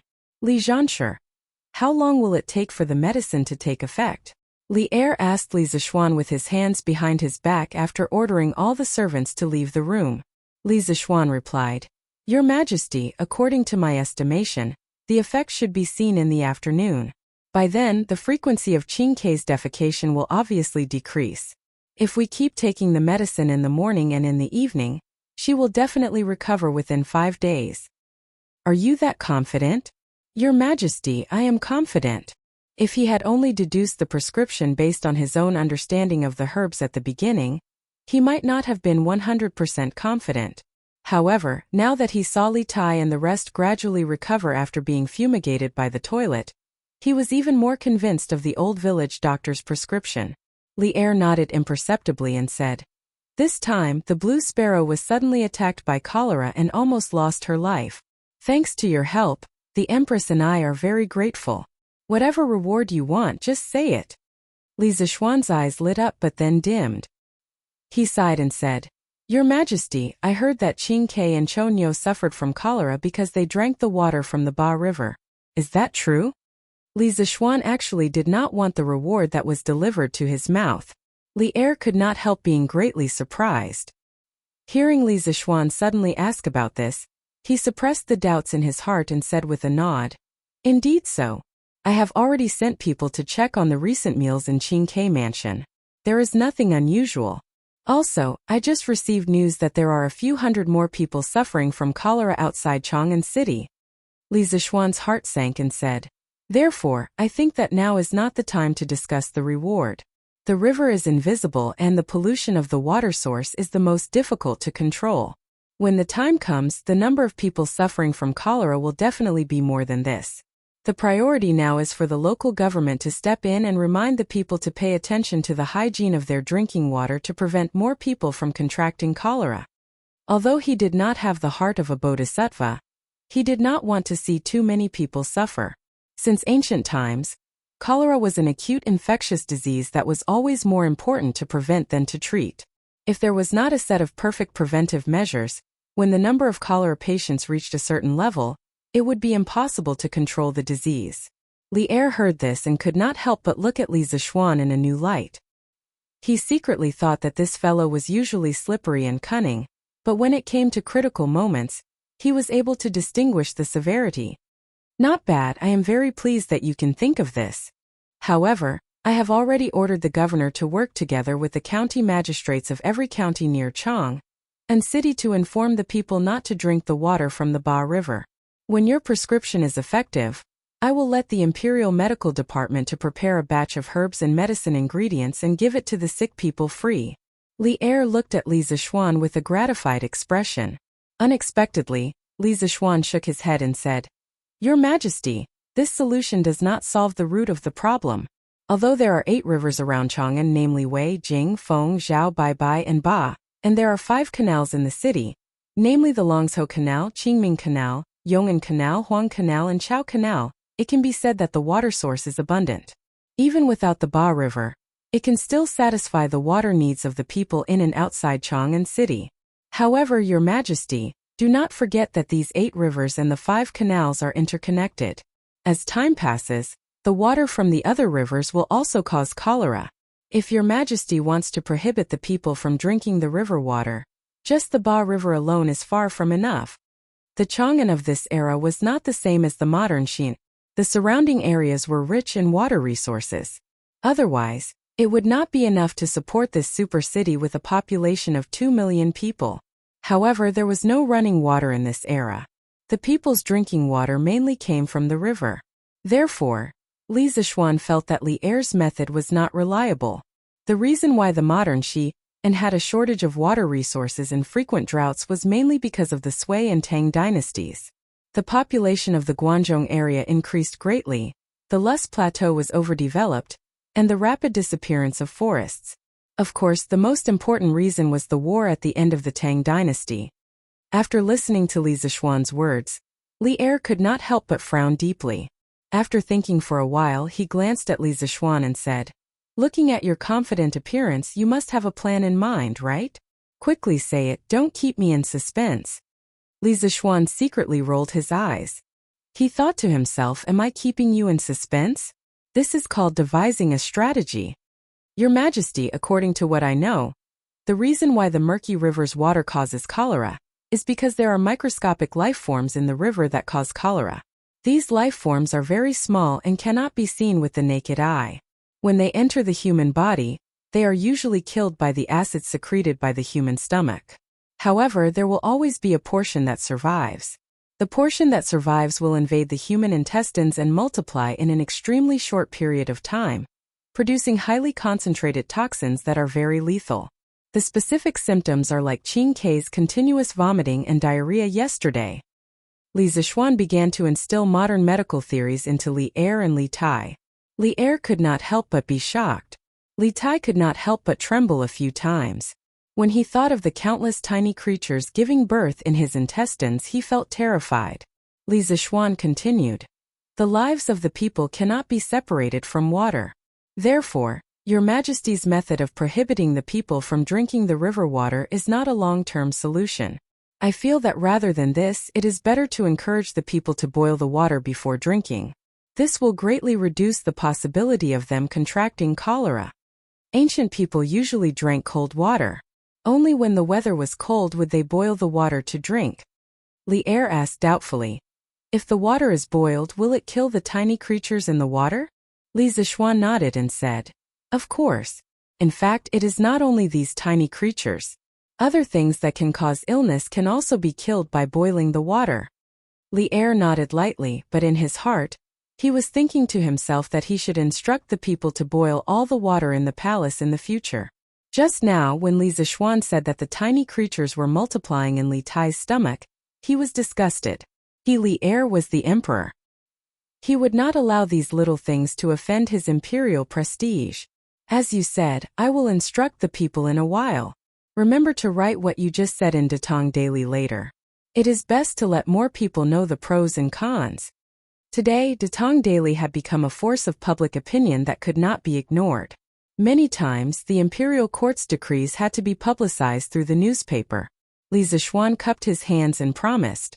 Even if old Li did not say so, he would have done so. "That? Yamacho, where did the tiny creatures in the river that caused cholera that you mentioned earlier come from?" At this time, Li Tai, who was half leaning on the bed, asked weakly. Li Zixuan turned his head and looked at the child sympathetically. He said, "According to my guess, it is very likely that the water in Ba River was contaminated by the feces of the patients who had cholera before. That is why there were these tiny creatures. After that, it happened that you guys." Chapter 9:17. Sigh.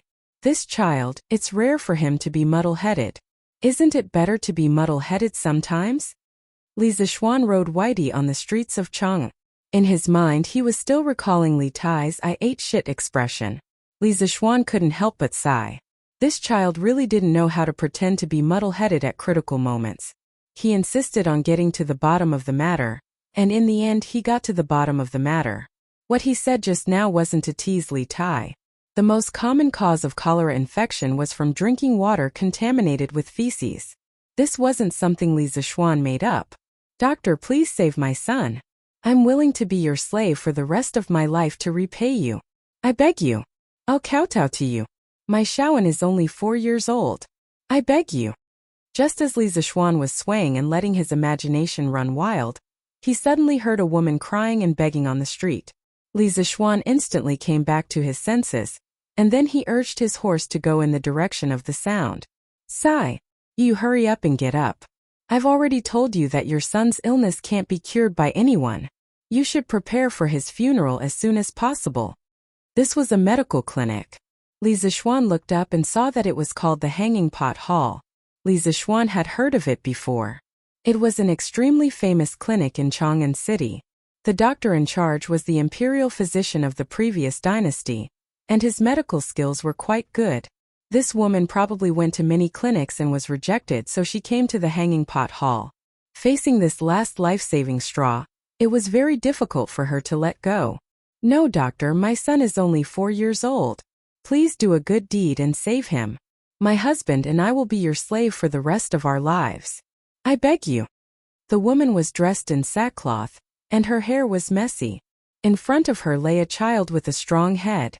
The other man knelt on the ground with her and kowtowed to the old man in front of the clinic, saying, "Master, please forgive me. Dr. Lin, your medical skills are so high.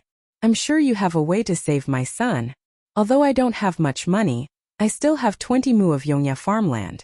I can give it all to you. As long as you can save my Shaoan. This was truly a huge loss. In this era, to the farmers, the land was their life. It was hard to imagine how the family would live without the land. Even if the child was cured, what could they do? Did that man not understand this? Of course he understood, but at this time he couldn't care less. How many times have I told you? Your son is suffering from cholera. Do you know about cholera? This disease can't be cured. The old man was annoyed by the couple's entanglement. He said angrily, then turned around and left with a flick of his sleeves. Only then did the crowd realize that the child on the ground was suffering from cholera. One by one, they retreated far away in fear. Seeing the old doctor turn around and leave, the woman cried in despair. Oh, my poor N. It's all my fault. I shouldn't have let you play by the river. I'm the one who should die. I say, you two should carry the child back and prepare for his funeral. This old man encountered cholera several decades ago, and no one could cure it. You two are still young. Have another child in the future. At this time, an old man couldn't bear it and came up to comfort the woman. His words made the woman cry even more sadly. The man was at a loss. He didn't know whether to comfort her or not. Seeing this scene, Li Zixuan, who was not far away, sighed softly. No matter which era it was, as long as one person in an ordinary family fell ill, it could directly bring down the entire family. Li Zixuan was hesitant. If he saved the child, it was very likely that hundreds and thousands of cholera patients would come to him for treatment. However, the effectiveness of his prescription was still in the testing stage. If he gave it to so many people rashly and an accident happened, it would be a great sin. Generally speaking, a person's life wouldn't be in immediate danger after contracting cholera. Most people could hold on for 3 to 5 days. By that time, the results of Li Zixuan's prescription would be out. However, the child on the ground was only 4 years old. Looking at his complexion, if he wasn't treated in time, he wouldn't even last for 2 days. Save him. Even if there's trouble, Li Zixuan will take care of it. Li Zixuan gritted his teeth and was about to dismount from his horse to talk to them. In the end, he was still soft-hearted. However, 2 more couples came. Li Zixuan recognized them. They were Old Niu and his wife from the Han family village and Mei Jun and his wife from the Plum village. Where's Miracle Dr. Lin? Miracle Dr. Lin, please save my child. Miracle Dr. Lin, please save my child. Old Niu and his wife were pulling the bullock cart. Brothers De Niu and Er Niu were lying on the bullock cart. As for Mei Jun's wife Han Xiaoyun, she was carrying a 1-year-old child. Her face was covered in tears and she looked very anxious. Li Zixuan's heart sank. Only then did he realize how troublesome the situation was. 2 more families came to seek treatment. This is the 10th family today. How many people have contracted cholera? Who knows? What a sin. Look at the child, he's only a little over a year old. How are his parents taking care of him? That's right. However, it's useless to beg now. Miracle Dr. Lin may be skilled in medicine, but he can't cure cholera. Sigh. It's a pity that this child is still so young. The onlookers pointed at the Niu couple and Mei Jun from afar and whispered. Of course, most of them sympathized with them. Hey! Look, the hanging pot hall closed early. At this moment someone exclaimed. The hanging pot hall had closed early in the morning. That was rare. Looks like the hanging pot hall is afraid of being harassed by cholera patients. Sigh. Even the hanging pot hall is closed. Are these cholera patients just going to wait for death? Let's go back. Don't get infected. The onlookers watched for a while and dispersed. Li Zixuan picked up a stone from the ground and threw it at Mei Jun. Ouch. Who threw that at me? Mei Jun covered his head and turned around. He was shocked. Marquis. Boo-hoo. Mei Jun, what are you looking around for?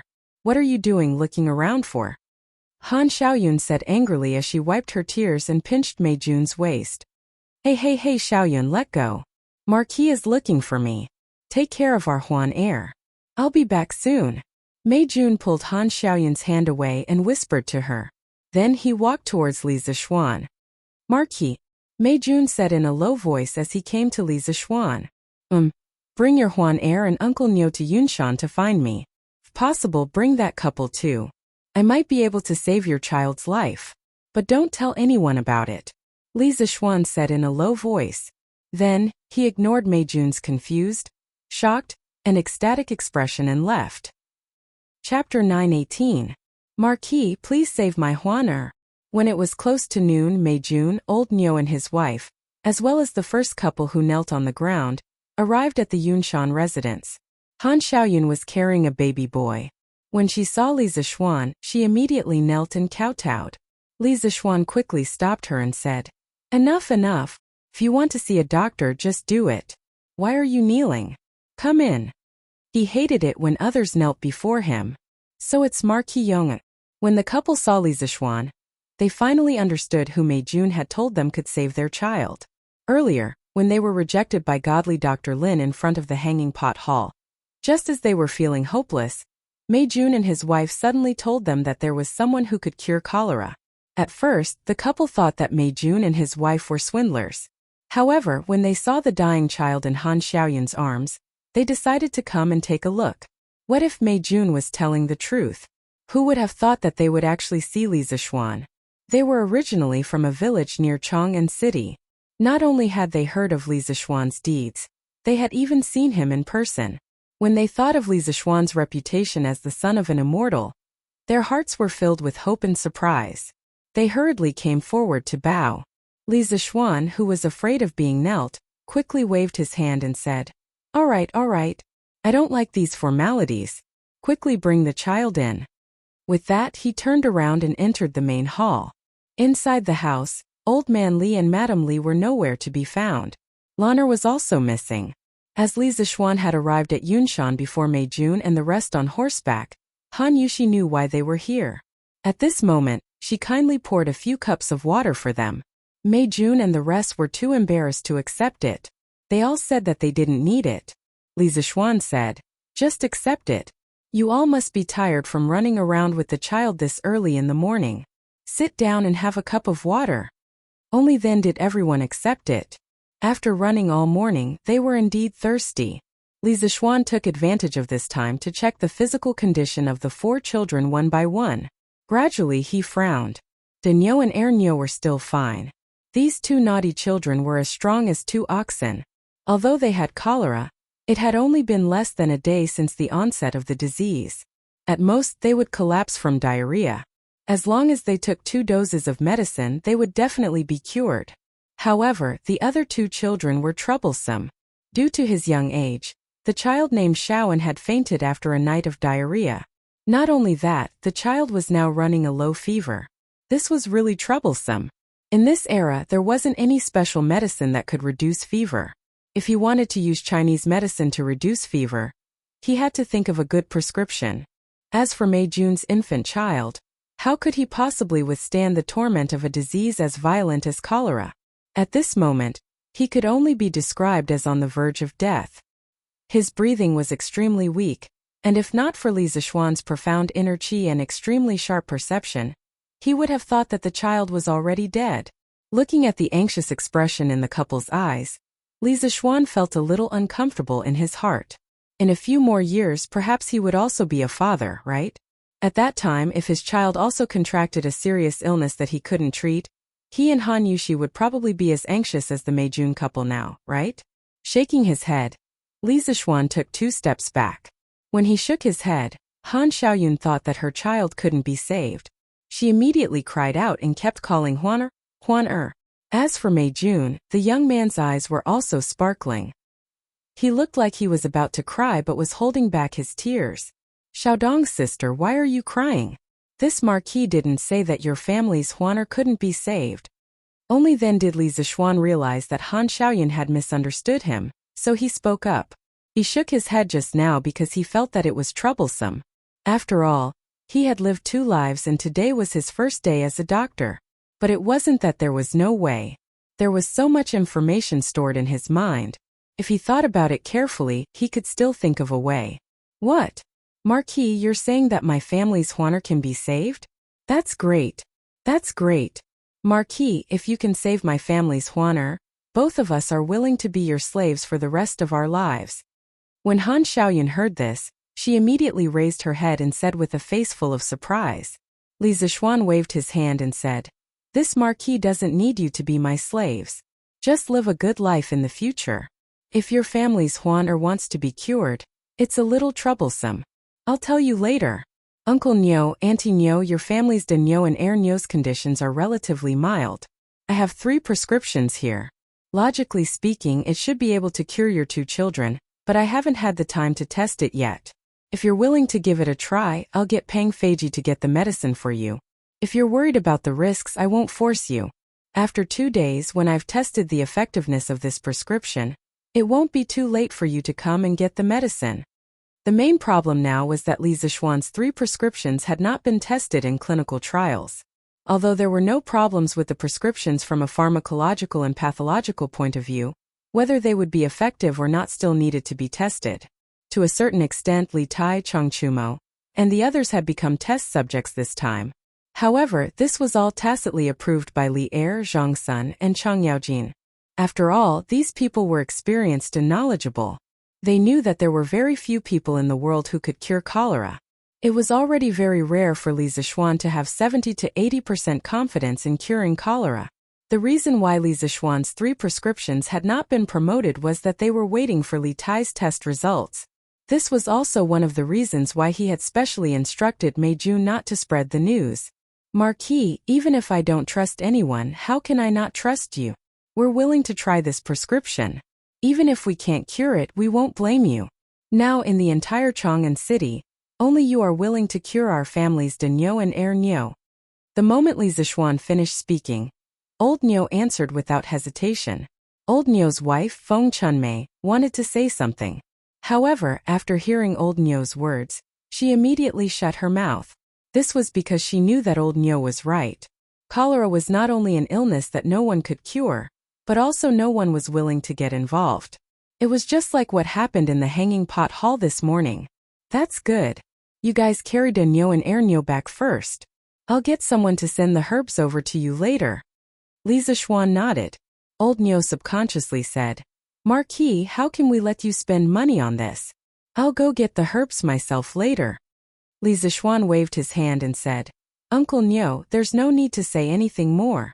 You should quickly send de Nyo and Air Nyo back to rest, so that I can treat the other 2 children."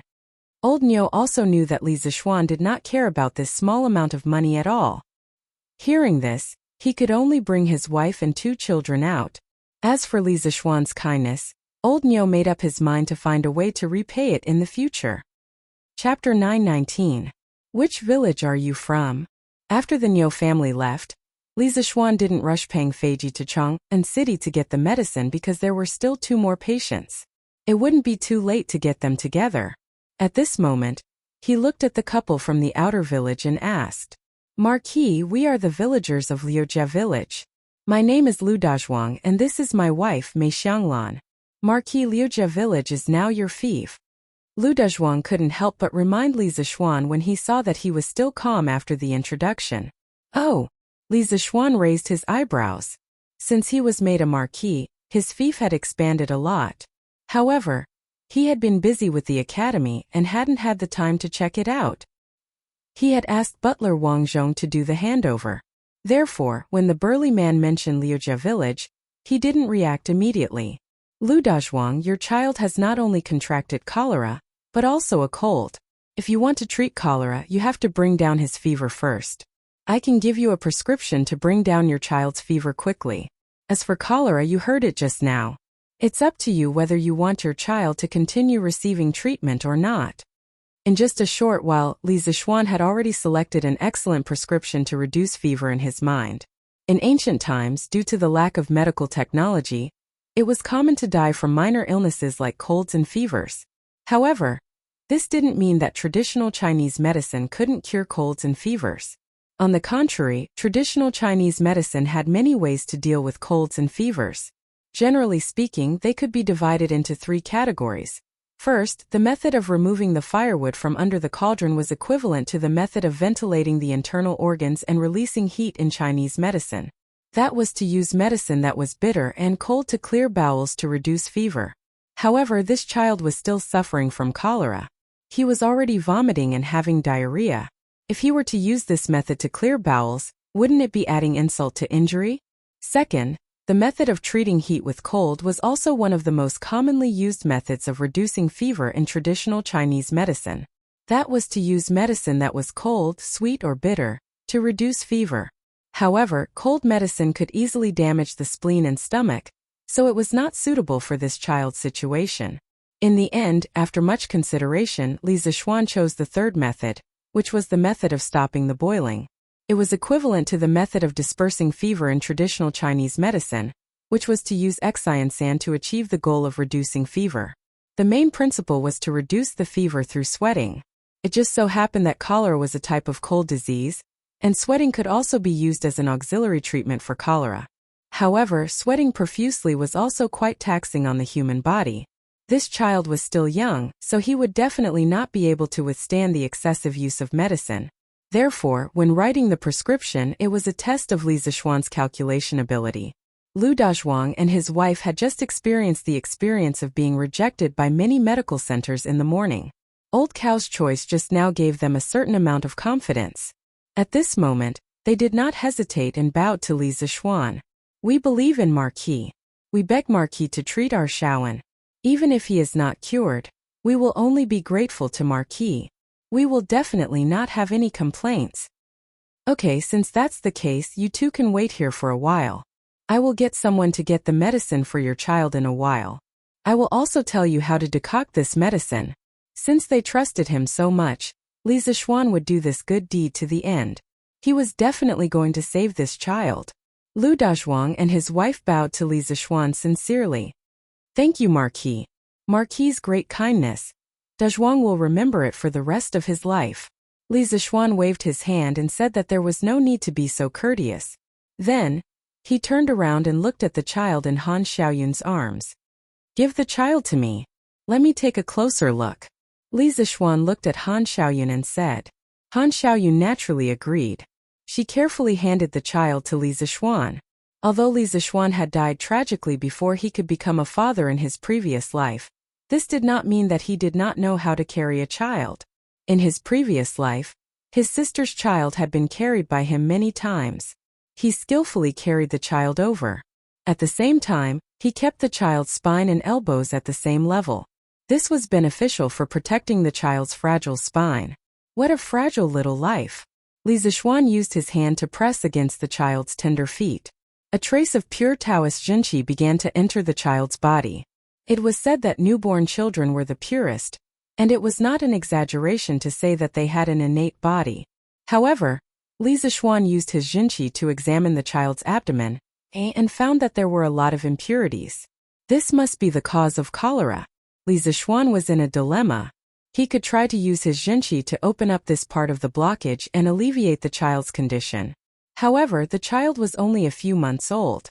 It could be said that the child's meridians were as fragile as thin paper. Li Zixuan had to be very careful when using his Jinqi to examine the child's body.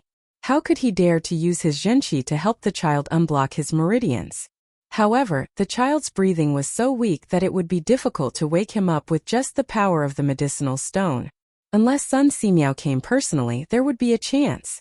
Thinking of this, Li Zixuan could not help but frown deeply. The situation was far more difficult than he had imagined. Mei Jun and Han Xiaoyun saw the expression on Li Zixuan's face. Their hearts sank, but they did not say anything to disturb him. Just as Li Zixuan was about to give up, something strange happened. Li Zixuan suddenly felt a trace of very active and full of vitality in his body. It directly flowed to his arm and then tried to enter the child's body through his palm. Li Zixuan was shocked. He subconsciously thought that the Jinqi in his body was out of control. He hurriedly used the Taixin Sutra to suppress the trace of Jinqi. However, as the saying goes, weak water is shapeless, and this trace of Jinqi also seemed to be shapeless. Li Zixuan tried everything, but he still could not stop it. Then, the trace of Jinqi directly entered the child's body. Li Zixuan's expression changed, thinking that he had accidentally harmed the child. However, the tragedy he had expected did not happen. He saw the child's pale face blush at a speed visible to the naked eye, making him look exceptionally adorable. Wah! Wah! Wah! What shocked everyone was that the child had woken up at this moment and was crying loudly. Li Zixuan was a little confused, but Mei Jun and his wife were very surprised. They wanted to go forward and hug their child, but they were afraid to disturb Li Zixuan's meditation. They were in a dilemma. Spiritual qi. That was spiritual qi, not Shun qi. There is a spirit in heaven and earth. Things with spirituality are really attracted to each other. In this way, the child's future is destined to be extraordinary. Li Zixuan thought for a while, and seemed to have grasped the truth of the matter. His heart could not help but set off a storm. Chapter 9:20. Husband, the child is crying. Did you hurt him? Han Yushi came up and looked at the little guy who was crying in Li Zixuan's arms. Her heart immediately melted, and her face actually lit up with a motherly glow. Li Zixuan came back to his senses and felt speechless. He was saving the child's life, okay? Why did his wife say that he was a weird uncle who bullied children? Seeing Mei Jun and his wife looking at the child in his arms with longing, Li Zixuan coaxed the child in his arms and said to Mei Jun and his wife, "The child's body is very weak now. I just used my sex internal true qi to help him recuperate. If you want to cure the cholera in his body, I'm afraid it will be more troublesome than Denyo and Nyo." Han Xiaoyun had just seen her child wake up. She was full of joy, but when she heard the second half of Li Zixuan's words, the tears in her eyes couldn't stop falling. "Marquis, please save my Huan. Jun and I will remember your great kindness for the rest of our lives. I beg you." With that, she was about to kneel down. Han Yushi hurriedly pulled her and comforted her. "Sister Xiaoyun, don't be like this. Since husband can wake Huan up, he must have a way to cure your Huan." Han Xiaoyun and Han Yushi used to be sisters from the same village. They had a very good relationship. In Han Yushi's impression, Han Xiaoyun had always been an extremely strong woman. Now that she knelt down to Li Zixuan, it showed that she cared about the child very much. This kind of motherly love touched Han Yushi very much. Li Zixuan hurriedly said, "Sister Xiaodong, you don't have to be like this. I didn't say that I won't save the child. How about this, the two of you stay here first. I'll help the child recuperate for 2 days. At the same time, I'll prescribe some mild medicine to relieve his illness. What do the two of you think?" Hearing that Li Zixuan was willing to help with all his strength, Han Xiaoyun immediately stopped crying. However, she hesitated and said, This isn't very good?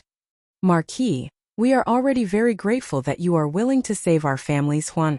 How can we disturb you here?" Mei Jun echoed. That's right. That's not good. Why don't we send Huaner here every morning and pick him up at night? This way, Han Yushi advised. "Sister Xiaoyun, why don't you stay? We've been good sisters for so many years, so why are you being so polite? It just so happens that we haven't caught up in a long time. I'll sleep with you tonight. Let's have a good chat." When Li Zixuan heard this, his face darkened and he almost vomited blood. In the end, Han Xiaoyun agreed to stay at the Cloud Mountain residence. However, Mei Jun was chased away by her. The reason was that the clothes at home still needed to be collected, and her parents-in-law still needed someone to take care of them. At night, Li Zixuan groomed Huaner's body twice before tragically returning to the guest room to sleep. Alas, it's hard to be a good person in this world. It was even harder to be a good man. Wow, Yushi, this bed in your house is so comfortable. You're so happy now. In the bedroom after Li Zixuan left, Han Xiaoyun gradually let go. This woman lay on the big bed with a latex mattress and springs without any care for her image. Then she sighed with emotion to Han Yushi. Actually, she wanted to say these words when she entered the residence in the morning. However, at that time, she was worried about her son's condition. How could she have the mood to care about the magnificence of the Li family's residence? Now that she saw that her son's complexion was getting better and he could cry and make a fuss again, she had the mood to gossip with her good sister. "No way. Sister Xiaoyun, aren't you doing well too? Mei Jun is willing to endure hardships and is good to you. He's also honest. You guys are very happy too." Han Yushi was coaxing Huaner to sleep. The child had just finished pooping. After some tossing and turning, the two of them could go back to their room to rest. These chores should have been done by the servants. However, there weren't many servants in the residence. Secondly, Han Yushi liked this child very much. Naturally, she did it herself. At this moment, after hearing Han Xiaoyun's words, she smiled slightly. Speaking of Han Xiaoyun and Mei Jun, this couple was also famous in the Han and Mei villages. The reason for their fame was naturally that Mei Jun was famous for being afraid of his wife. They were comparable to Feng Xianling and his wife. Him? He's so dull. How can he be as good as you say he is? Han Xiaoyun rolled her eyes and curled her lips. However, although she said this, she couldn't hide the happy smile at the corner of her mouth. He, whether he is good or not, Sister Xiaoyun, you know clearly. You don't have to tell me. Han Yushi used her hand to gently touch the little fellow's tender face. Then she turned her head and smiled at Han Xiaoyun. I don't know if you have accumulated some great merit in your previous life. In this life you actually found a good husband like the Marquis of Yong'an. Young, rich, powerful and capable. I don't know how many ladies in Chang'an City are jealous of you. Han Xiaoyun sat up from the bed and rolled her eyes at Han Yushi. A touch of warmth flashed in Han Yushi's eyes. However, she said embarrassedly, Actually, I don't know why my husband likes me. Han Xiaoyun hurriedly said, Okay. I don't want to hear about the love between you two. If I know too much, I will be silenced. At this moment, she suddenly said half-jokingly, Yushi, since you like children so much, why don't you have one with the Marquis of Yong'an? Speaking of which, you two have been married for a long time.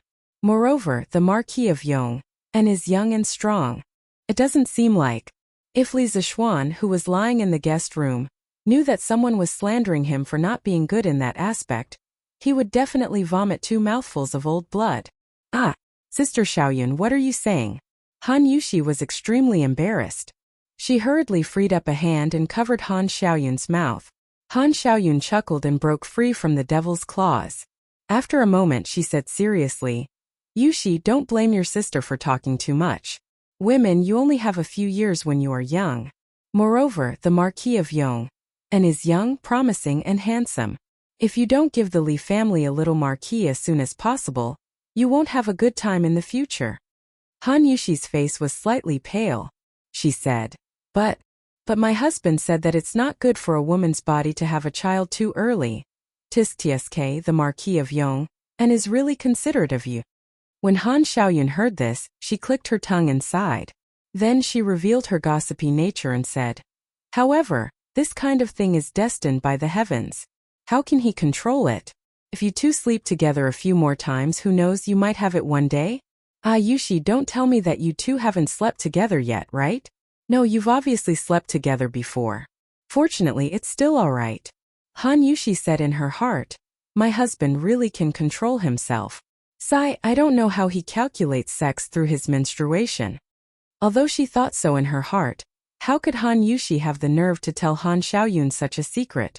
She changed the topic and said, Alright, Sister Xiaoyun, don't talk about this anymore. Tell me about the situation when you gave birth to a child. I heard that it was very painful, right? Giving birth. Of course it was painful. At that time I was about to faint from the pain. However, when I saw Huan, I felt that all the pain I suffered was worth it. Chapter 921. The epidemic in and around Chang'an City was far more serious than Li Zixuan had expected. On the first day, Li Er had received reports that more than 800 people were infected with cholera. On the second day, the number had risen to more than 2,000. The sudden outbreak of the epidemic had more or less caused panic among the commoners. Previously, the government had sent people to warn the commoners not to drink water from the murky river. Therefore, the commoners understood that cholera was transmitted from the river. Therefore, no one dared to fetch water from the river. No one even walked by the river. Many fishermen were unwilling to go into the river. In order to prevent the spread of panic, a detailed explanation of the source, pathology, and mode of transmission of cholera appeared on the headlines of Datong Daily.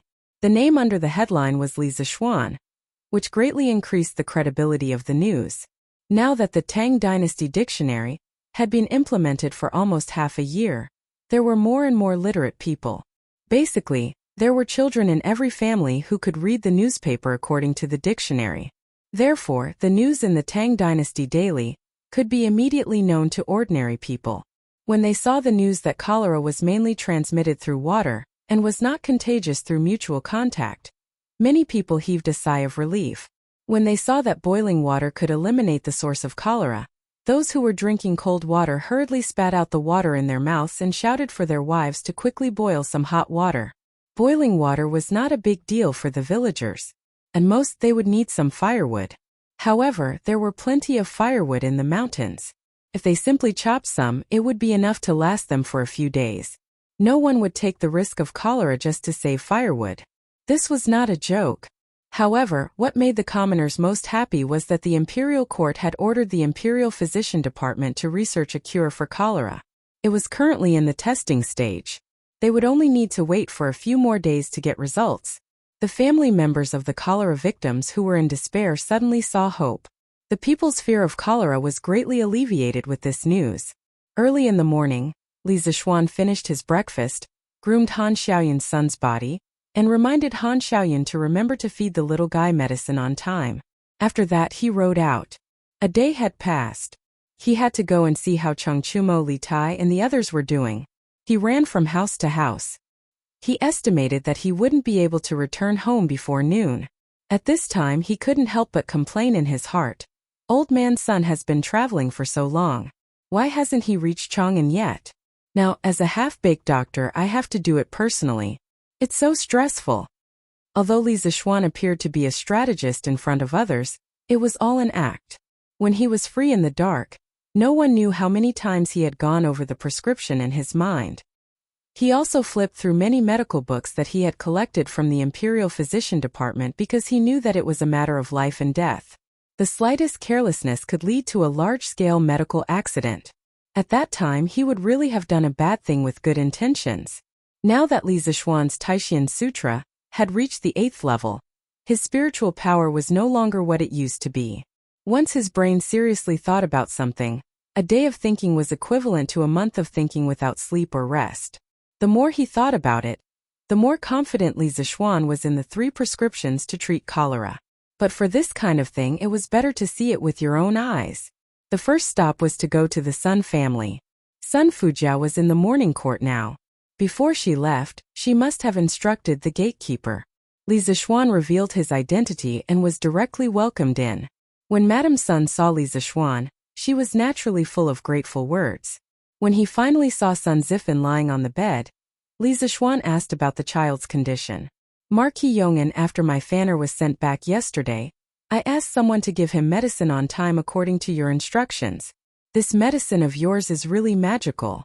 Last night, Fanner only got up twice and pooped, and now his complexion is much better. I didn't expect Marquis Yong, and to not only be good at learning martial arts and medicine at such a young age. It's a pity that I didn't give birth to a girl back then, otherwise. Sun Zifan's mother was a little sociable and a little talkative. Once she started talking, she couldn't stop. In the beginning, she was clearly talking about Sun Zifan's condition, but in the end, she actually talked about becoming in-laws with Li Zishuan. Li Zishuan was a little impressed by this woman's imagination. He quickly interrupted. Ahem. Auntie, let's talk about Zifan's condition. I'll take his pulse again. Madame Sun came to her senses and quickly said, Oh right, Marquis Yong, you should take his pulse personally. Only then will you be at ease. Li Zishuan nodded, then picked up Sun Zifan's wrist and began to pretend to take his pulse. Actually, how would he know how to do this? He was only using the pulse as a cover, and taking the opportunity to use his true qi to explore Sun Zifan's body. After a moment, under the eager eyes of Madame Sun and Sun Zifan, Li Zishuan nodded and said, And he's recovering well. After taking the medicine for another day, Zifan should not have diarrhea anymore. He should be fully recovered within 3 days. Thank you, Yamacho. Sun Zifan cupped his fists gratefully. Speaking of which, to have such a knowledgeable and talented Yamacho, who was also skilled in martial arts and medicine, was really his good fortune as a student. Hehe, I've really troubled Marquis Yong'an this time. When my master comes back, I'll definitely personally thank you. Madame Sun smiled warmly. Li Zishuan repeatedly said that there was no need, and then ran out of the Sun residence.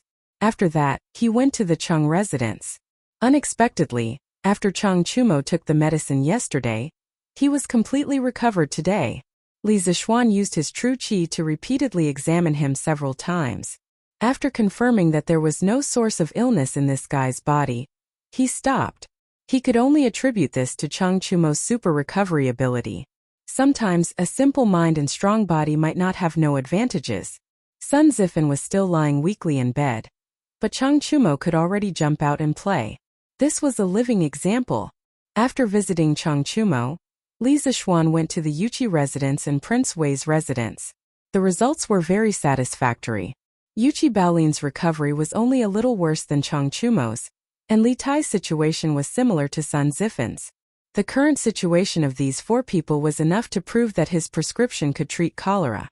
The epidemic was like a fire, and Li Zixuan felt that now was the time to fully implement his treatment method. Thinking of this, he directly rode his horse towards the palace. At this moment, there was a rush of horse hooves behind him.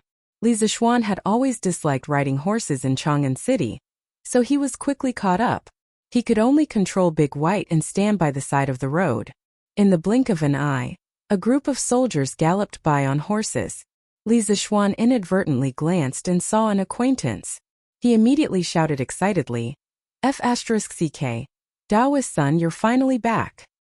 Chapter 922. At this moment, Sun Simiao was riding on a sturdy black horse. As the black horse galloped up and down, Sun Simiao's beard and hair swayed. If it weren't for the fact that he had practiced some Taoist Qigong for the convenience of practicing medicine, his entire body would have been shaken to the point of falling apart. The cavalry was as fast as the wind. It only took a moment for them to pass by Li Zixuan, so Sun Simiao didn't notice Li Zixuan on the side of the road. Besides, he was already dizzy from the bumps along the way. How could he have the time to pay attention to the pedestrians on the side of the road? Li Zixuan waved his hand and fanned away the smoke around his nose. Then he got on the horse and chased in the direction of Sun Simiao's group. In the imperial palace, it was already close to noon. Li Er had just come out of the Sweet Dew Hall, and was about to go to the harem to have a meal with Empress Zhangsun. At this time, a guard came to report that Dugu Exine wanted to see him. Li Er's heart moved, and he immediately summoned him. Then he turned back to the Sweet Dew Hall. After a while, he saw Dugu Exine enter the hall with 2 soldiers. Behind them was a white-haired old man, Sun Simiao. Dr. Sun. Without waiting for Dugu Exine and the others to greet him, Li Er came down from above and greeted Sun Simiao. He said excitedly, Dr. Sun, you are finally back. I was just trying my luck by sending the guards to the Taibai mountain area to look for you. I didn't expect to find you. It's great that you can come back to Chang'an, haha. I don't have to worry about the epidemic in Chang'an now. Sun Simiao shook his head and then cupped his hands to Li Er. He said, Your Majesty is too kind. This poor Taoist took my disciple to travel around the world and planned to return to Chang'an soon. A few days ago, I happened to be picking herbs in the Taibai mountain. I didn't expect to meet Your Majesty's imperial guards. This poor Taoist was shocked to hear that there was a cholera in Chang'an City, so I rushed back without stopping. I hope this poor Taoist is not too late. Cough cough. Actually, this old Taoist was still dizzy. Who knew how he had come all this way? Sun Simiao had been traveling day and night without rest, and had even lost a few of his horses. Although he practiced energy arts, he had never trained his body, and was only slightly stronger than the average person. Strictly speaking, he wasn't even as strong as the imperial guards around him. Therefore, the entire journey had been a huge test for Sun Simiao's body. At this moment, Dugu Exine finally had the chance to bow and say, Your Majesty, the imperial guards were on a fast march last night. Yesterday afternoon, they found Priest Sun in the depths of Taibai Mountain. Then, they rushed back with Priest Sun in the middle of the night. During the journey, 20 of the best war horses were killed, and 10 of the war horses were severely damaged. They might not be able to return to the battlefield. Apart from the 5 soldiers who escorted Sun Daozhang's disciple, the remaining 27 of the 32 imperial guards have all returned. Li Er nodded in satisfaction. He didn't care about the war horses that had been damaged. To him, it was completely worth it to be able to exchange for Sun Simiao, this old immortal, to return to Chang'an in time. The imperial guards have performed meritorious service by finding Dr. Sun in time. All 32 of them will be promoted by 1 rank. They will be given 2 days of rest before returning to the barracks to report on their work. Dugu Feiying cupped his fists and said, I thank Your Majesty on behalf of my brothers. You may go and rest. After saying that, Li Er looked at Sun Simiao and said, Dr. Sun has returned at the right time. Now that the number of cholera patients in Chang and is increasing rapidly, the imperial court is, Your Majesty, the Marquis of Yong, and requests an audience. As Li Er was speaking, a chamberlain walked in and said carefully. Sun Simiao was puzzled. He remembered that when he left Chang'an this year, the title of Marquis of Yong and didn't exist. His puzzlement didn't last long. Summon. Li Er's expression changed, and he quickly gave the order. A moment later, Li Zixuan walked in travel-worn. When Sun Simiao saw that the person who came was Li Zixuan, a hint of surprise appeared on his face. When he left Chang'an, Li Zixuan was clearly just a county boy. How did he become Marquis in the blink of an eye? When did the Marquis of the Great Tang become so worthless? Your subject greets your Majesty. Rise. Li Zixuan, you came at the right time. I was just discussing the epidemic in Chang, and with Priest Sun. After a round of greetings, Li Er smiled and said. Li Zixuan nodded, then cupped his fists at Sun Simiao and said, Priest Sun, long time no see. I've been thinking about you day and night, and you're finally back. Now I can finally heave a sigh of relief. Li Zixuan couldn't be more happy that Sun Simiao could return so early. After all, his half-baked medical skills couldn't compare to Sun Simiao's. Now that Sun Simiao was in charge of Chang'an City, the pressure on Li Zixuan's shoulders would undoubtedly be reduced by a lot. Sun Simiao stroked his beard and smiled. Little Xian, you've already been conferred the title of Marquis after not seeing you for a few months. Congratulations. Li Zixuan waved his hand and said, Fame and fortune are just fleeting clouds. Priest Sun, if you're interested in an official career, I believe His Majesty will not let a bright pearl be covered in dust. To be honest, it wasn't that Li Er didn't want to recruit Sun Simiao, but this old Taoist always liked to wander around and was unpredictable. Naturally, he wouldn't accept Li Er's invitation. Sun Simiao shook his head and said, Haha, let's not talk about this for now. Right now the epidemic in Chang'an City is like a raging fire. We should discuss how to quell the epidemic as soon as possible. Li Er agreed and said, Yes, Dr. Sun's words are very good. Li Zixuan, quickly tell us about your current progress. Li Zixuan smiled and cupped his hands. Your Majesty, I'm here today to tell Your Majesty a piece of good news. This morning I went to the Sun, Chang Yuqi and Prince Wei's residence. After my diagnosis, Chang Chumo's cholera has been completely cured. Yuqi Baolin has basically recovered. As for Sun Zifan and Qin Ke, due to their weaker physiques, their recovery is slower. However, they only need one more day of medicine to basically recover. This means that the 3 doses of medicine I prescribed can be used to treat cholera. The imperial court can immediately start distributing medicine to the people to treat cholera. Li Er heard this and said in surprise, Is this true? Qin Ke and the rest are fine? Li Zixuan nodded affirmatively. Sun Simiao, who was at the side, asked curiously, Little Xian, can you tell me about the prescription? To be honest, the ancient books have always lacked records on cholera treatment. I've also been researching cholera treatment methods all this time. Li Zixuan smiled and said, Of course. My medical skills are not good, so I can ask Priest Sun to help me. After all, it's a matter of life and death. Seeing this, Li Er waved his hand and a young eunuch went to fetch a brush and ink. Li Zixuan quickly wrote down the prescription he had written earlier. Sun Simiao took it and began to read it seriously. His mouth was still muttering in a low voice, as if he was mumbling something. He was trying to figure out Li Zixuan's prescription. Chapter 923. Wonderful, wonderful, wonderful, wonderful. These 3 prescriptions advanced layer by layer, attacking the source of the disease endlessly. First, it warms the meridians to stop the bleeding, replenishes the yang, strengthens the yang and stops diarrhea, dispels the cold and stops the pain. Finally, it warms the stomach and reduces the nausea. Especially the hearth soil, it's really wonderful. I didn't expect Xiaoshuan's medical skills to be so brilliant, to be able to think of such a wonderful prescription. It seems that even if I don't rush back to Chang'an, the epidemic will be fine. In the Sweet Dew Hall, Sun Simiao exclaimed in surprise after reading Li Zixuan's prescription. Of course, Li Zixuan's prescription wasn't complete.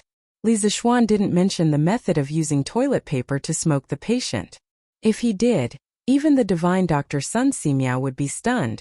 Li Zixuan thought that this prescription was the crystallization of the wisdom of dozens of generations of Chinese doctors. Of course it was awesome. However, he still had to be humble at this time. Thus he cupped his hands and said, "Priest's son, you flatter me. This prescription was summarized by my master. I don't dare to take credit for it. Do you think there's anything that needs to be changed?" Sun Simiao sighed and said, "Spiritual Master Ling Su is worthy of being an expert. I can't compare to you. Since this prescription has already cured cholera before, it naturally means that there's no problem with the prescription itself. Right now, we should prepare a large amount of medicine to pacify the epidemic as soon as possible. Fortunately, the herbs in this prescription are all common herbs. Even if we prepare a few thousand portions of medicine, it shouldn't be a difficult task for the imperial court." Li Er agreed and said, "Yes, I'll order the Imperial Medical Department to prepare the medicine quickly. Tomorrow morning, we'll start distributing the medicine to the people in the city. Priest's son, you've been running around and must be tired. Go back to the official residence and have a good rest. If the treatment of the epidemic doesn't go well, I'll need you to take charge of the situation." It wasn't that he didn't believe in Li Zixuan, but he always felt that Li Zixuan didn't seem to be confident in his medical skills. With Sun Simiao, an experienced doctor, by his side, there was no doubt that it would be safer. "Thank you, Your Majesty. I'll take my leave." Sun Simiao did not force him. He had been traveling day and night, so he was indeed tired.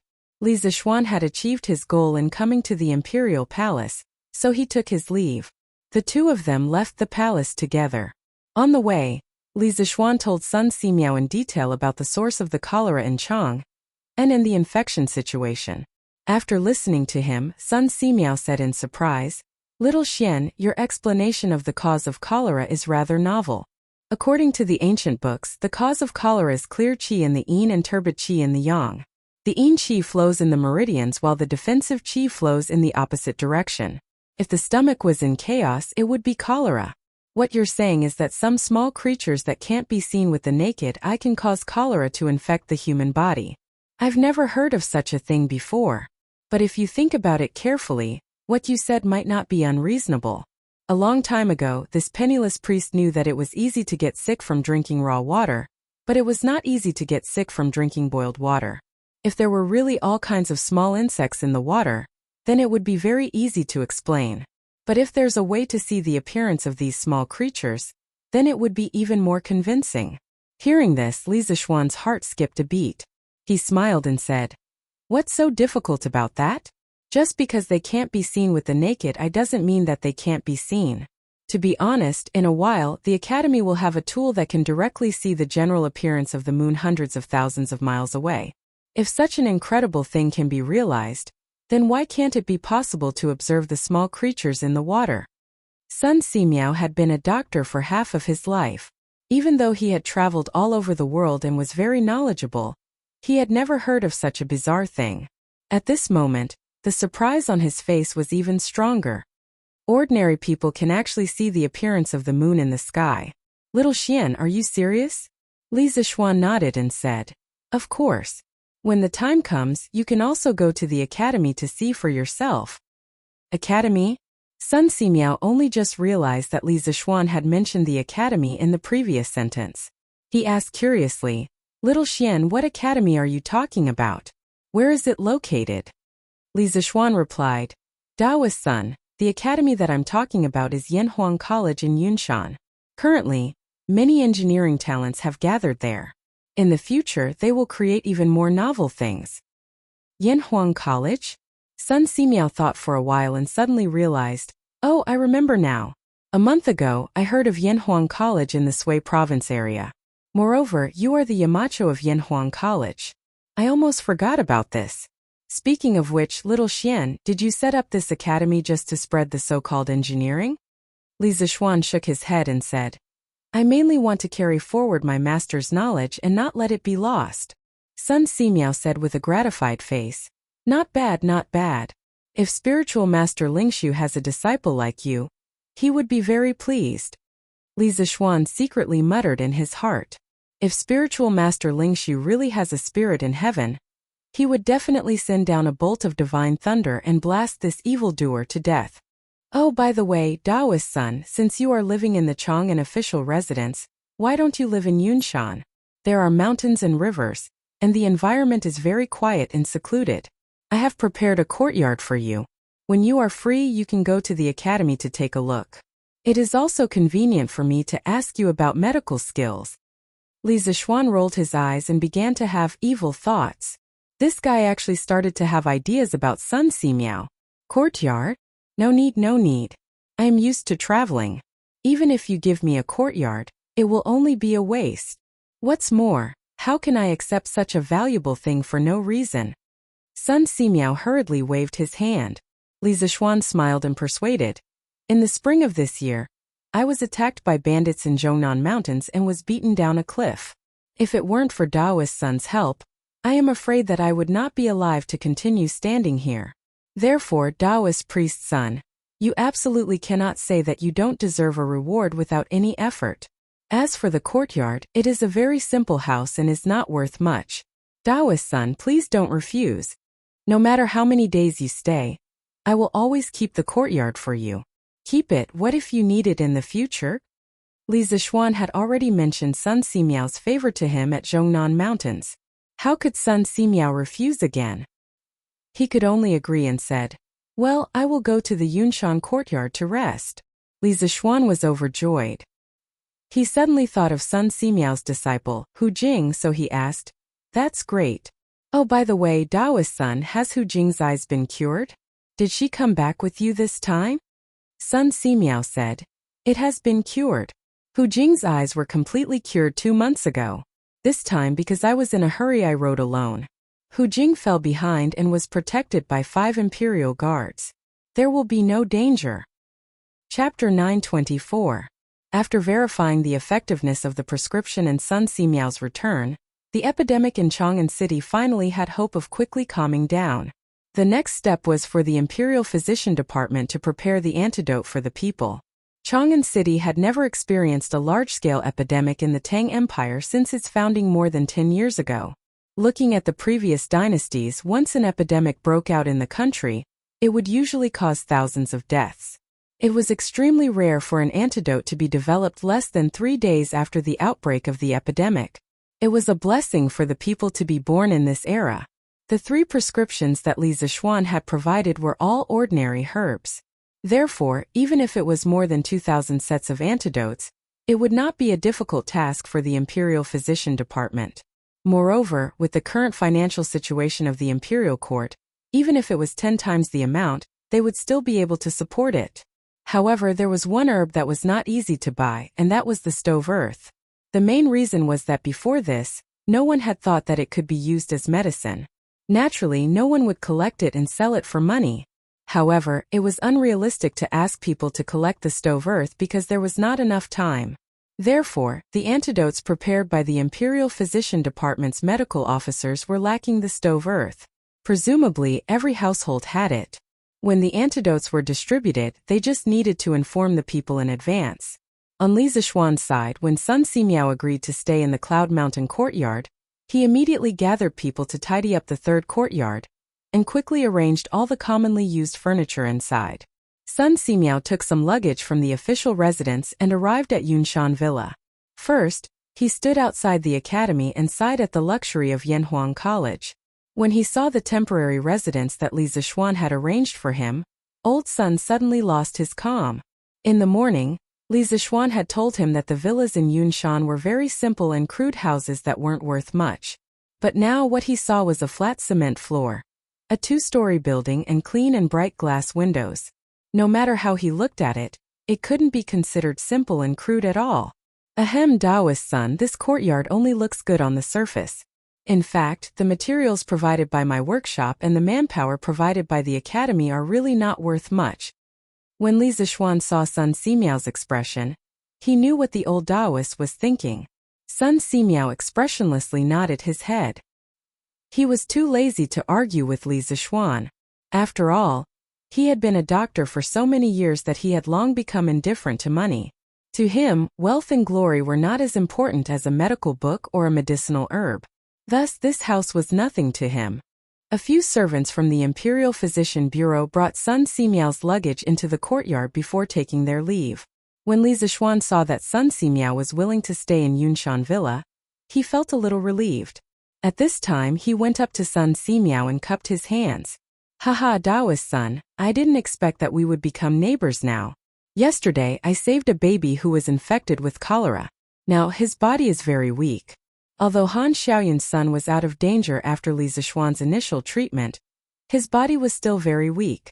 The reason why Li Zixuan could come up with a prescription for cholera with his half-baked medical skills was all due to luck.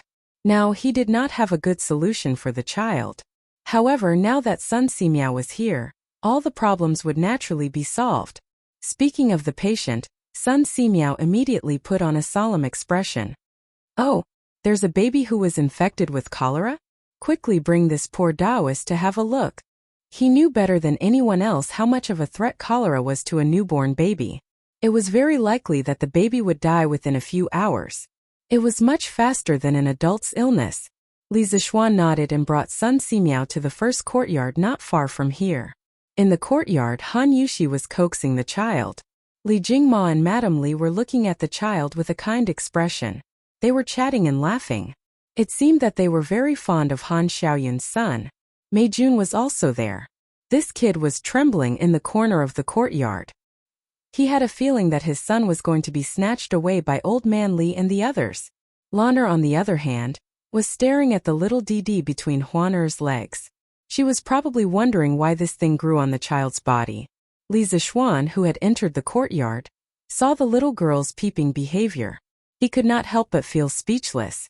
He secretly hoped that this little girl would not grow up to be a Fujoshi in the future. After introducing Sun Simiao and explaining the purpose of his visit, everyone in the courtyard, except for Lan'er and Huaner, showed a great welcome to Sun Simiao's arrival. After some pleasantries, Sun Simiao took Huaner and placed his hand on the latter's wrist. He closed his eyes and carefully checked the child's pulse. The courtyard fell into silence. Only the sound of birds chirping in the nearby forest could be heard. No one disturbed them. After a while, Sun Simiao's eyebrows twitched. He looked very surprised. After a while, he put down Huaner's arm and handed it over to Han Xiaoyun. Then, under everyone's expectant gaze, he said, "This child is truly blessed. To be able to survive the cholera is truly a blessing from the heavens. According to my diagnosis, this child's pulse is obviously very weak, but there is another kind of vitality in his body. The vitality is very strong. I guess it's this vitality that has supported the child until now. Strange. This is the first time I've seen such a strange thing in my life." Li Zixuan's heart skipped a beat. He stepped forward and explained, "Taoist son, you don't know. Before this, Huaner only had one breath left. The situation was very critical. If we rashly used medicine in such a situation, the child might not be able to withstand it. I used Taoist genuine qi to carefully nurse the child's body several times. Fortunately, Taoist son, you came back at this time. As for the possibility that there was a second kind of qi in his body other than genuine qi," Li Zixuan himself called this qi spiritual qi, he did not intend to tell anyone. Firstly, he was not completely sure. Secondly, this kind of thing sounded too strange. Genuine qi? Sun Simiao looked puzzled. He glanced at Li Zixuan. Then, as if he had accepted Li Zixuan's explanation, he said, "No wonder. But no matter what, this child has survived a great disaster. He will have good fortune in the future. Present, he is just a little weak. I'll give him a prescription to replenish his vitality. At the same time, Xiao Xian, you can give the child only 20% of your prescription for cholera. With these two approaches, the child will be fine within 5 days." Chapter 925. The next day, early in the morning under the escort of Wu Ho, the medical officers of the Imperial Physician Department set up cholera antidote distribution stations on the streets of Chang, and with a relatively large flow of people. Anyone who had cholera in their family could come here to get the antidote for free with a certificate issued by the Fangzheng or the Lizheng. When the news came out, the whole city cheered. The people rushed to spread the news. Those who had family members with cholera quickly went to the Fangzheng or the Lijiang to issue a certificate, and then went to the distribution station to get the antidote. The people outside the city knew the news a little later. After the people who came to Chang'an City in the morning heard the news, they had to run back to the village to pass the news to the people who had cholera. Therefore, the first batch of people who received the antidote were mostly people in Chang'an City or people who lived in villages close to Chang'an City. What? There's still a missing ingredient? This medical officer, what is the missing ingredient? Is it expensive? When an old man heard the medical officer from the Imperial Medical Department say that the ingredients were missing, he immediately showed a worried look and quickly asked.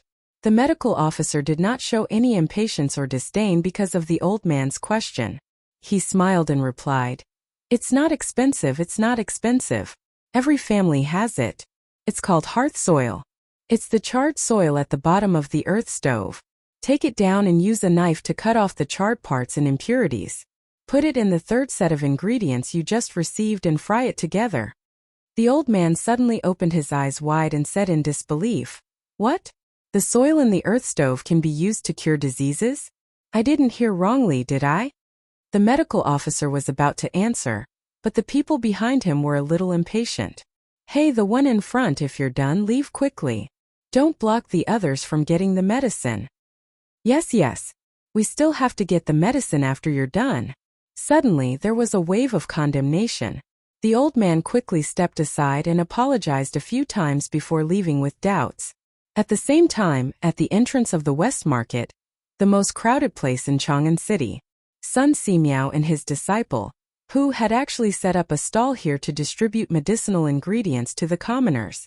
Since Sun Simiao didn't like to be restrained and liked to wander around, Li Er let Sun Simiao temporarily take over the position of the head of the Imperial Physician Bureau.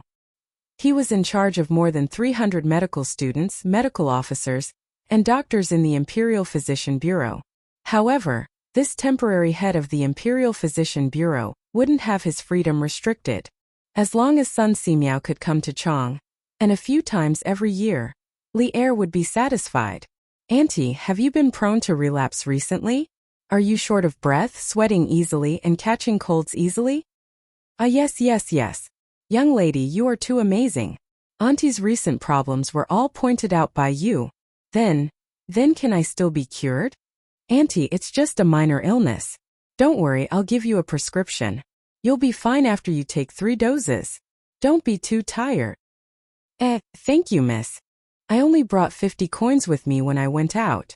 Miss, do you think you can wait here for me to go back and get some money? Auntie, my master and I don't charge any consultation fees. You just need to take the prescription to the pharmacy to buy the medicine. Sun Simiao and his disciple were not only here to distribute the cholera medicine, but also to provide free consultation for some people. In fact, it was mainly Hu Meng who was doing the consultation. Sun Simiao was distributing the medicine while listening to Hu Meng's diagnosis. In fact, he didn't know how many times he had done this kind of free consultation with Hu Meng during their travels. It was also a test and training for Hu Meng. Practicing medicine. If you only stopped at medical books, you would never become an outstanding doctor.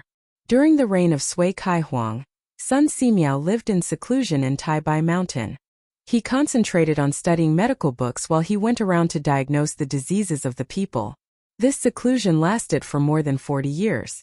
It was because of his 40 years of medical experience that he finally became a medical grandmaster. Therefore, Sun Simiao understood the importance of medical experience better than anyone else. Since Hu Meng was bent on learning medicine, Sun Simiao had been teaching him medical theory while practicing medicine to help Hu Meng lay the foundation. Of course, the results were also very obvious. After traveling for more than half a year, Hu Meng had cured at least hundreds of patients. In some places, many people called her the little fairy doctor. How can this be? How can you treat a patient for free? The woman who came to see the doctor suddenly felt a little embarrassed. Sun Simiao turned his head at this time and said, "Madam, today is a free consultation. Of course we can't take any money. You'd better take the prescription and go get the medicine. There are still patients waiting to see the doctor behind you." A cough. "Thank you, Dr. Sunday." "Thank you, miss." The woman quickly said goodbye. The next patient was a middle-aged man. Looking at his clothes, he didn't seem to be from a poor family.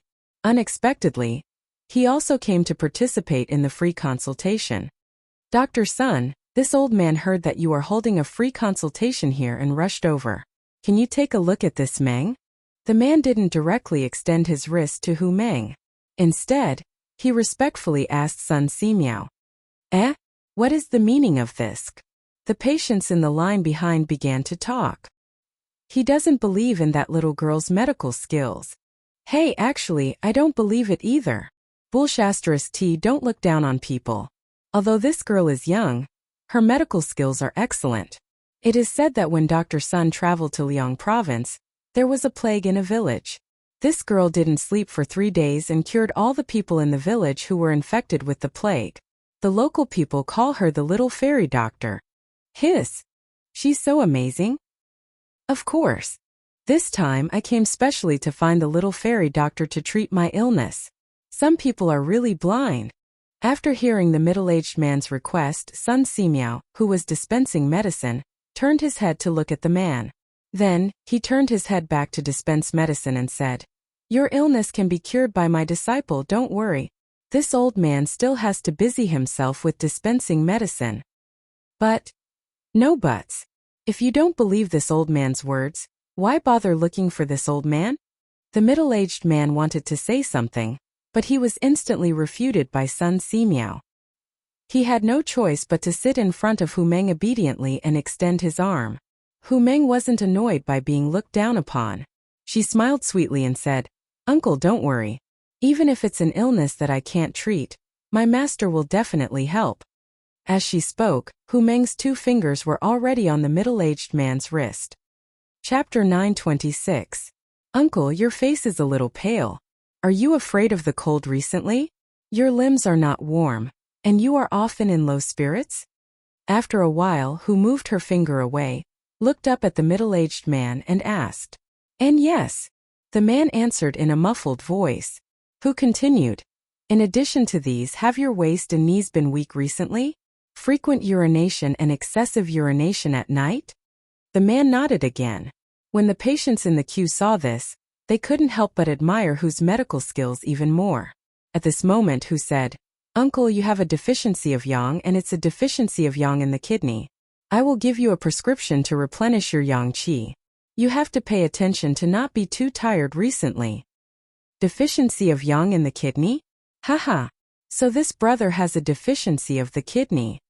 The patients in the queue were stunned at first, and then they couldn't help but laugh. A big man was actually recognized by a little girl as having a deficiency of the kidney. This was indeed very embarrassing. The middle-aged man was laughed at until his face turned red. He couldn't wait to find a hole to hide in. Hu's expression was calm. There was no ridicule or any other messy expression on her face. She was like a master who had seen through the world of mortals. In just a few breaths of time, Hu had actually finished writing the prescription. She glanced indifferently at the patients who were laughing behind her. With just one glance, it was as if there was some kind of magic power, and the mocking laughter gradually stopped. Master said that there is no need to be afraid of treatment. Mortals eat grains and miscellaneous grains, and there is no one who doesn't get sick for a lifetime. Everyone, please don't ridicule me for no reason. Don't do to others what you don't want done to yourself. Hu said meaningfully. Then she said to the middle-aged man in front of her, "Uncle, this prescription was developed by my master. It is specially used to treat deficiency of yang in the kidney. Please keep it well." The middle-aged man felt both embarrassed and ashamed. He hurriedly said a few words of thanks and left. Next. Today was Tuesday. Yanhuang College officially started classes today. Chang Chumo and Yuchi Baolin went to the college. Although Li Tai and Sun Zifan had recovered, they were still weak and needed to rest at home. In addition to the few of them, there were a total of more than 30 students in Yanhuang College who were infected with cholera. Li Zishuan sent people to the students' homes one by one to understand the situation. After confirming that no students had died of cholera, he was relieved. Today, Chang'an City was distributing medicinal herbs. After breakfast, he rode a horse to Chang'an City and happened to be at the entrance of the West Market. Li Zishuan had seen how Hu treated the patients just now. Now, whether it was her temperament or appearance, it was as if she was a completely different person. She used to be a blind farmer girl, but now she had become the little fairy doctor, who was respected by everyone and had an extraordinary temperament. She had changed a lot. Haha, old who has suffered for half his life. Now the bitterness is finally over and the sweetness is coming. One of his sons entered the college, and the other daughter is studying medicine under Sun Simiao. Both of them have a bright future, and their merits are immeasurable. Li Zixuan was sincerely happy for old Hu's family. Then, he quietly left and walked to the other places where the medicinal herbs were distributed. He wanted to see the effect of the medicine in the other places. Datong Daily reported that the Imperial Physician Department was distributing the cholera antidote for free today. However, for the people who lived close to Chang'an City, they had already heard the news before they saw the newspaper. Therefore, the newspaper was mainly for the villagers who lived far away from Chang'an City to spread the news. As for the 6 villages that belonged to Li Zixuan, such as Hanja Village, Plum Village, and Liujia Village, Li Zixuan would send enough medicinal herbs to all the families with cholera patients. The total amount of money was not much, so he treated it as a benefit to the villagers. Therefore, none of the people who came to Chang'an City to collect medicine today were from Li Zixuan's fiefdom. Li Zixuan rode Whitey around almost half of Chang'an City. Seeing that there were patients' family members lining up in an orderly manner in front of all the medicine distribution points, Li Zixuan felt slightly relieved. As long as all the people who contracted cholera received the medicine, this sudden outbreak of the epidemic would soon be quelled if there were no accidents. As far as he knew, there had not been a single case of death in this epidemic. It could be said that the epidemic was quelled at the cost of 0 casualties. It was truly a one-of-a-kind thing. At noon, Li Zixuan went to Shishirkou again. He invited Sun Simiao and Hu Jingjing to Zuaishan restaurant for lunch. They hadn't seen each other for a long time, but Hu Jingjing's personality hadn't changed. She was still quiet and calm. Sitting with this kind of girl, no matter what kind of mood you were in a moment ago, whether it was excitement or sadness, you would immediately calm down. During the meal, Li Zixuan asked Sun Simiao and his disciple about the things that had happened to them during their travels. The epidemic, the free clinic, and all kinds of difficult and complicated diseases. There were also some diseases that Li Zixuan had never heard of before. The experience was so rich that it could be written into a book. Young master, I was so happy that I couldn't sleep the whole night when I received a letter from my brother saying that he had been admitted to Yanhuang College. In the beginning, the two of us were blind and stuttering. If it wasn't for young master's help, I would probably still be playing cockfighting in the courtyard. I actually proposed a toast to young master. Young master, you have a kind heart. Good people will be rewarded. Halfway through the wine, Hu Jingjing held the wine glass and stood up to thank Li Zixuan sincerely. Although Li Zixuan was now Marquis, Hu Jingjing was still used to calling Li Zixuan young master as usual. After saying that, she raised her head, revealing her white neck, and drank the wine in the glass in one gulp. The little girl's cheeks immediately blushed. Li Zixuan shook his head and smiled. Okay, don't drink anymore. The one who saved you and your brother was Sun Daozhang. Not a lazy person like me. Your brother was admitted to Yanhuang College by his own ability. I didn't take care of him. Hu Jingjing opened her mouth and said, Young master and master have done us a great favor. We will never forget it for the rest of our lives. Li Zixuan said, Since you have made some progress in your medical skills, as long as you continue to spread your kindness, it will be the best reward for me and Sun Daozhang. Sun Simiao nodded and said, That's right. As people who practice medicine, we should save the dying and heal the injured. We should save the common people from suffering. Hu Jingjing nodded firmly and said, Yes, I will. After lunch, Sun Simiao and Hu Jingjing continued to distribute medicine and provide free medical treatment. On this day, the Imperial Medical Department distributed more than 2,500 portions of medicine for cholera treatment. On the second day, more than 1,800 portions of medicine were distributed. On the third day, more than 950 portions were distributed. On the fourth day, 370 portions were distributed. On the fifth day, 130 portions were distributed. On the sixth day, there were only a few people receiving medicine. At this point, The sudden cholera epidemic had finally subsided. At this time, Li Zixuan suddenly received a piece of good news. Yinhuang College's astronomical telescope was completed. Chapter 927. Ink Girl, I heard that you've made a telescope? Back in the Yinhuang Academy, Li Zixuan was in Yin Xiaoning's office when he saw the couple he hadn't seen for a long time. In the morning, Mo Lingwei sent someone to inform him that the telescope had been completed. Li Zixuan immediately rushed over when he heard the news. Recently, he had been busy quelling the cholera and rarely asked about the matters of the college. He didn't expect Mo Lingwei to create such a big news all by herself. It was really shocking. Li Zixuan had expected that Mo Lingwei would make a telescope, but it was beyond Li Zixuan's expectations that she could make it so quickly. After all, although the principle of the telescope was simple, it wasn't simple to make it. Yes. Yamacho little Ningzi and I have already made the telescope yesterday. We even tried it last night. We can see the moon very clearly from here. Mo Lingwei said excitedly when she saw Li Zixuan. Li Zixuan's heart skipped a beat. He said mischievously, Yo! Last night? You two have started to stay out all night to look at the stars and the moon together? TSK Xiaoning, not bad. You're quite capable. Your progress. Haha. Yamacho, it's not what you think it is. Mo Lingwei, who had always been fierce, blushed at this moment. Yin Xiaoning was also embarrassed by Li Zixuan's words.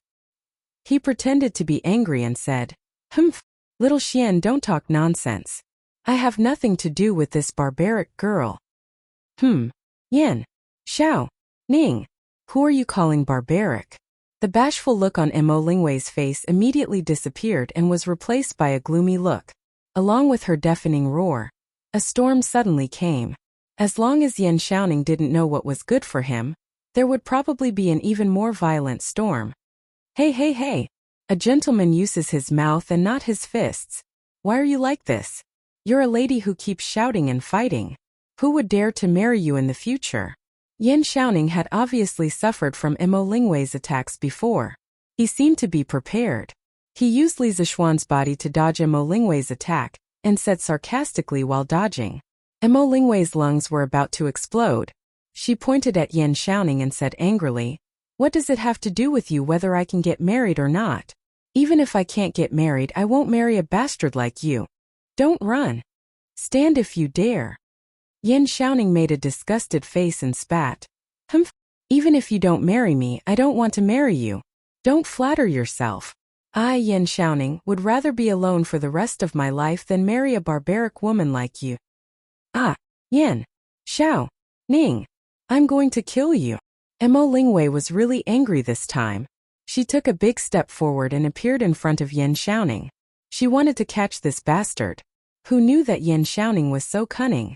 He used Li Zixuan's body to play around with Mo Lingwei. Li Zixuan couldn't help but feel a little angry in his heart for this pair of adulterous couple to show off in front of him. Forget about showing off your love, but you still King ran over to show off your love in front of him. That was unbearable. Li Zixuan didn't say anything. He grabbed Yin Xiaoning and threw him in front of Mo Lingwei like he was throwing trash. Their eyes met, and what followed was a pig-like scream. Li Zixuan didn't have time to care about this. He shook his head, turned around, and walked towards the atrium next to Guanghua Tower. Even if Mo Lingwei didn't say anything, Li Zixuan knew where the binoculars were placed. He opened the metal door and entered the open-air atrium. Li Zixuan saw a long cylindrical object supported by a tall metal frame. It stood on the roof of the building like a sharp sword piercing the blue sky. Hey! Does look like it. I wonder how far this thing can see. Li Zixuan glanced at the binoculars and mumbled to himself. He then approached the binoculars. When he got closer, Li Zixuan took a closer look. He realized that Mo Lingwei's binoculars were a typical Kepler telescope. She used two lenticular lenses as the objective lens and the eyepiece respectively. The two lenses were combined to magnify distant objects. The structure of the Kepler telescope was relatively simple, and it wasn't particularly troublesome to make. Even so, Mo Lingwei was already very impressive. After all, the industrial level of this era was very high. This girl didn't even know how many lenses she had to grind to make the two most suitable ones. Hey Yamacho, give it a try. Using this thing to see the moon in the sky is much clearer than using the naked eye. Mo Lingwei didn't know when this adulterous couple had followed them again. Mo Lingwei walked cheerfully to Li Zixuan and shouted. Before she made the binoculars, Li Zixuan had promised her some conditions. Now of course she was hoping that Li Zixuan would quickly inspect the project, so that he could fulfill his promise. Li Zixuan put his hands behind his back and rolled his eyes. He said, Ink Girl, it's almost noon. Where do you want me to find the moon? I'll come back at night after the moon rises. Astronomical binoculars can't be used for anything other than viewing during the day. What? You want to use an astronomical binoculars to look at the sun? If you have the guts, then give it a try. I guarantee that you'll be blinded by the brightness. The problem now was that Mo Lingwei's telescope was relatively large. It was fixed in the atrium of Guanghua Building, and the lens was pointing directly at the blue sky. Even if Li Zixuan wanted to use this thing to view the sun, it would be very inconvenient. Mo Lingwei also understood that Li Zixuan was telling the truth. She laughed awkwardly and said, Yamacho is right. Then, Yamacho, remember to come over tonight to try this telescope. Li Zixuan nodded and said, Of course. Mo Lingwei said again, Yamacho, don't forget what you promised Lingwei when the time comes. Li Zixuan asked subconsciously. Huh? What? Mo Lingwei's expression changed instantly. The speed at which she changed her expression was as fast as when she was with Yan Xiaoning. Li Zixuan didn't want to provoke this girl. He instantly recalled something and said, Oh, I remember now. Ink Girl, don't worry. As long as this telescope doesn't have any major flaws, I'll definitely do what I promised you. When Mo Lingwei heard this, she immediately smiled and said, Hee. Thank you, Yamacho. One moment it was thundering, the next it was raining, and the next it was cloudless. This girl was really incorrigible. Li Zixuan didn't want to get involved in trouble, so he quickly left the atrium. At the same time he thought to himself, I hope Yan Xiaoning can get rid of this demon as soon as possible. Ooh. Chapter 928. At night, after dinner, Li Zixuan went out and walked towards Yanhuang College. Lan'er, his little tail, naturally followed him. Speaking of which, during the time that Han Xiaoyan's son, Mei Jihuan, was in the Li family, Lan'er had found a new playmate. It wasn't easy to have someone younger than her in the family, and this girl naturally acted as the big sister. Many times the way she pretended to be an adult always made others laugh. However, as early as the day before yesterday, Mei Jihuan's illness had already recovered, so the mother and son naturally went home. When the little guy left in the end, he was still a little reluctant and insisted on letting Li Zixuan carry him. Speaking of which, it was strange. In the Li family, this child was not close to Father Li, Madame Li, or Han Yushi. Instead, he was very close to Li Zixuan, who was often not at home. This made Madame Li laugh and scold this child for being a little heartless. The siblings walked on the small path of Yunshan. Although night had fallen, the paths of Yunshan were all cement and could be considered smooth, so they wouldn't trip because of the bumpy road. It was now late autumn, and the cool night wind blew on their bodies, making them feel a chill to their bones. You little girl, when we went out I told you to wear more clothes, but you didn't. Now you know that it's cold? Li Zixuan saw that Lan'er's legs were still trembling as she walked, so he reprimanded her unhappily. Although he said this, he still took off the cloak on his back and wrapped it around the little girl's body. That's right, it was too long. Lan'er was rather short, and at most, she could only reach Li Zixuan's waist. If such a long cloak was draped over the little girl's shoulders, half of it would drag on the ground. She might even step on the hem and trip herself. Thus, the cute Lan'er was wrapped up like a dumpling. Ah, stinky brother, this is so ugly. Take it off quickly. Lan'er was just about to say brother is so nice, when she was wrapped up like this by Li Zixuan. How could she, who always liked to be beautiful, stand this, and immediately protested. Ugly your head. Let's see if you can still say it's ugly when you get sick from the cold. Li Zixuan knocked his sister's forehead in annoyance and dragged her toward the academy. Brother, can we really see the scenery on the moon later? Perhaps. Let's see if your brother Xiaoning and sister Wire can do it. Awesome. Brother, what do you mean by awesome? It's literally what it means. Humph, smelly brother, you're lying to me again. You definitely didn't mean it literally. Awesome means to be energetic. Oh, then I hope that brother Shouting and sister Wire will do their best. Otherwise, Loner would have made a wasted trip. Oh right, big brother, is there a fairy Changi on the moon? Ha! Lana, you'll know soon enough. The siblings chatted casually and soon arrived at Yanhuang College. The two of them went straight upstairs to the atrium.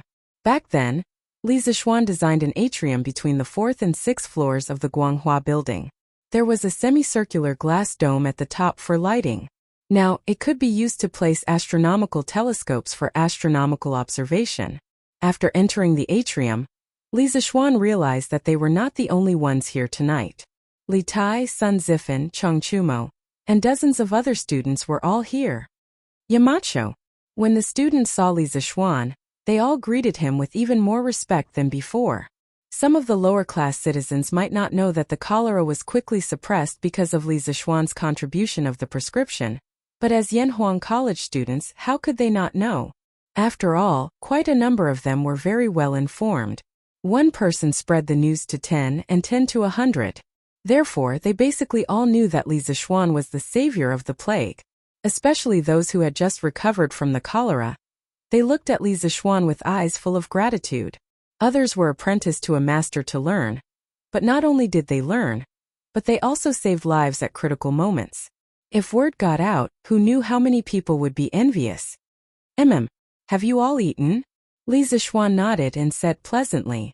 Now that the weather was cold, the students did not have to go for military training. Naturally, they did not have to rush to the bathhouse every day after school, so they still had some time to go out at night before going to bed. It was not that Li Zixuan did not think of introducing an evening self-study system in the academy, but the light at night was too poor. In this era there were no electric lights, oil lamps or candles. For a large classroom with 40 students, it was tantamount to the light of fireflies. If he forced an evening self-study system, it would only damage the students' eyes.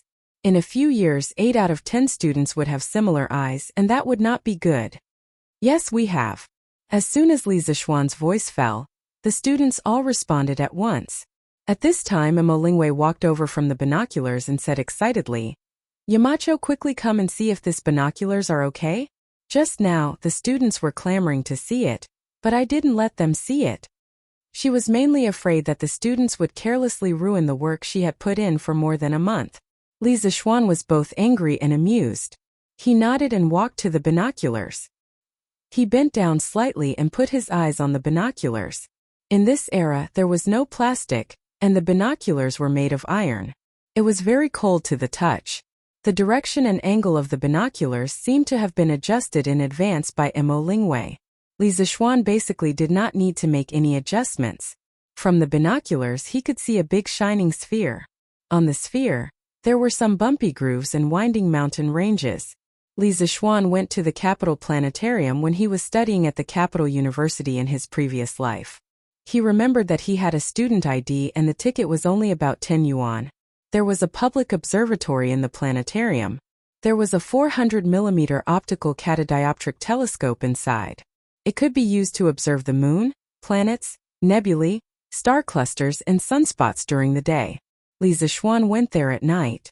That was the first time he saw the moon clearly with his own eyes. The shock it gave him was far from what he could see on the television screen.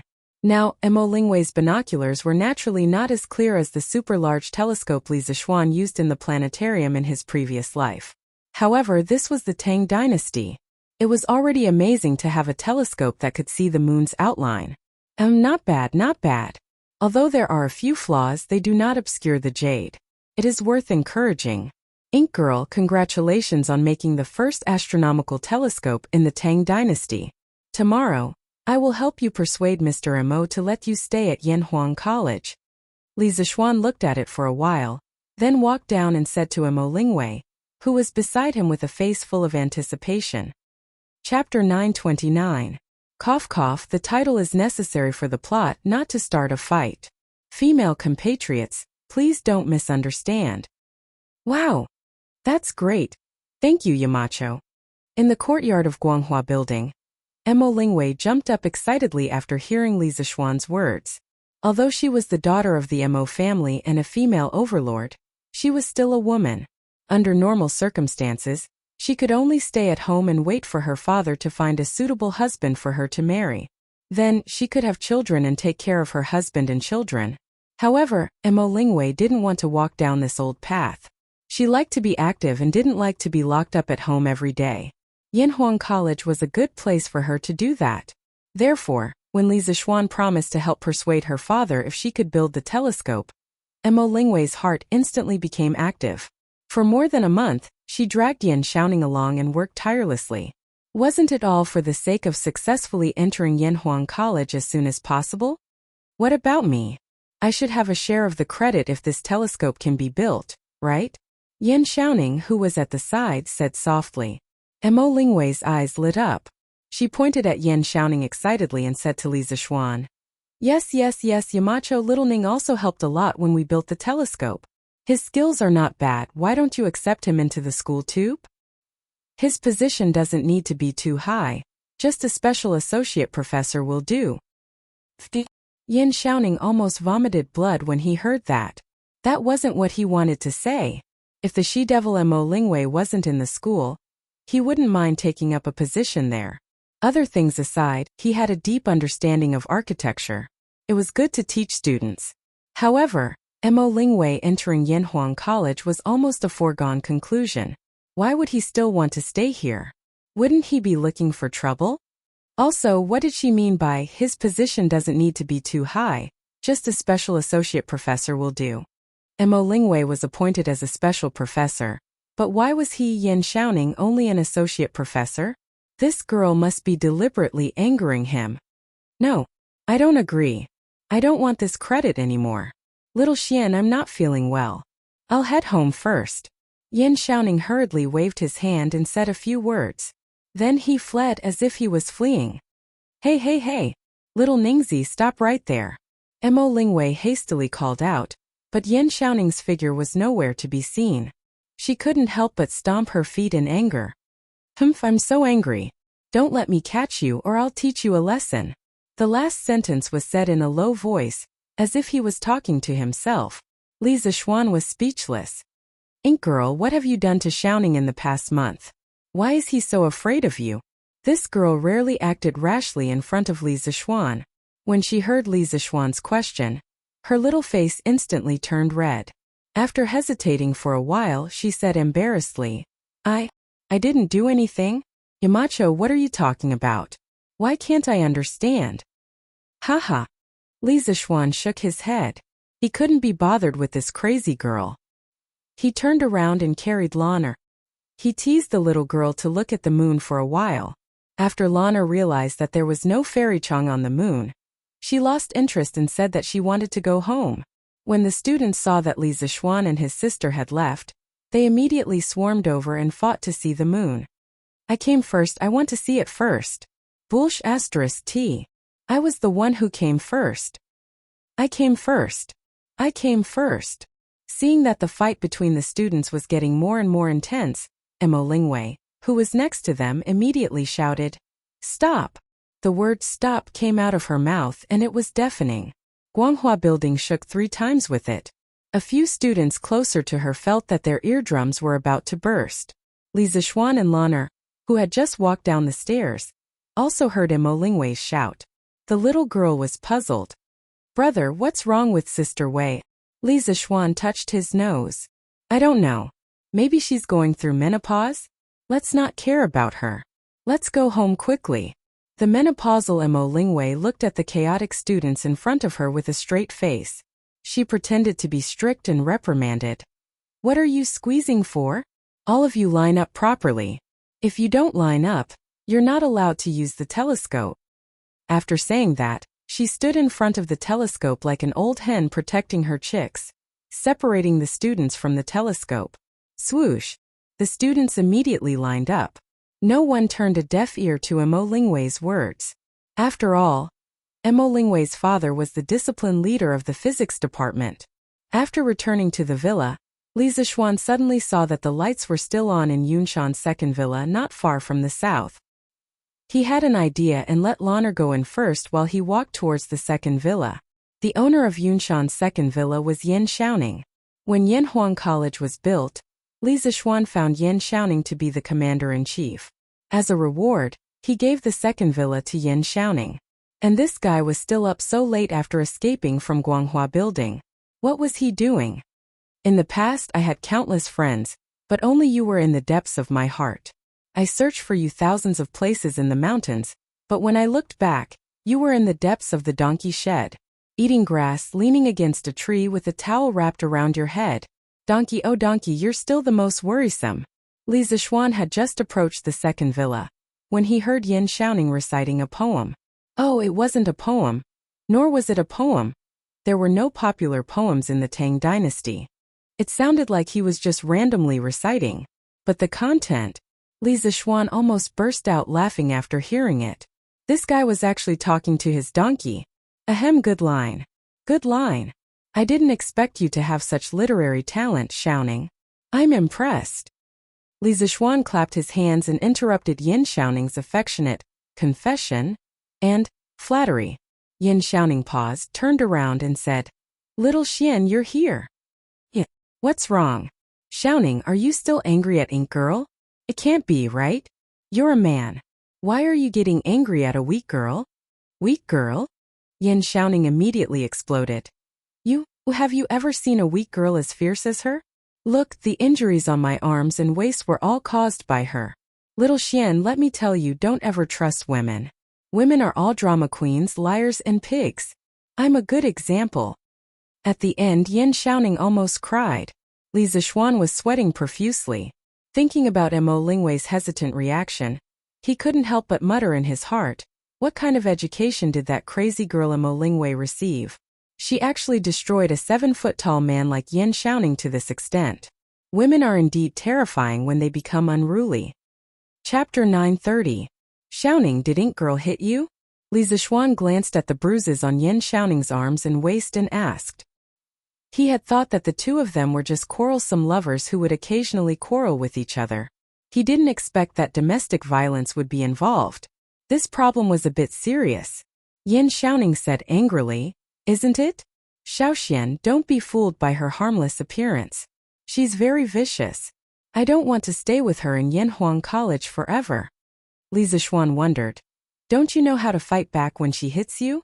Yin Xiaoning rolled his eyes and looked at Li Zixuan as if he was looking at an idiot. Do you think I don't want to? But this woman knows martial arts. I'm no match for her. Li Zixuan suddenly understood. When he first saw Mo Lingwei, he saw that her lower body was extremely stable when she walked. He guessed that this girl might know martial arts.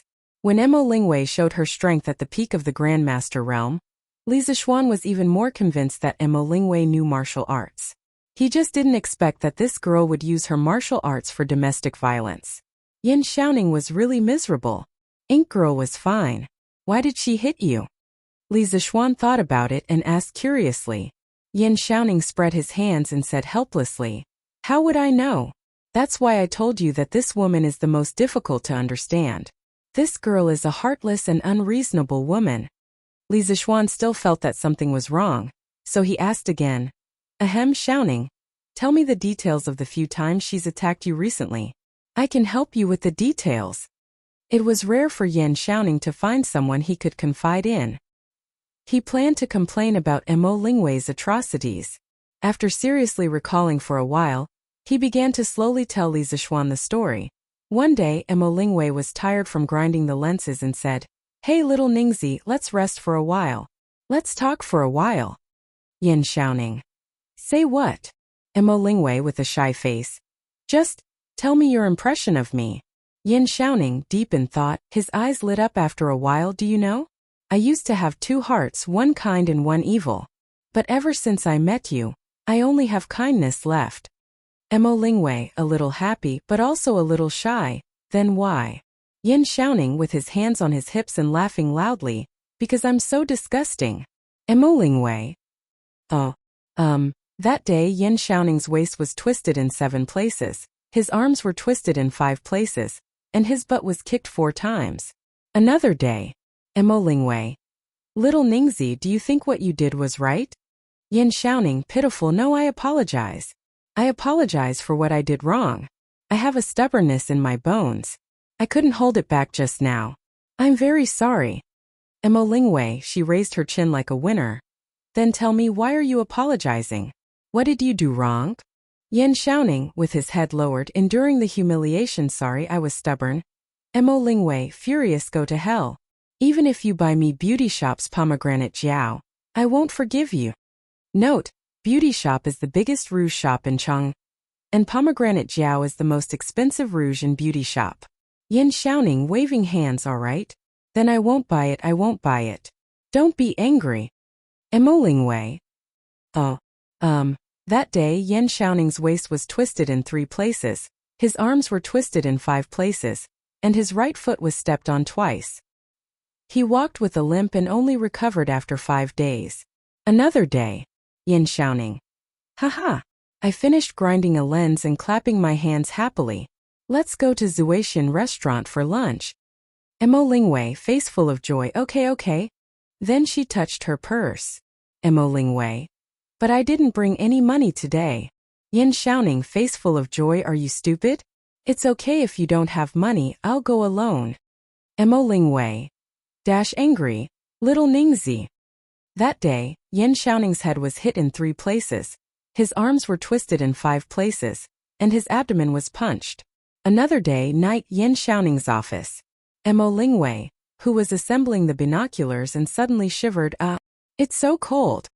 Yin Xiaoning. Haha. I'm not cold. I told you to wear more clothes. Mo Lingwei, glaring at Yin Xiaoning with endless killing intent in her eyes. Yin Xiaoning. Don't stare at me, I didn't mean it that way. After stuttering for a while, Yin Xiaoning took off his cloak. Mo Lingwei thought that this blockhead was finally enlightened. Who knew? Yin Xiaoning threw his cloak on the table and said, Haha. Are you happy now? I'll be cold with you. Mo Lingwei didn't say anything. She picked up the iron rod in her hand, and that night, Yin Xiaoning's legs were bruised in no less than 5 places, and his butt was bruised in more than 10 places. After listening to Yin Xiaoning's story, Li Zixuan was stunned for a moment. He couldn't react at all. He sympathized with Yin Xiaoning before, but now, Yin Xiaoning lost control of his emotions after talking about so many sad past. His eyes were red, and he said with grief and indignation, Little Xian, help me be the judge. Isn't this kind of woman asking for a beating? He was being unreasonable and making trouble out of nothing. When I have the chance, I'll teach this girl a lesson. Otherwise, she'll never know how high the sky is and how deep the earth is.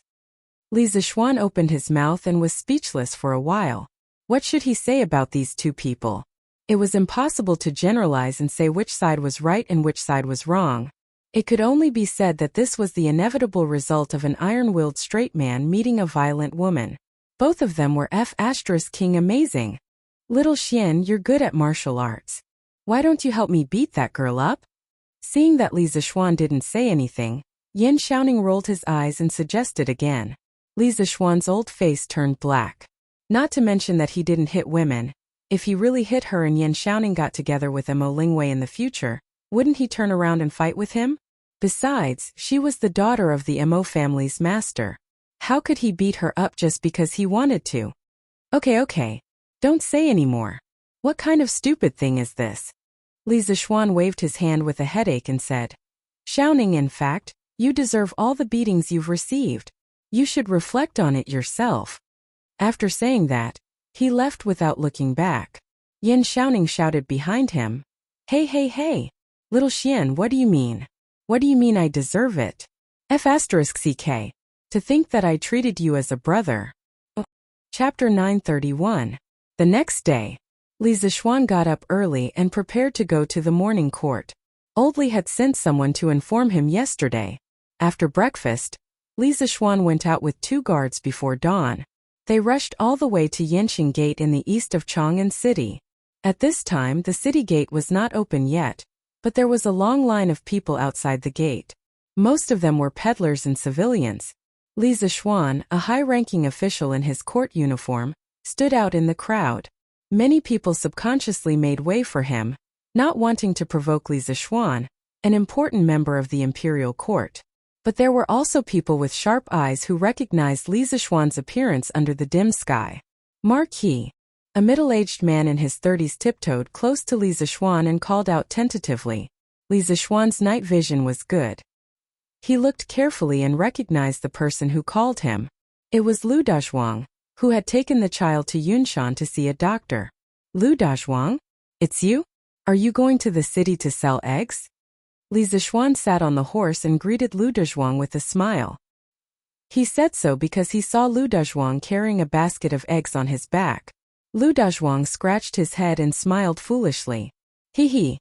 Eggs are becoming more expensive recently, so I collected all the eggs at home and sold them together, so I can buy some meat for my Shaoan to eat. Speaking of this, he seemed to have suddenly thought of something and hurriedly added, "Oh, the last time my family's Shaoan got cholera, it was all thanks to Marquis's help. Marquis's great kindness to our Lu family is like a new life. I, Lu Dazhuang, am willing to repay Marquis's kindness with the rest of my life." Saying this, he knelt down in front of Li Zixuan and kowtowed 3 times. All of this happened in an instant. Li Zixuan, who was on horseback, couldn't react in time. By the time he jumped off the horse, Lu Dazhuang had already finished kowtowing 3 times. When he bent down halfway, a few eggs rolled out of the bamboo basket. Get up. I told you before, you don't need to repay anything. Go home, farm and live a good life. That's the greatest repayment to me." Li Zixuan hurriedly helped Lu Dazhuang up and scolded him with a stern face. They made such a big commotion, kneeling and kowtowing, how could others not notice? Marquis? This is Marquis Yong'an? It's really Marquis. Why does it sound like this person is implying that the Marquis of Yong and was the one who resolved the chaos? Shouldn't it be the Imperial Medical Department? You don't know about this, right? I heard that the reason why the Imperial Court was able to quell the cholera so quickly was mainly because Marquis Yong and contributed 3 prescriptions. Otherwise, too many people would have died. There's actually such a thing? How come I don't know about this? Nonsense. It's normal that you don't know. That's because Marquis keeps a low profile and doesn't like people to spread the news. If you ask around, you'll find out that the people who contracted cholera drank the exact same medicine as Lu Dazhuang's son. Second brother Yu is right. I've also heard about this. And it's said that when the Imperial Medical Department distributed the medicine, none of the 6 villages under Marquis Yong'an's rule went to collect the medicine. This is because Marquis Yong and gave the sick villagers free medicine in advance. That means our Afu's savior is Marquis.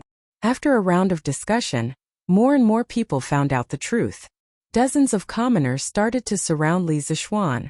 Pang Feiji's right hand was on the hilt of his sword, as if he was facing a great enemy. He was afraid that an assassin would suddenly rush out from the crowd. "Thank you, Marquis, for saving our Xiaoyu. Marquis, you're our savior. Please accept a bow from this old man." "Marquis, please accept a bow from us." The assassin that Pang Feiji was guarding against did not appear. The dozens of commoners all bowed towards Li Zixuan in unison. When the rest saw this, they all followed suit. Although they didn't contract cholera before, it was inevitable that some of their relatives would contract it. When they heard that Li Zixuan was the savior of this cholera epidemic, they were grateful from the bottom of their hearts.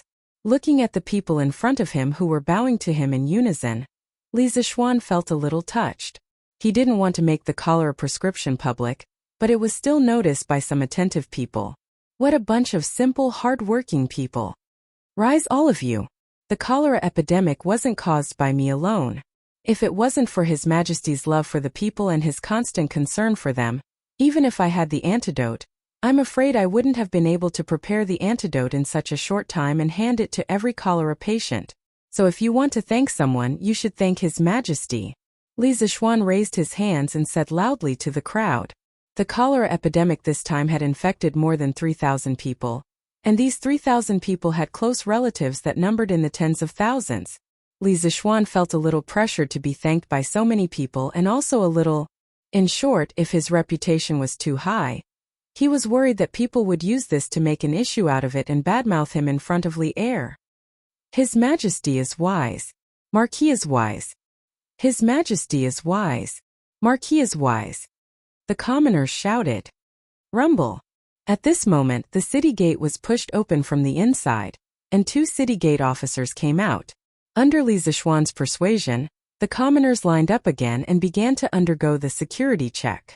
Yes, that's right, the city gate officers of this era were basically the same as the security guards of modern train stations and subway stations, but they didn't have high-tech equipment.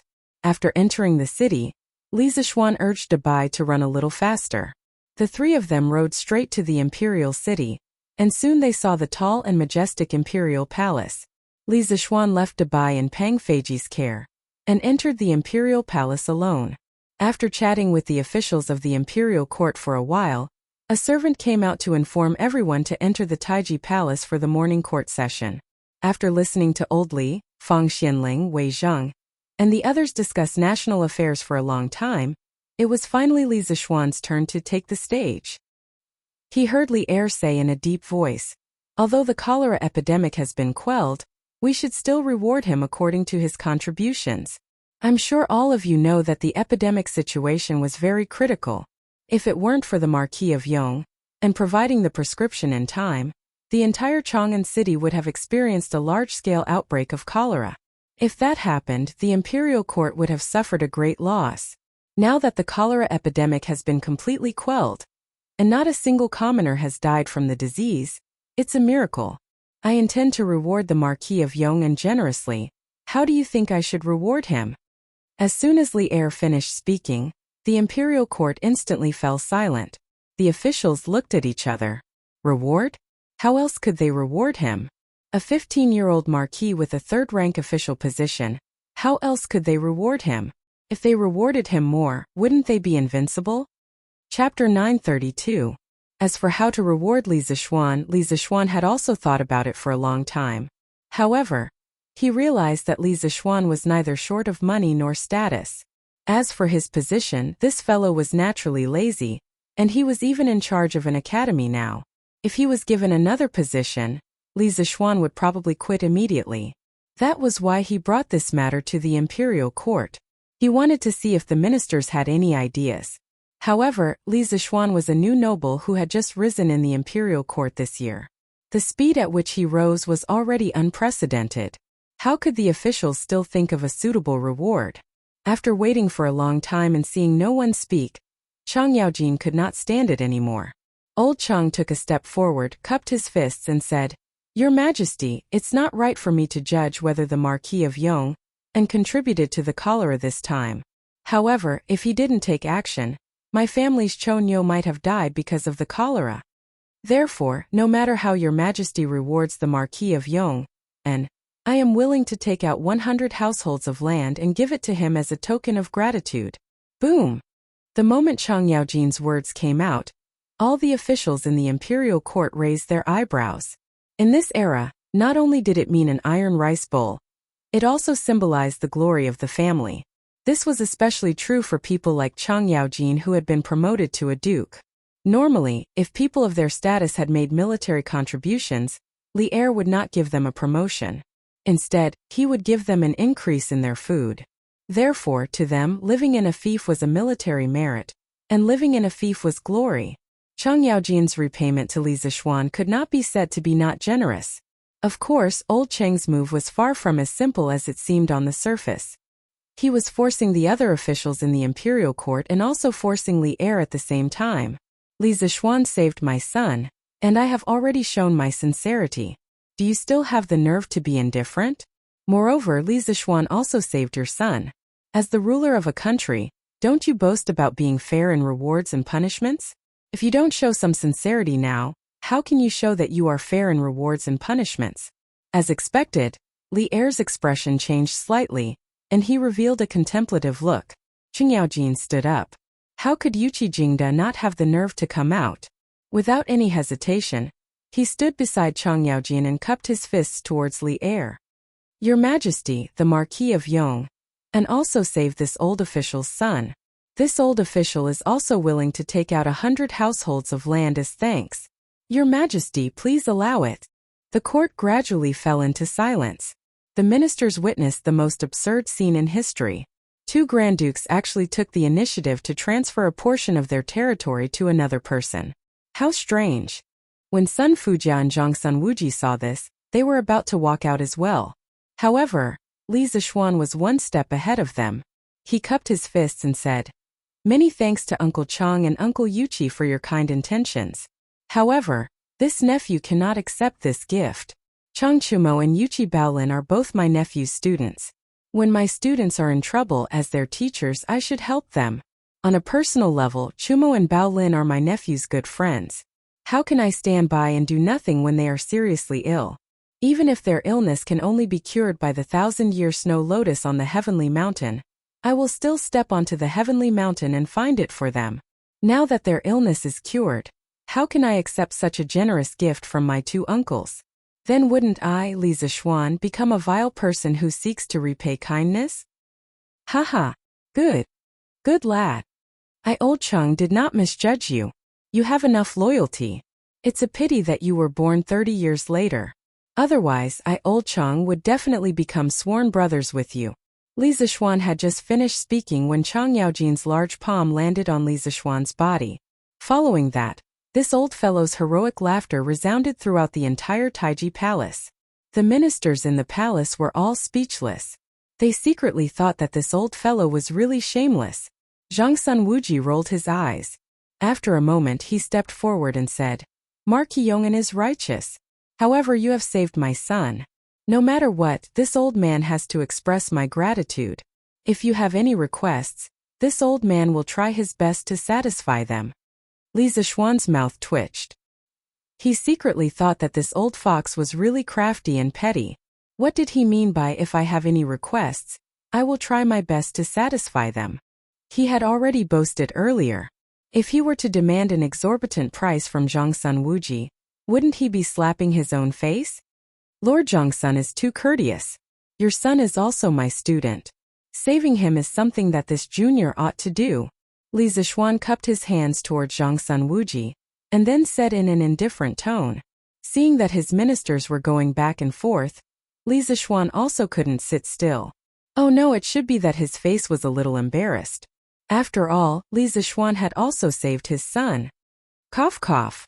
Alright. Li Zixuan's contribution to the rapid pacification of the cholera could not go unnoticed. This was a matter of the nation, not a matter of a few beloved officials. Naturally, the imperial court should reward him. Li Zixuan, tell me, what reward do you want? Li Er, who couldn't maintain his face, coughed lightly and said in a deep voice. Only then did Chang Yaojin, Yuqigong, and the others calm down and look towards Li Zixuan. Bestowing a reward was a form of knowledge. Wasn't wanting a reward also a form of knowledge? Furthermore, the knowledge to bestow a reward was undoubtedly even more profound and difficult to grasp. Li Zixuan pursed his lips. Actually, when he received Li Er's notice to attend the morning court session yesterday, he had already guessed what would happen. Thus, he had already thought about what reward he should ask Li Er for. At this moment he stepped forward and bowed slightly. Your Majesty, quelling the cholera was not the work of this subject alone. Furthermore, this subject is a marquis of the Great Tang Empire. Doing something for the Great Tang Empire is also this subject's duty. This subject does not dare to ask for a reward. One should be humble when needed. After all, if one was humble, this reward wouldn't run away. Li Zixuan loved to pretend to be a pig to eat the tiger. Li Er said unhappily, if I want to give you a reward, you should accept it. When did you become so overcautious? Speak quickly. Li Zixuan didn't continue to pretend to be humble. Everything had to be done in moderation. He bowed and said, Thunderbolts and rain are the grace of the emperor. Logically speaking, this subject should accept whatever your majesty gives me. Hearing this, Li Er frowned. He really wanted to kick this glib-tongued brat. However, he heard Li Zixuan continue.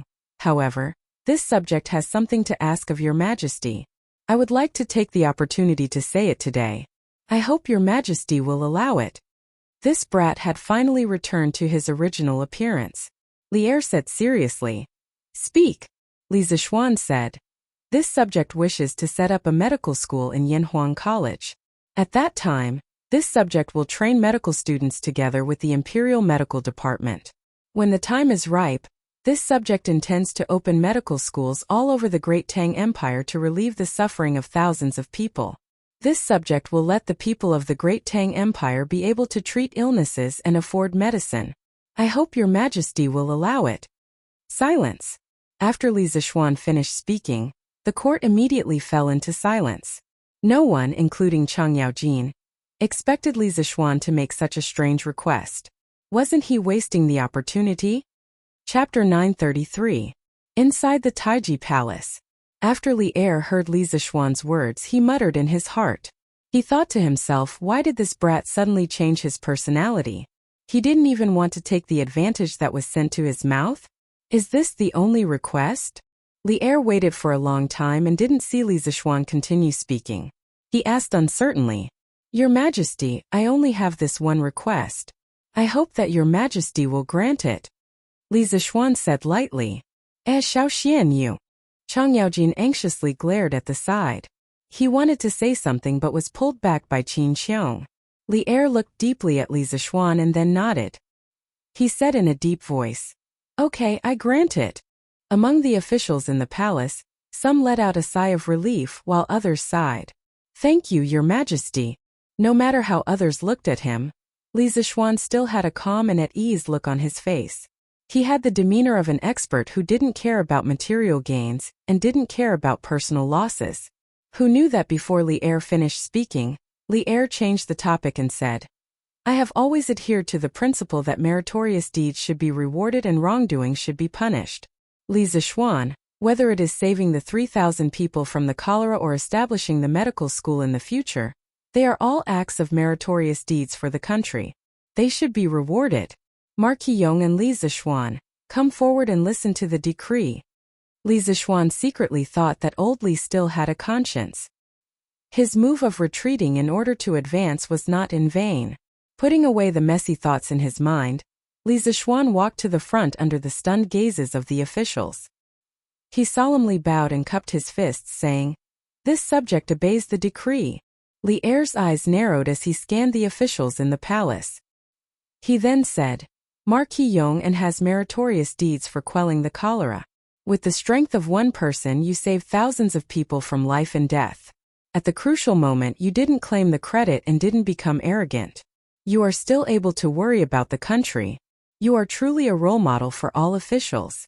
I have decided to grant you 400 households and 100,000 gold.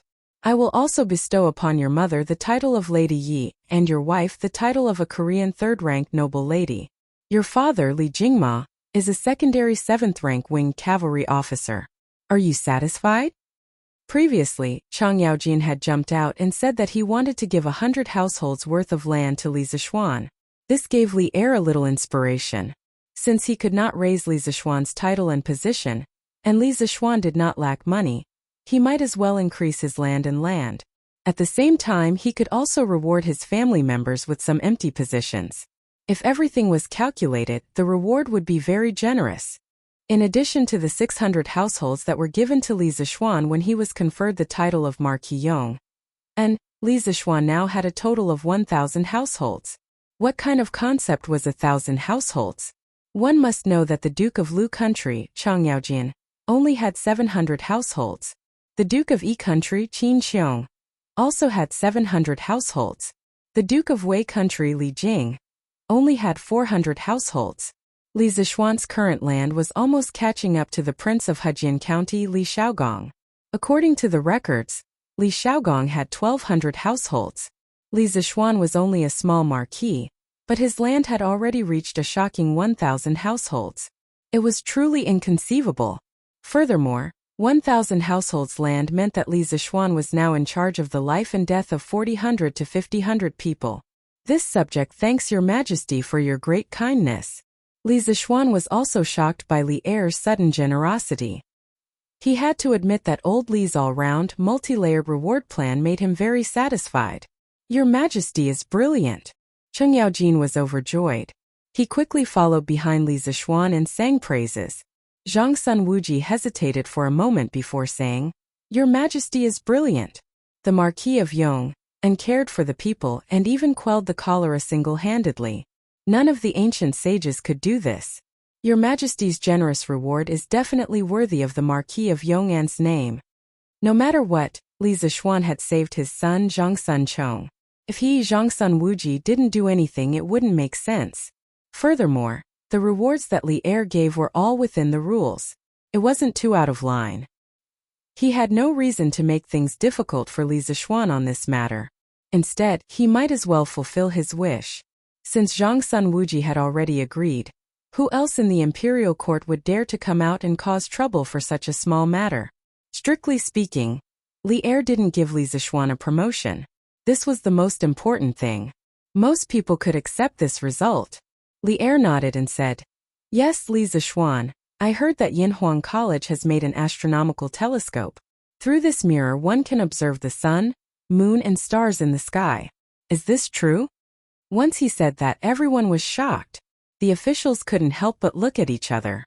They were shocked and speechless. What kind of mirror could observe the sun, moon and stars in the sky? Why does this sound so much like nonsense? It had to be said that even though these people were high-ranking officials in the imperial court, they weren't as knowledgeable as most of the students in Yanhuang College. Li Zixuan was already prepared. It should be said that from the moment Yan Xiaoning and Mo Lingwei finished making the telescope, he had already expected that Li Er would know about this news soon. Furthermore, he had never thought of exchanging a national treasure like the telescope for money. He would definitely hand it over to the country. At this moment, Li Zixuan cupped his hands and answered, "Your Majesty, the Academy has indeed made an item that can see the moon and stars from hundreds of thousands of miles away. It's called the astronomical telescope. Many teachers and students of the Academy have tried this mirror." Hearing Li Zixuan's confirmation, the officials couldn't stay calm anymore. The quiet and orderly imperial court suddenly exploded like a drop of water in a pot of oil. What? Yanhuang College actually has a magical item that can see the sun, moon and stars clearly? This can't be, right? I wonder what it's like on the moon.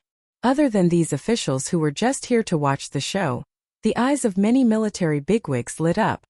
Pharmacists, since this astronomical telescope can see the sun, moon, and stars clearly from hundreds of thousands of miles away, can it also see enemies from tens or even hundreds of miles away? It can predict the enemy's moves. This is what it means to predict the enemy's moves first. This magical item must not fall into the enemy's hands. That's right. We must fight for this item. This is a national treasure, not a toy. Seeing that the officials were all discussing in private, Li Er coughed lightly and said, "I heard that the astronomical telescope is more effective at night? Is this true?" Hey, old Li's information is quite complete. Li Zixuan muttered to himself and then replied, "That's true. Your Majesty, the light in the day is too strong. If you use the telescope to look at the sky, it's very easy to hurt your eyes, so the effect is better at night." Li Er nodded, then made a decision that stunned everyone. "Tonight at 5 p.m., all officials of the third rank and above shall follow me to the Cloud Mountain to see the moon." The officials were stunned, but after they recovered from their shock, they all hurriedly cupped their hands and said yes. "Your Majesty." Those officials of the third rank and below opened their mouths and had a bitter look on their faces. In fact, they also wanted to go and see it. Unfortunately, they didn't have that fate. Chapter 934. After the morning court session, Li Zixuan finally revealed a proud smile on his face. This morning court session was not in vain. Now this young master has truly become a big landlord. Li Zixuan sighed in his heart. Now he had 1,000 households. In this era, there were at least 5 people in a household and they owned about 100 mu of land. 1,000 households meant 100,000 mu of land. Although the yield of grain was very low in this era, 100 mu of land is only 300 dan, about 30,000 caddies. It could not cover the total amount of land. 100,000 mu of land could produce millions of caddies of grain every year. Even if he only collected 10% of the tax, he would still have millions of caddies of grain. This landlord could really just sit at home and wait for death. It could be said that with Li Zixuan's family business, even if his descendants did not achieve anything in their lives, it would be very difficult for them to squander the family business. "Marquis, is there good news?" Peng Feiji saw that Li Zixuan was very excited and came up to him with a smile. Li Zixuan mounted his horse and said with a smile, "And great news. Let's go." Let's go back. The Academy also needs to prepare. Tonight, His Majesty and the civil and military officials will go to the Academy. What? His Majesty is going to the Academy at night? Peng Feiji's eyes widened in disbelief. Ever since the world was peaceful, the emperor had never left the city at night. It was not because of the curfew. Why would an emperor care about that? The main reason was that it was not safe to leave the city at night. After all, there were no streetlights in this era. Everywhere outside the city was dark, and it was easy for assassins to hide. Peng Feiji did not have time to think because Li Zixuan had already rushed out. He quickly mounted his horse and led his men to chase after Li Zixuan. Yun Mountain. After Li Zixuan returned home, he was not in a hurry to tell his family about the reward that Li Er had given him. This was because he knew that in the afternoon, the imperial edict from the palace would be sent down. When that time came, they would naturally know. Sure enough, someone from the palace came in the afternoon. The person who came to deliver the decree was Zhao Song, Li Zixuan's old acquaintance. The two exchanged some pleasantries. Zhao Song saw that Li Zixuan's family members were all present, so he cleared his throat and took out an imperial edict from one of his followers behind him, reading it aloud. The Emperor of the Great Tang has decreed that we rule the world through literature and subdue chaos through force. Moreover, military commanders and generals were the pillars of the imperial court, the backbone of the country. They were capable of both civil and military affairs, and their contributions to the imperial court could diminish their achievements and not be rewarded with favor. Li Zixuan, the Marquis of Yong'an, has quelled the cholera and has rendered great service. He has single-handedly saved the lives of tens of thousands of people in Chang, saving the lives of millions of people from the ravages of cholera. Therefore, he will be granted 400 households and 100,000 gold coins. By the emperor, Li Zixuan said. This subject Li Zixuan accepts the decree. Thank you, Your Majesty. When Li Jingma, Madame Li, and Han Yushi heard the good news, they were all stunned. This was really good news from the heavens. When Li Jingma came to his senses, he was about to send a servant to fetch the money when Zhao Song took out another imperial edict from the servant behind him. He paused, looked at Madame Li and said, "The Marquis of Yong'an's mother, Madame Yi, accepts the decree." Madame Li's eyes widened. She could not react for a long time. She tugged at Li Jingma and pointed at herself in disbelief. Old master, is eunuch Zhao talking about me?" Li Jingma hurriedly urged. "Go quickly. Who else could it be if not you?" Madame Li was convinced that she did not hear wrongly. She straightened her clothes and stepped forward. "This old one Yuzhu accepts the decree." Zhao Song continued reading. "The Emperor of the Great Tang has decreed that the Marquis of Yong'an's mother, Madame Yi, is virtuous and prudent, diligent and gentle and pure, gentle by nature, and good at educating her son. She will be conferred the title of a third-ranked noble lady by the emperor." Ah! Madame Li was a little confused. A third-ranked noble lady. This status was comparable to the wives of important officials in the imperial court. Even a provincial governor would not dare to look down on her. Such a prominent status was bestowed from the heavens just like that? "Madam, accept the edict quickly." Li Jingma was so anxious that his forehead was sweating. He urged softly from behind. In fact, he was a little jealous at this moment. His status in the family was low. Now that his wife was conferred the title of a third-ranked noble lady, wouldn't his status be even lower in the future? Madame Li hurriedly said, "This old one accepts the edict. Thank you for your grace, Your Majesty." Zhao Song was not angry because he had to wait a little longer. He handed the imperial edict to Madame Li with a smile and said a few pleasing words. Then, he took out the third imperial edict and said, "The Marquis of Yong'an's wife Han accepts the decree." Han Yushi's heart trembled, and her little heart thumped. She walked forward and bowed. "This concubine Han Yushi accepts the decree." Zhao Song saw that although Han Yushi's eyes were a little nervous and flustered, her actions were still natural and unrestrained. He could not help but nod and say, "The Tang Empire's emperor decrees that the Marquis of Yong'an's wife Han is gentle and virtuous, graceful and elegant, dignified and virtuous. She is conferred the title of a third-ranked noble lady, Your Majesty." Han Yushi's heart was immediately filled with great surprise. She bowed and said, Han Yushi accepts the decree. Thank you for your grace. Li Jingma's face was full of shock. Fortunately, his hand was not on his chin, otherwise, he would have pulled off his beard. Although the title of a noble lady was only a symbol of honor and did not have any real power, 2 third-rank noble ladies in one family had almost never appeared in the 10 years since the establishment of the dynasty. Even in the previous dynasty, very few people could receive such an honor. It was no wonder that he was so surprised.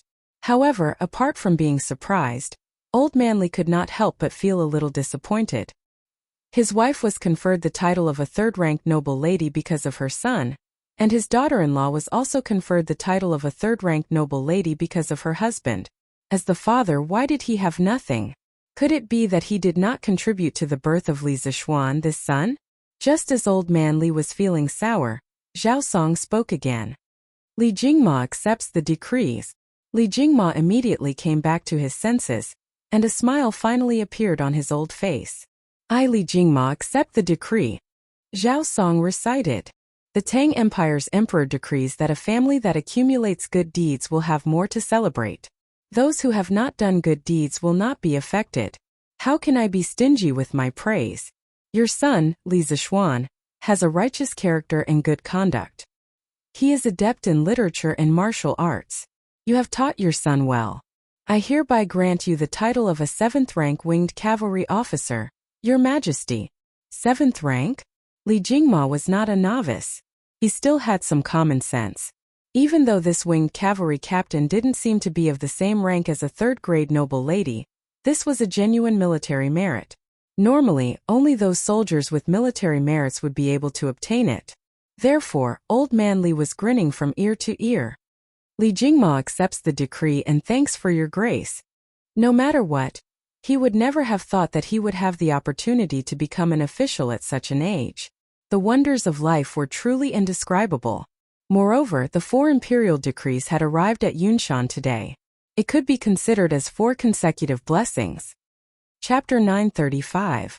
For imperial edicts to reward the same family was a rare sight in the Tang Empire.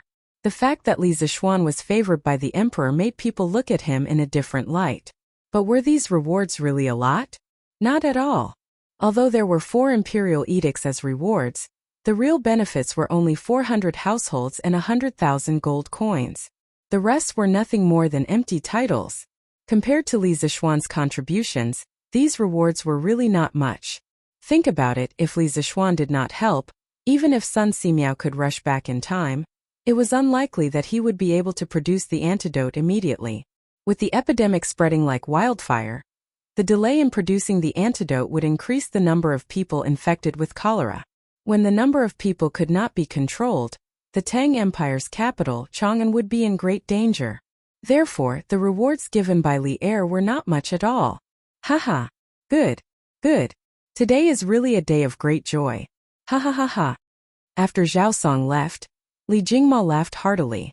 It was rare that Madame Li did not dampen old Li's enthusiasm. She looked at her son lovingly and said, Xian'er is getting more and more favored by the emperor. Thanks to you, Xian'er, offering the antidote for cholera, not only did you save the people, but you also earned a title for your father. Your father will be happy for a while. Old Li was immediately unhappy. Ha! Madam, weren't you unwilling to let Xian'er help the king of Wei treat cholera? Madame Li said unhappily. I was afraid that our son would accidentally contract cholera too. So you're not afraid now? You're just a 7th-rank winged cavalry captain. How dare you talk back to a 3rd-rank honorary lady? You're offending your superiors. Hey, madam, this is not how things are supposed to be. Seeing their parents quarreling, Li Zishuan and Han Yushi couldn't help but look at each other and smile. This was life. Brother, why are you all rewarded but not Lan? Lan'er is your sister, I also contributed. The little cutie tugged at Li Zishuan's arm and looked up at him. Overjoyed, Li Jingma and Mrs. Li discussed and decided to return to the Li mansion in Chang'an for a while. According to Li Jingma's father, such a joyous occasion should be celebrated with the servants in the mansion. Although it was comfortable to live in Yunshan, it was not as lively as Chang'an. Before leaving, Madame Li specially called Li Zishuan to the side and said, Xin, you and Yushi have been married for quite some time now. It's time for you to have a child. Mother and your father are going back to Chang'an to stay, and we'll bring Lan'er back as well. You and Yushi must hurry up. Mother is waiting to hold a grandson. Li Zixuan was suddenly enlightened. He finally understood why the old couple had suddenly clamored to return to Chang'an. It turned out that they wanted to create a couple's world for him and Han Yushi. Mother, we are still young. What's the hurry? Mrs. Li Zixuan couldn't help but slap Li Zixuan's arm. What's wrong with being young? Look at Mei Jun and Han Xiaoyun, aren't they the same as you? Look at how adorable his Huaner is. You and Yushi should hurry up. Li Zixuan didn't want to disappoint his mother, so he didn't say much. He just vaguely agreed. Around 3 in the afternoon, Li Jingma and Madame Li brought Lan'er, who also missed Chang'an. They dressed lightly and rode down Yunshan in a carriage, rushing towards Chang'an. Li Zixuan asked Peng Feiji to bring a team of personal guards to follow behind them. He entrusted them to stay in Chang'an and protect his parents. As for himself, Li Zixuan felt that he didn't need protection at all. The academy had 3 great grandmasters guarding it, so it was very safe. After watching his parents leave, Li Zixuan didn't have time to spend some alone time with his wife. He was called over by Emozhong to Yanhuang College. Li Gang heard that Li Zixuan was going to bring the civil and military officials to the academy to admire the moon with binoculars tonight. He wanted Li Zixuan to return to the academy in advance to take charge of the situation and make arrangements in advance to prevent any accidents. The old teacher had already treated the academy as his home. The students of the academy were his children. If something happened to Li Zixuan in the academy, the entire academy wouldn't have an easy time. Therefore, the old teacher was especially attentive. At 5:45 p.m., the sky gradually darkened. A full moon appeared in the sky, but it didn't look very bright. The civil and military officials who were admiring the moon led by Li Zixuan ascended Yunshan and arrived at the gate of the academy. They saw that there were big lanterns hanging on both sides of the road leading out of the academy. They were hung up every 5 steps, making the entire academy as bright as day even at night. Li Zixuan brought the leadership of the academy to the school gate to welcome them personally. "Ha! I'm just here to try the binoculars. You're so good making such a big fuss. I wonder how much money you've spent." After exchanging pleasantries, Li Zixuan pointed at Li Zixuan and scolded him jokingly as he walked. Li Zixuan cursed in his heart, but he said, "Your Majesty and the officials of the imperial court came to the academy to admire the moon. Of course, the academy should prepare in advance. Otherwise, if your Majesty and everyone accidentally knocked or bumped into each other in this pitch-black darkness, wouldn't it be my fault?" "Haha, you're getting more and more glib-tongued," Li Zixuan said unhappily. After exchanging a few more words, they arrived at the courtyard of Guanghua Building. A huge binoculars came into view. Li Zixuan looked at it with interest. He touched and knocked on it for a long time before asking, "How do I use this?" Li Zixuan explained, "Your Majesty only needs to put your eyes in front of the cylinder. Then you'll see a whole new world." The angle of the binoculars had been adjusted in advance. There was no need for Li Zixuan to do anything. He just needed to look. Li Zixuan nodded. Under the gazes of the officials, he bent his knees slightly and put his eyes in front of the binoculars. Suddenly, Li Zixuan opened his mouth in shock. He saw a bumpy sphere in the binoculars. When the attentive officials saw this, they couldn't help but be secretly shocked. Even before Li Zixuan ascended the throne, he didn't show his emotions on his face, let alone now that he was the emperor. He didn't show his emotions on his face. But now Li Zixuan looked so surprised that people couldn't help but think, what kind of scenery could surprise Li Zixuan, the emperor of a country?